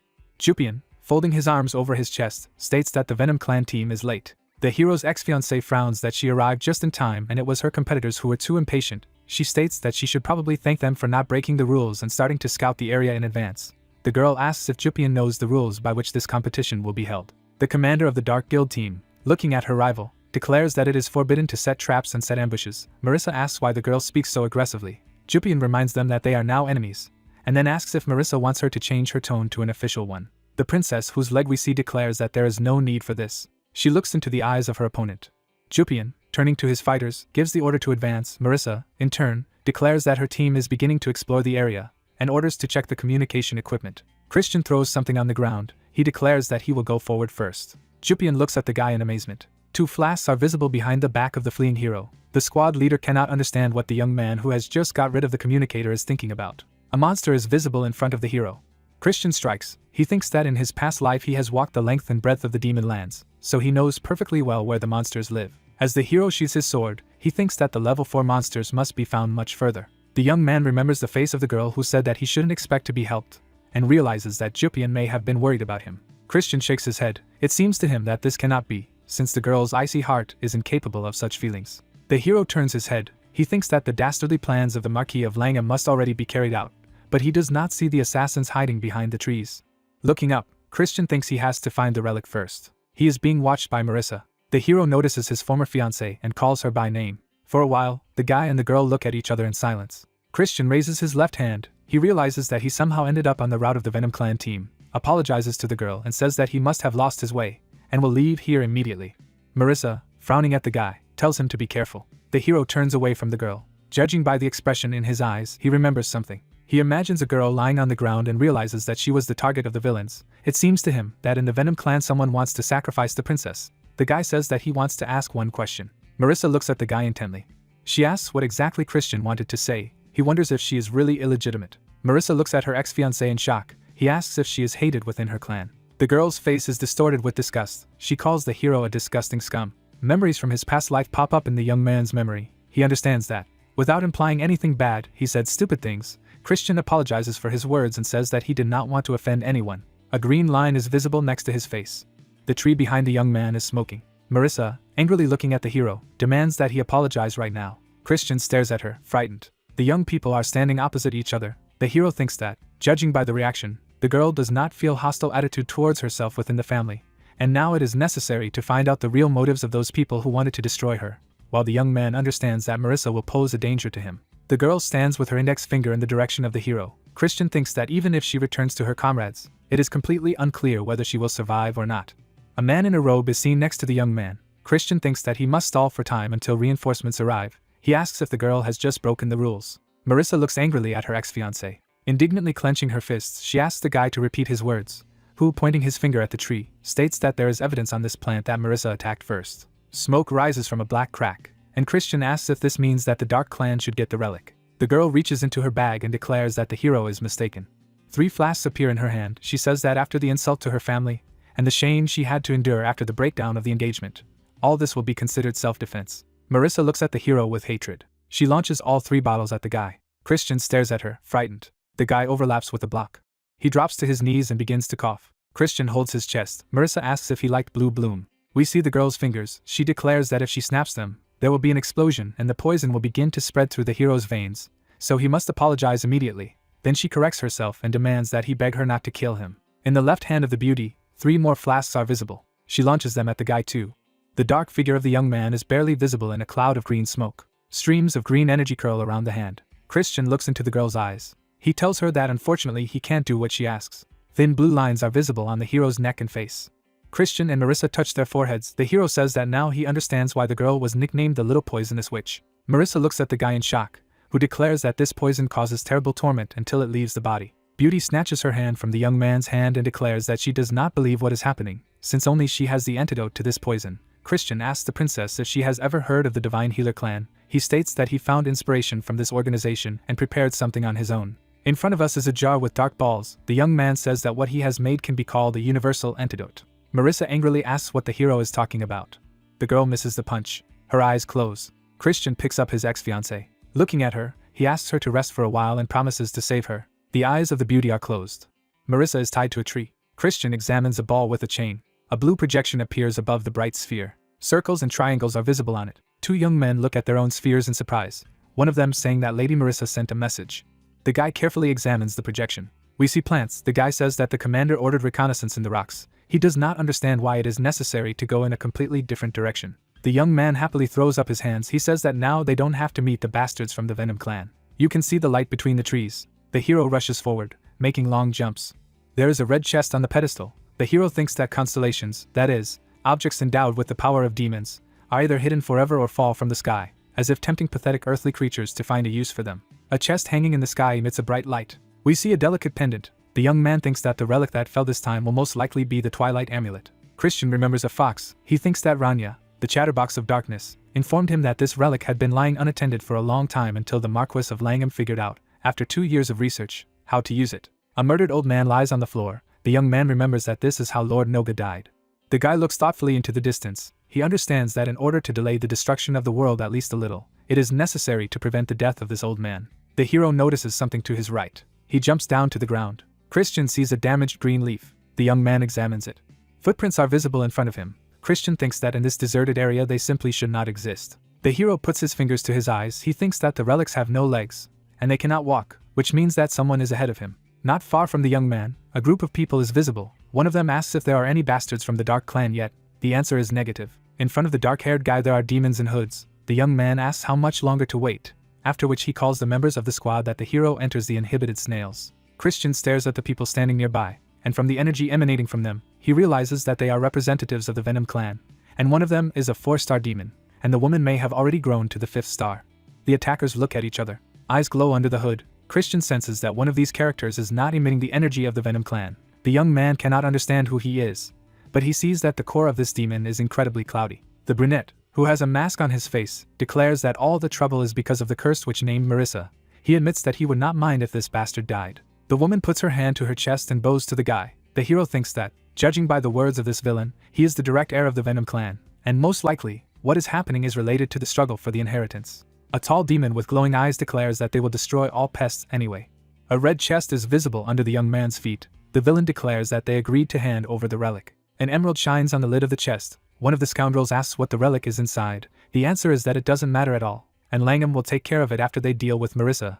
The guy orders to find the bastards they are waiting for. The demons, whose heads are covered by hoods, bow, indicating that the order has been accepted. They immediately set off. The brunette sits down next to a bush. The hero thinks that only the dumbest character is left, and he will probably be able to deal with this villain, since he has no more than 4 stars. Then Christian realizes that he may not get involved in the fight. The hero, watching the guy from behind the tree, thinks that there must be another, calmer way to take the relic. The young man hears hooting sounds above his head. Looking up, he notices 3 monkeys. Christian smiles. He seems to have thought of something. The brunette yawns, his mouth wide open. Some unpleasant substance drips onto his head. The villain, raising his head, sees the monkeys. He asks what kind of shit it is, and then realizes that the voice substance is literally on his head. Monkeys happily jump on branches, emitting loud cries. The young man waves his hands. He indignantly asks how these damn monkeys dare to defecate on him, and promises to take revenge on them in the most cruel way. The brunette raises his right hand. He demands that the animals come down to him for a serious conversation. Christian touches the red chest with his hand. The guy smiles. He plans to arrange a small prank. A magnificent blue pendant appears in the hero's hand. Christian hangs it around his neck. He could not even think that he would ever use it in this way. The young man thinks that no one forbade him to use this object not only to catch animals. He remembers a character who said that this stone can summon creatures up to level 4. The pendant glows. A white flash occurs above the young man's head. Christian launches his hand into the spatial gap. He retrieves the red chest, intending to swap the relic container with the one Marina gave him. The hero, sitting down on one knee, smiles. He swaps one chest for another, thinking that now everyone will be hunting for a fake. The container lies on the ground. Christian declares that the mission is accomplished. He opens the chest, stating that now that everything is ready, all that remains is to see what happens. Amazement appears on the young man's face. He looks at the object in the container and realizes that it is not a twilight amulet. In front of us is a forest. Marissa, looking at her tied hands, asks what the hell is going on. She remembers how the hero took her by the hand and called her a little poisonous witch. The girl with tears in her eyes calls her ex-fiancé a vile coward. Marissa tries to free her hands. She angrily shouts that the villain did not even apologize, and now he has tied her to a tree. The beauty does not understand how he could do something like this to her. Marissa looks at someone in amazement. There is a remark that the princess has finally been found. A smiling girl asks if this is Marissa from the Venom clan. Beauty, whose hands are still tied, looks at her and asks who is in front of her. Members of the detachment conduct reconnaissance of the area. Jupian holds a vial of pills in his hands. A young man standing next to her asks why it was necessary to take another antidote. The girl, looking down thoughtfully, thinks that this was a very good question. She does not understand why she even trusted the words of the scoundrel, which she considers the hero. One of the fighters, putting his hand to his mouth, shouts that there is nothing next to him.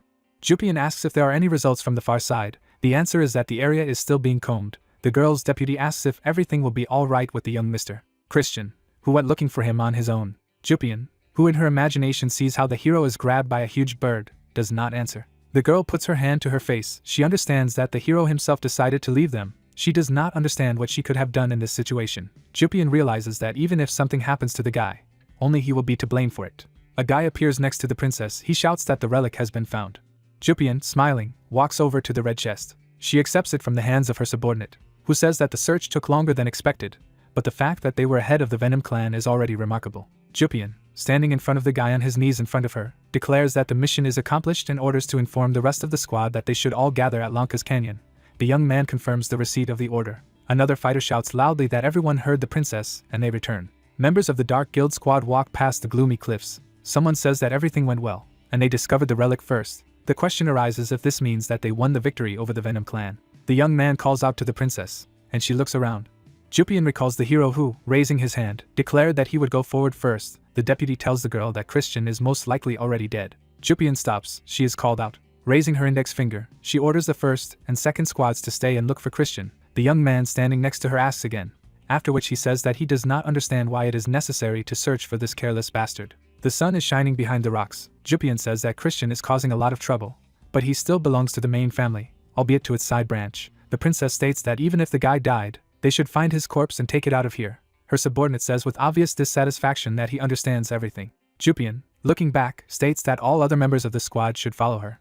The rocks behind the expedition members collapse. Stones fly down. One of the girls asks in fright what the hell is going on. The narrow passage is littered with huge boulders. One of the fighters reports that the exit is blocked. Jets of green energy are visible above the rocks. Jupian, raising his left hand, shouts that they are under attack and orders everyone to be extremely careful. Young people cover their faces. They are shrouded in a poisonous cloud. At the top of the rock, 3 figures are visible. Looking down at the bent members of the Dark Guild squad, someone says that it's over. The demons lie on the ground, shrouded in blue smoke. One of the ambushers reports that blue flower is the most powerful poison Marissa possesses, and it was stolen directly from her laboratory, so now the princess will be blamed for everything. The masked woman lands at the bottom of the gorge. She thinks that ambushing near the post of the Dark Clan is very risky, but this is the best way to destroy everyone at once. The demon looks up. She thinks that now all that remains is to take the relic to the laboratory owned by Marissa. The hand holds the dagger. The weapon flies at the woman who set up the ambush. The demon brings her hand to her face and declares that she has no choice and will personally kill Jupian. The princess stands with her sword outstretched. The assassin in front of her declares that the girl is too weak to put up a decent resistance. Jupian demands that the bastard shut up. The girl looks at her opponent in fear. She realizes that, judging by the energy, there is at least a 5-star demon in front of her. Jupian cannot believe that Marissa stabbed her in the back like this. A woman whose face is hidden by a mask promises to end everything quickly and painlessly. She rushes to attack. Thin blades are visible in the air. They fall into the ground right in front of the demoness. Jupian looks up. Marissa fixes her hair, and Jupian recognizes both her and Melon. The demon looks up in fear, trying to understand how Marissa could have ended up here. The princess jumps to the bottom of the gorge. Her opponent thinks that she ordered her spy to take the princess out of the canyon, and she does not understand why he failed. In addition, the bastard recognizes the deputy commander of the Black Swamp Knight squad. Melon, smiling, says that the princess is very fast as always. Marissa is displeased to demand that the girl not act like they are close friends. Looking angrily at the demoness, Marissa states that she dared to use blue flower to frame her. She demands that the bastard reveal who she is and who she works for. The demon, smiling, states that Marissa still doesn't seem to understand her place. She covers her face with her hand. The woman raises her left hand. Marissa, who has vials of poison in her hand, states that her opponent does not seem to be alone. Melon, smiling happily, reveals that they are opposed by 3 3-star demons and 1 5-star, and their enemies have a clear advantage. Jupian sadly says that whoever organized this ambush was well aware that the expedition lacked high-level fighters, and now they would most likely be killed like some kind of dogs. A dark figure appears at the top of the cliff, the owner of which declares that it is funny for him to see all those who are concentrated below. He says that it is unlikely that all this looks like a crazy coincidence. 2 princesses, opening their mouths, look up. They recognize the hero. He smiles happily. Christian, propping his head on his hand, says that from what he sees, he should have been missed here. Jupian angrily says that this is not the case at all. Marissa promises to have a serious talk with him later. The demon, next to whom a high rock is visible, states that these conversations look very emotional and cute. But everyone she sees now is doomed. She asks if anyone thinks that another weakling who appears can change the balance of power. Marissa frowns at her opponent. She really does not want to admit it. But, as far as she understands, the bastard is right. There are smoking pieces on the chessboard. Marissa thinks that after the demon becomes 5-star, it changes completely. And even the 4 of them are unlikely to be able to defeat the demon of this level opposing them. The hero states that the demon behaves arrogantly only because of the number of stars she has. He reminds her that she does not have 8 or 10 of them. The demon looks up angrily. She asks again, surprised. A spatial gap appears next to the hero's hand. The young man says that it is not at all surprising that the idiot showed up here with a completely ill-conceived plan, after which he shouts for his allies below to catch what he is about to drop them. Jupian and Marissa look up in surprise. The girls are holding artifacts in their hands. They are trying to understand what it is all about. Marissa looks at the golden frog in amazement. The hero informs the girls that he has dropped relics that increase power by 1 level. The princess from the Venom clan looks up in displeasure. Christian asks if she doesn't like something. The girl replies that no one will be happy with some frog. Jupian, happily looking down at her hands, states that she is now overflowing with mana. Wavy jets of energy rise up. Jupian says in amazement that she has the impression that her level has jumped to 6 stars. The hero thinks that he did not seem to have dropped anything so powerful. He says that he does not know what it is, and even begins to be afraid. Melon has a necklace with large emeralds hanging around her neck. The girl says that she is a little confused by the trigger that activates the artifact she received. She recalls her interaction with Leiden, who claims that Christian gave her a message. In the note that Melon reads, it is written that the expedition will be ambushed, and Christian has prepared a relic for her. The guy asks for help from the princess from the Venom clan and her team. Then the activation method is reported. The girl asks where the guy could have found such things in the first place. The hero's hands are on his knees. He declares that he has deceived one idiot, and that he already needs to run. Melon, standing downstairs, shouts that the young master promised her to have a duel after it was over, Christian confirming that the duel would take place. Raising his hand above his head, the young man shouts for the girl to try to live to see that moment.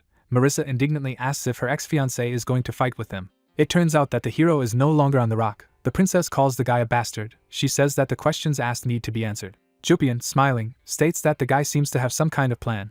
Marissa looks suspiciously at the second princess. She does not understand why she suddenly began to defend the hero, and why she looks at her ex-fiancé with such eyes. The demon, raising her right hand, laughs. She asks if anyone thinks that a few toys will help save someone. Streams of green energy rise around it. The 3 girls look at their opponent. Jupian realizes that she is using black steel chi. Marissa senses a destructive power that only 5-star owners can have. In front of us is the toe of someone's shoes. Melon, smiling, puts her sword forward and declares that the young master warned her that the number of stars does not affect the outcome of the battle. The girl recalls how the hero put a sword to her neck. She says that the reason for defeat is most often self-confidence. Jupian, smiling, states that she always wanted to rudely trample on arrogant bastards who look down on people. Melon, smiling, asks the princesses if they are ready for battle. Jupian happily says that she is completely ready. Marissa continues to look at the golden toad. The statuette ends up on her head. Taking out another portion of vials of poison, she shouts that it's time to start. Jupian offers to make a bet on who will destroy the enemy first. Melon shouts that he will take on the scoundrel with the black spear. The demoness, smiling, calls her opponents brainless fools. She launches something at them and shouts that they are going to die. Near Melon, a greenish impact mark is visible. She jumps into the air. The girl looks over her shoulder. Behind her, a demon is visible. Iron claws cut into the exposed sword. A green liquid spreads over the gland. The demoness, holding out her right hand, declares that Melon is very good. A white footprint is visible under her feet. She strikes a blow that falls on the girl's left hand. Jets of green energy swirl around the demoness. She declares that despite her skill, Melon is just a small bug and the Black Swamp Knights, as far as it is now understood, are nothing special. Melon, smiling, asks if her opponent is sure she has 5 stars. The girl says that she barely felt the hit. The demon raises her hand to attack again, and asks how her opponent dares to mock her. Melon stares at the enemy. She realizes that she must act now. The girl grabs the demoness by the face. Jets of dark energy rise from the woman's head. The demon trembles. She wonders why the 4-star curse suddenly affected her. Grinning mockingly, Melon says that the relic she obtained does not increase the power of the curse, but the power of the curse, and with the help of her own blood. A bloody necklace is visible on the girl's neck. The demon looks at the girl standing in front of her in amazement, and realizes that she seems to have missed the blow on purpose. Melon raises a sword above her head. She asks if her enemy liked this cunning trick. Blood gushes from the demonist's mouth. The bastard, missing the blow, flies back. One of her comrades tries to shout out to her. A dark point is visible next to the guy's face. He is ordered to look into the eyes. Jupian declares that their battle is not over yet. White clouds float over the forest. Someone asks how long this game of hide-and-seek will last. Christian, raising his fist, says that the one he is looking for did not show up on the rock, and apparently was planning a surprise attack. He asks if this bastard is really so afraid of losing. Behind the hero's back appears an opponent, whom he, apparently, was looking for. Under the hood, red eyes glow maliciously. Christian, smiling, declares that he has finally found the one he was looking for. The hero stands in front of his opponent. He states that he cannot understand why he has such a murky core. Christian says that the demon does not even seem to belong to the Venom clan, and it is completely unclear why he took the side of this organization. A young man with a mask on his face silently looks at the hero. He picks up a pebble from the ground and declares that the guy can decide for himself whether to answer him or not. Christian puts the stone between his fingers. He launches this projectile. He flies next to the opponent's head. Bright white rays are visible next to the three figures. The stone flies up to the demon's face. He hits him in the eye. Christian says that when the guy tenses, his right shoulder rises, and when he is distracted, his field of vision narrows. Smiling, the young man says that this is a disgusting habit, and Ashid's brother should get rid of it. The mask on the guy's face is torn. He puts his hand on his face. A deep scratch is visible on the right side of his face. Langham, sitting at the table, tells his son that the Venom clan will deal with Jupian and Marissa. However, if Christian slips away like a slippery eel again, Ashid will have to personally track him down. The man says that there should be no survivors on this expedition. The young man frowns up and mentally curses everything in the world. Three figures can be seen between the rocks. Ashid thinks that everything did not go according to plan. The squad from the Venom clan was not destroyed, and the opponents were joined by Melon, and because of this, the destruction of the expedition no longer looks as foregone as before. We see dead people. Ashid thinks that if he kills the hero under such circumstances, outsiders may have doubts, and perhaps someone will decide to start an investigation. The guy imagines himself being pointed at. He realizes that since he is not at the estate now, he will not be able to avoid suspicion, and this means that Langham will be drawn into a very unpleasant story. Christian, folding his arms over his chest, asks why his relative hasn't said a word yet. The guy asks what Ashid is afraid of. An object emitting black jets appears in his hand. The villain thinks that he must first kill the hero, and only then think about what to do next. Jets of black energy swirl over the Ashid. Christian, smiling, declares that he likes it much better. A purple sword appears in his hand. In front of the hero you can see a trace of a blow. Christian looks over his shoulder. Ghostly figures approach him. Smiling, the young man says that Ashid seems to create clones from demonic energy, and that the young man did not become a young lord by accident. Christian parries the blows that the ghosts inflict on him. The young man blocks the sword of one of the opponents. Another enemy is approaching him. Christian, smiling, thinks that Ashid is using an illusion to attack from behind. He says that he expected something like this. The hero rushes to the enemy, who has covered his face with his hand. Christian strikes. He only cuts through a black veil. Ashid flies up behind him with a sword raised above his head. The young man realizes that this was also an illusion. His relative angrily shouts that the hero must die. He strikes a powerful blow. Ashid lands on the ground. In front of him, a deep mark from a blow is visible in the ground. The young man says that Christian is just a useless insect. The hero immediately asks him to repeat his words. Ashid is very surprised. We see the right side of his face. He says it just can't be. In front of us is a dark silhouette. The sword emits jets of purple energy. Ashid looks at what is happening in shock. He realizes that he is looking at a true black sword. Christian, smiling, asks if the guy liked this surprise. He lands a punch that trails directly toward Ashid, flying backwards. The young man covers his head with his hand. White cracks are visible above it. In front of us is a vague figure. Christian stands in front of an opponent lying on the ground, resting his fist on the ground. Ashid asks why he is being bullied by some pathetic spawn from a side family branch. Ashid recalls looking at Christian when he was very young. The hero, raising his right hand, invites his relative to just calmly accept defeat. He promises that in this case he will not tell anyone about what happened. Christian says that in this case the Marquis of Langham will not suffer either, and a war between the families will be avoided. Ashid looks at the young man with his mouth open. The guy thinks intensely, trying to understand if the hero knew about all the details of the plan from the very beginning, and if so, from where. He realizes that if everything is so, then he must kill the hero to avoid all problems in the future. However, this is impossible now, and since there is no other choice, he must wait for another opportunity. On one knee in front of the hero, Ashid thanks him for saving his reputation. Christian declares that there is nothing to thank him for, and a true demon should be proud of such actions. Smiling, Ashid states that the guy is absolutely right.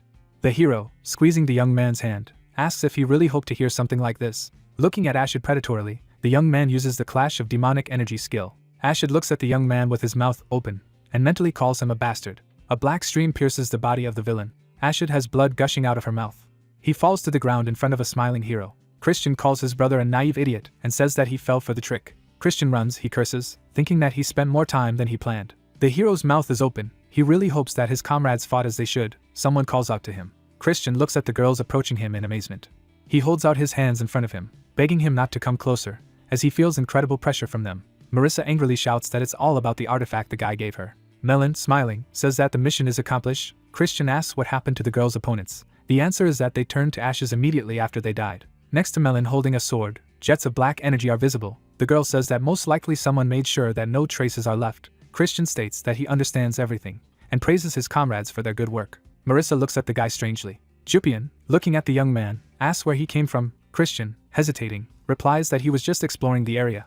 The hero beats his chest and says that nobles like him shouldn't participate in battles. Marissa asks why in this case he looks like someone beat him up for a very long time and heavily. The girl, looking at the hero, asks if he has met other traitors from the Venom clan. Christian looks at the girl in surprise. Raising his right hand, he wearily says that nothing of the kind happened, and suggests that we leave this place. The hero looks thoughtfully in front of him. He thinks that he deliberately dealt with Ashid away from here and without witnesses, and by this point in time, the guy has either already come to his senses and run away, or his subordinates have come for him. Ashid pulls the hood over his head. Christian thinks he must keep it a secret. As if there is an uproar, the Marquis of Langham will be forced to take some further action. We see a trophy of the hero and the characters we know. Christian thinks that he got the insignia of constellations and saved the lives of 3 people, and that's more than enough. Christian is sitting at the table. It is reported that the case is taking place a week later. The guy thinks that the incident agitated both families. The Venom clan was in the role of the culprit, but everything was settled as part of a compensation agreement. There are papers on the table. The hero reaches for food with a fork. He thinks that the Dark Clan so easily went to end the conflict due to the fact that its head is well aware that Christian knows what role he and his son played in these events. It seems to the hero that in the end everything turned out much better than in his previous life, where everyone died. We see the box changing hands. Christian thinks that Duke Wham did not have to hand over the demon amulet to the Marquis of Langham. The hero's ex-fiancée looks displeased. The hero thinks that Melon has returned to her duties after leaving the canyon, and Marissa has promised to keep quiet about the involvement of the Black Swamp Knight's deputy commander in these events. Marie, smiling happily, pours wine into a glass. She says that the young master should eat better, even if he has no appetite. The guy states that his whole body hurts, and he does not understand where he should have the desire to fill his stomach. Marie complains that these words break her heart. Christian replies that the girl has nothing to break. Banshee imitates a heart with her fingers. She continues to claim that her heart is beating wildly, but this time from the cruel words that the young man utters. While she assures that she still sincerely loves the young master, Christian demands that she stop saying strange things and once again reminds that the girl's heart stopped beating a long time ago. She screams offended that it just can't be, and it just bursts out of her chest every time. When she looks at the hero, Marie looks at the young man with a strange look, who orders her to stop pretending to tremble on purpose. There is a piece of food in the spoon. The Banshee asks the hero to open his mouth. Christian, looking at the food with disgust, declares that his hands are in place, and he can put it in his mouth himself. Marie, looking at the guy with loving eyes, says that he is modest, but she likes this side of the young man incredibly much. Banshee shoves a spoon into the hero's mouth. She declares that the guy should eat a balanced diet so that he has strength for the night. The hero tries to stop the flow of his maid's speech. Jupian calmly watches all this obscenity. Marie asks if the hero likes the taste of a special soup. He replies that it was not cooked by a banshee. The girl replies that it is filled with her love. Marie hangs over her master's head. Christian asks Jupian, who is sitting opposite him, how long she will be here.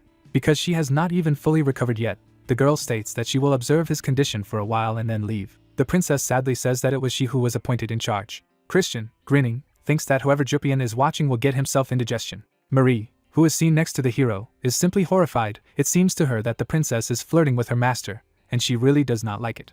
Folding her hands in front of her face, the Banshee asks Jupian if the lady will drink anything. She states that she can bring her some bloody juice. The girl calmly replies that she can't stand this drink and prefers scallion juice. The Banshee looks at her with a very strange look and states that there is no such item on the local menu. Christian sits at the table with a sad look, thinking that Jupian has unexpectedly turned out to be quite a strong opponent. Looking at her, the young man asks if the girl wants to say something. She replies that she hates the hero and will crush him one day. Sighing heavily, Christian says that Jupian may try to do so. Scratching her cheek, the princess states that, nevertheless, this time she is grateful to the hero. The young man looks at her in surprise. Putting his hand to his ear, he mockingly asks the girl to repeat, since he allegedly did not hear. The room is lined with a huge number of flowers. Jupian states that the guy's hearing is fine, and he heard everything. She asks him not to take everything wrong, and states that she is just acknowledging what the hero has done for her. He replies that if the princess understands everything, she can continue to treat him as her savior. Jupian looks at him sternly and declares that this is the last time he sees an idiotic smile on the young man's face. She informs him that if the Marquis has made a promise, then the guy will be officially appointed one of the heirs. The hero is wearing a costume with epaulets. Jupian says that after the guy gets a new status, everything will change for him, so he better prepare in advance. Christian looks at his interlocutor, thinking that, of course, it will no longer be the same as before. The young man looks thoughtfully into the distance. He thinks that until this moment he was considered a small bug and did not pay attention to him. But now that he has become an equal opponent, everyone will try to crush him. Behind the young man's back, his competitors are visible. He thinks that as soon as Ashid recovers his core, he will raise his head, and intrigue should be expected from the first Princess Yulia, who is hiding some secrets. And do not underestimate the third son of the Marquis, Mysak, and the mad first prince, whose name is Shirad. Jupian touches his cheek with his hand. The hero tries to understand whether to expect some trouble from her too. The princess, looking at the guy in surprise, asks why he looks at her like that. She wonders if she really seems so beautiful to him. A purple vortex is visible in front of the girl. She uses the unbridgeable 4D wall skill. Jupian barely gets up from her seat. She asks not to look at her like that, and declares that she is already leaving. The girl waves goodbye. Christian picks up a knife and fork. Sighing with relief, he says that the princess is finally gone, having sucked all the energy out of him, so he needs to recharge for a while. The guy has a strange smile on his face. Closing his eyes, he looks at the girl standing next to him and asks why she didn't leave if she promised. Amazement appears on the hero's face. Marissa stands in front of him. Christian looks at the girl in surprise. Marissa asks if the young man is okay. The hero, smiling, says that everything seems to be fine with him. Christian and Marie do not take their eyes off the princess. The guy cannot understand why she came, and really hopes that she will not reproach him for tying her hands. Surprise appears on the hero's face when he hears that the girl's father wants to see him. He imagines a man with an emblem over his head. The young man thinks that Duke Wham is the head of the Venom clan and an 8-star demon lord. The young man has a thoughtful expression on his face. He tries to understand why such a person would meet him. Christian and Marissa walk next to each other. The girl, lowering her eyes, asks how the guy knew about the ambush that was set up on them during the expedition. Christian remembers the green-eyed girl and states that he has an informant. Marissa silently looks down. She recalls her conversation with Melon, who, posing as the deputy commander of the Black Swamp Knights squad from the Dark Clan, reported that she had infiltrated the expedition zone on the orders of the young Mr. Christian. Marissa, whose hands are tied, asks again in surprise, after which she says that this is an admission that Christian broke the rules. Then she asks if anyone is really hunting the members of the expedition. Melon says that the young master asked the beautiful lady, the head of the Venom clan, to fight back against the ambushers. The girl asks again, shocked. Clouds float outside the magnificent window. Marissa asks why Christian, knowing about the ambush, tied her up instead of just warning her. The hero replies that at that moment it seemed to him that the girl might be in danger. Marissa looks thoughtfully at her ex-fiancé, who states that if the ambush was organized by members of the Venom clan, then the girl would become the main target as the heiress, because there is also a fierce struggle for this place within this organization. Christian looks at his interlocutor, who says that it means that the young man did not suspect her of any bad plans, after which she declares that she is indebted to the hero. He looks at her in shock. Looking at the boy, Marissa thanks him for saving her squad. Putting his hands in his pockets, Christian says that the girl is very important to him. She asks in amazement. Blushing, Marissa clutches her face. She does not understand why all this should happen again. If this is a long past stage, the hero invites her to become a political ally from now on. Marissa is amazed. Raising his hands, the hero asks what she thinks about this and calls his proposal very good. Seeing the girl's reaction, he asks if she is worried about their former relationship. Smiling, the guy says that Marissa should not worry about this. Marissa closes her eyes, and Christian declares that she is not proposing to get engaged again. Putting his hand to his chest, he swears that now they are complete strangers to each other, and asks to believe him. Two figures are visible on the red carpet. Christian looks at Marissa in surprise, trying to understand why she doesn't answer. An evil fire lights up in the girl's eyes. Smiling strangely, she declares that she accepts the young man's offer for the benefit of both their families. Christian looks in amazement at the back of the beauty walking away from him. He tries to understand that it has just happened and if he really said something offensive. Marissa, meanwhile, turns to the patriarch and informs him that she has brought Christian Van Baron Khazar to him. A man is standing at the window. Duke Wham, smiling, thanks his daughter and praises her for her good work. Raising his right hand, he asks in bewilderment why she suddenly called him patriarch, since he repeatedly asked her to call him just father. The girl, closing her eyes, declares that they have a guest now, and asks her father to restrain his emotions. He admits that he was a little wrong,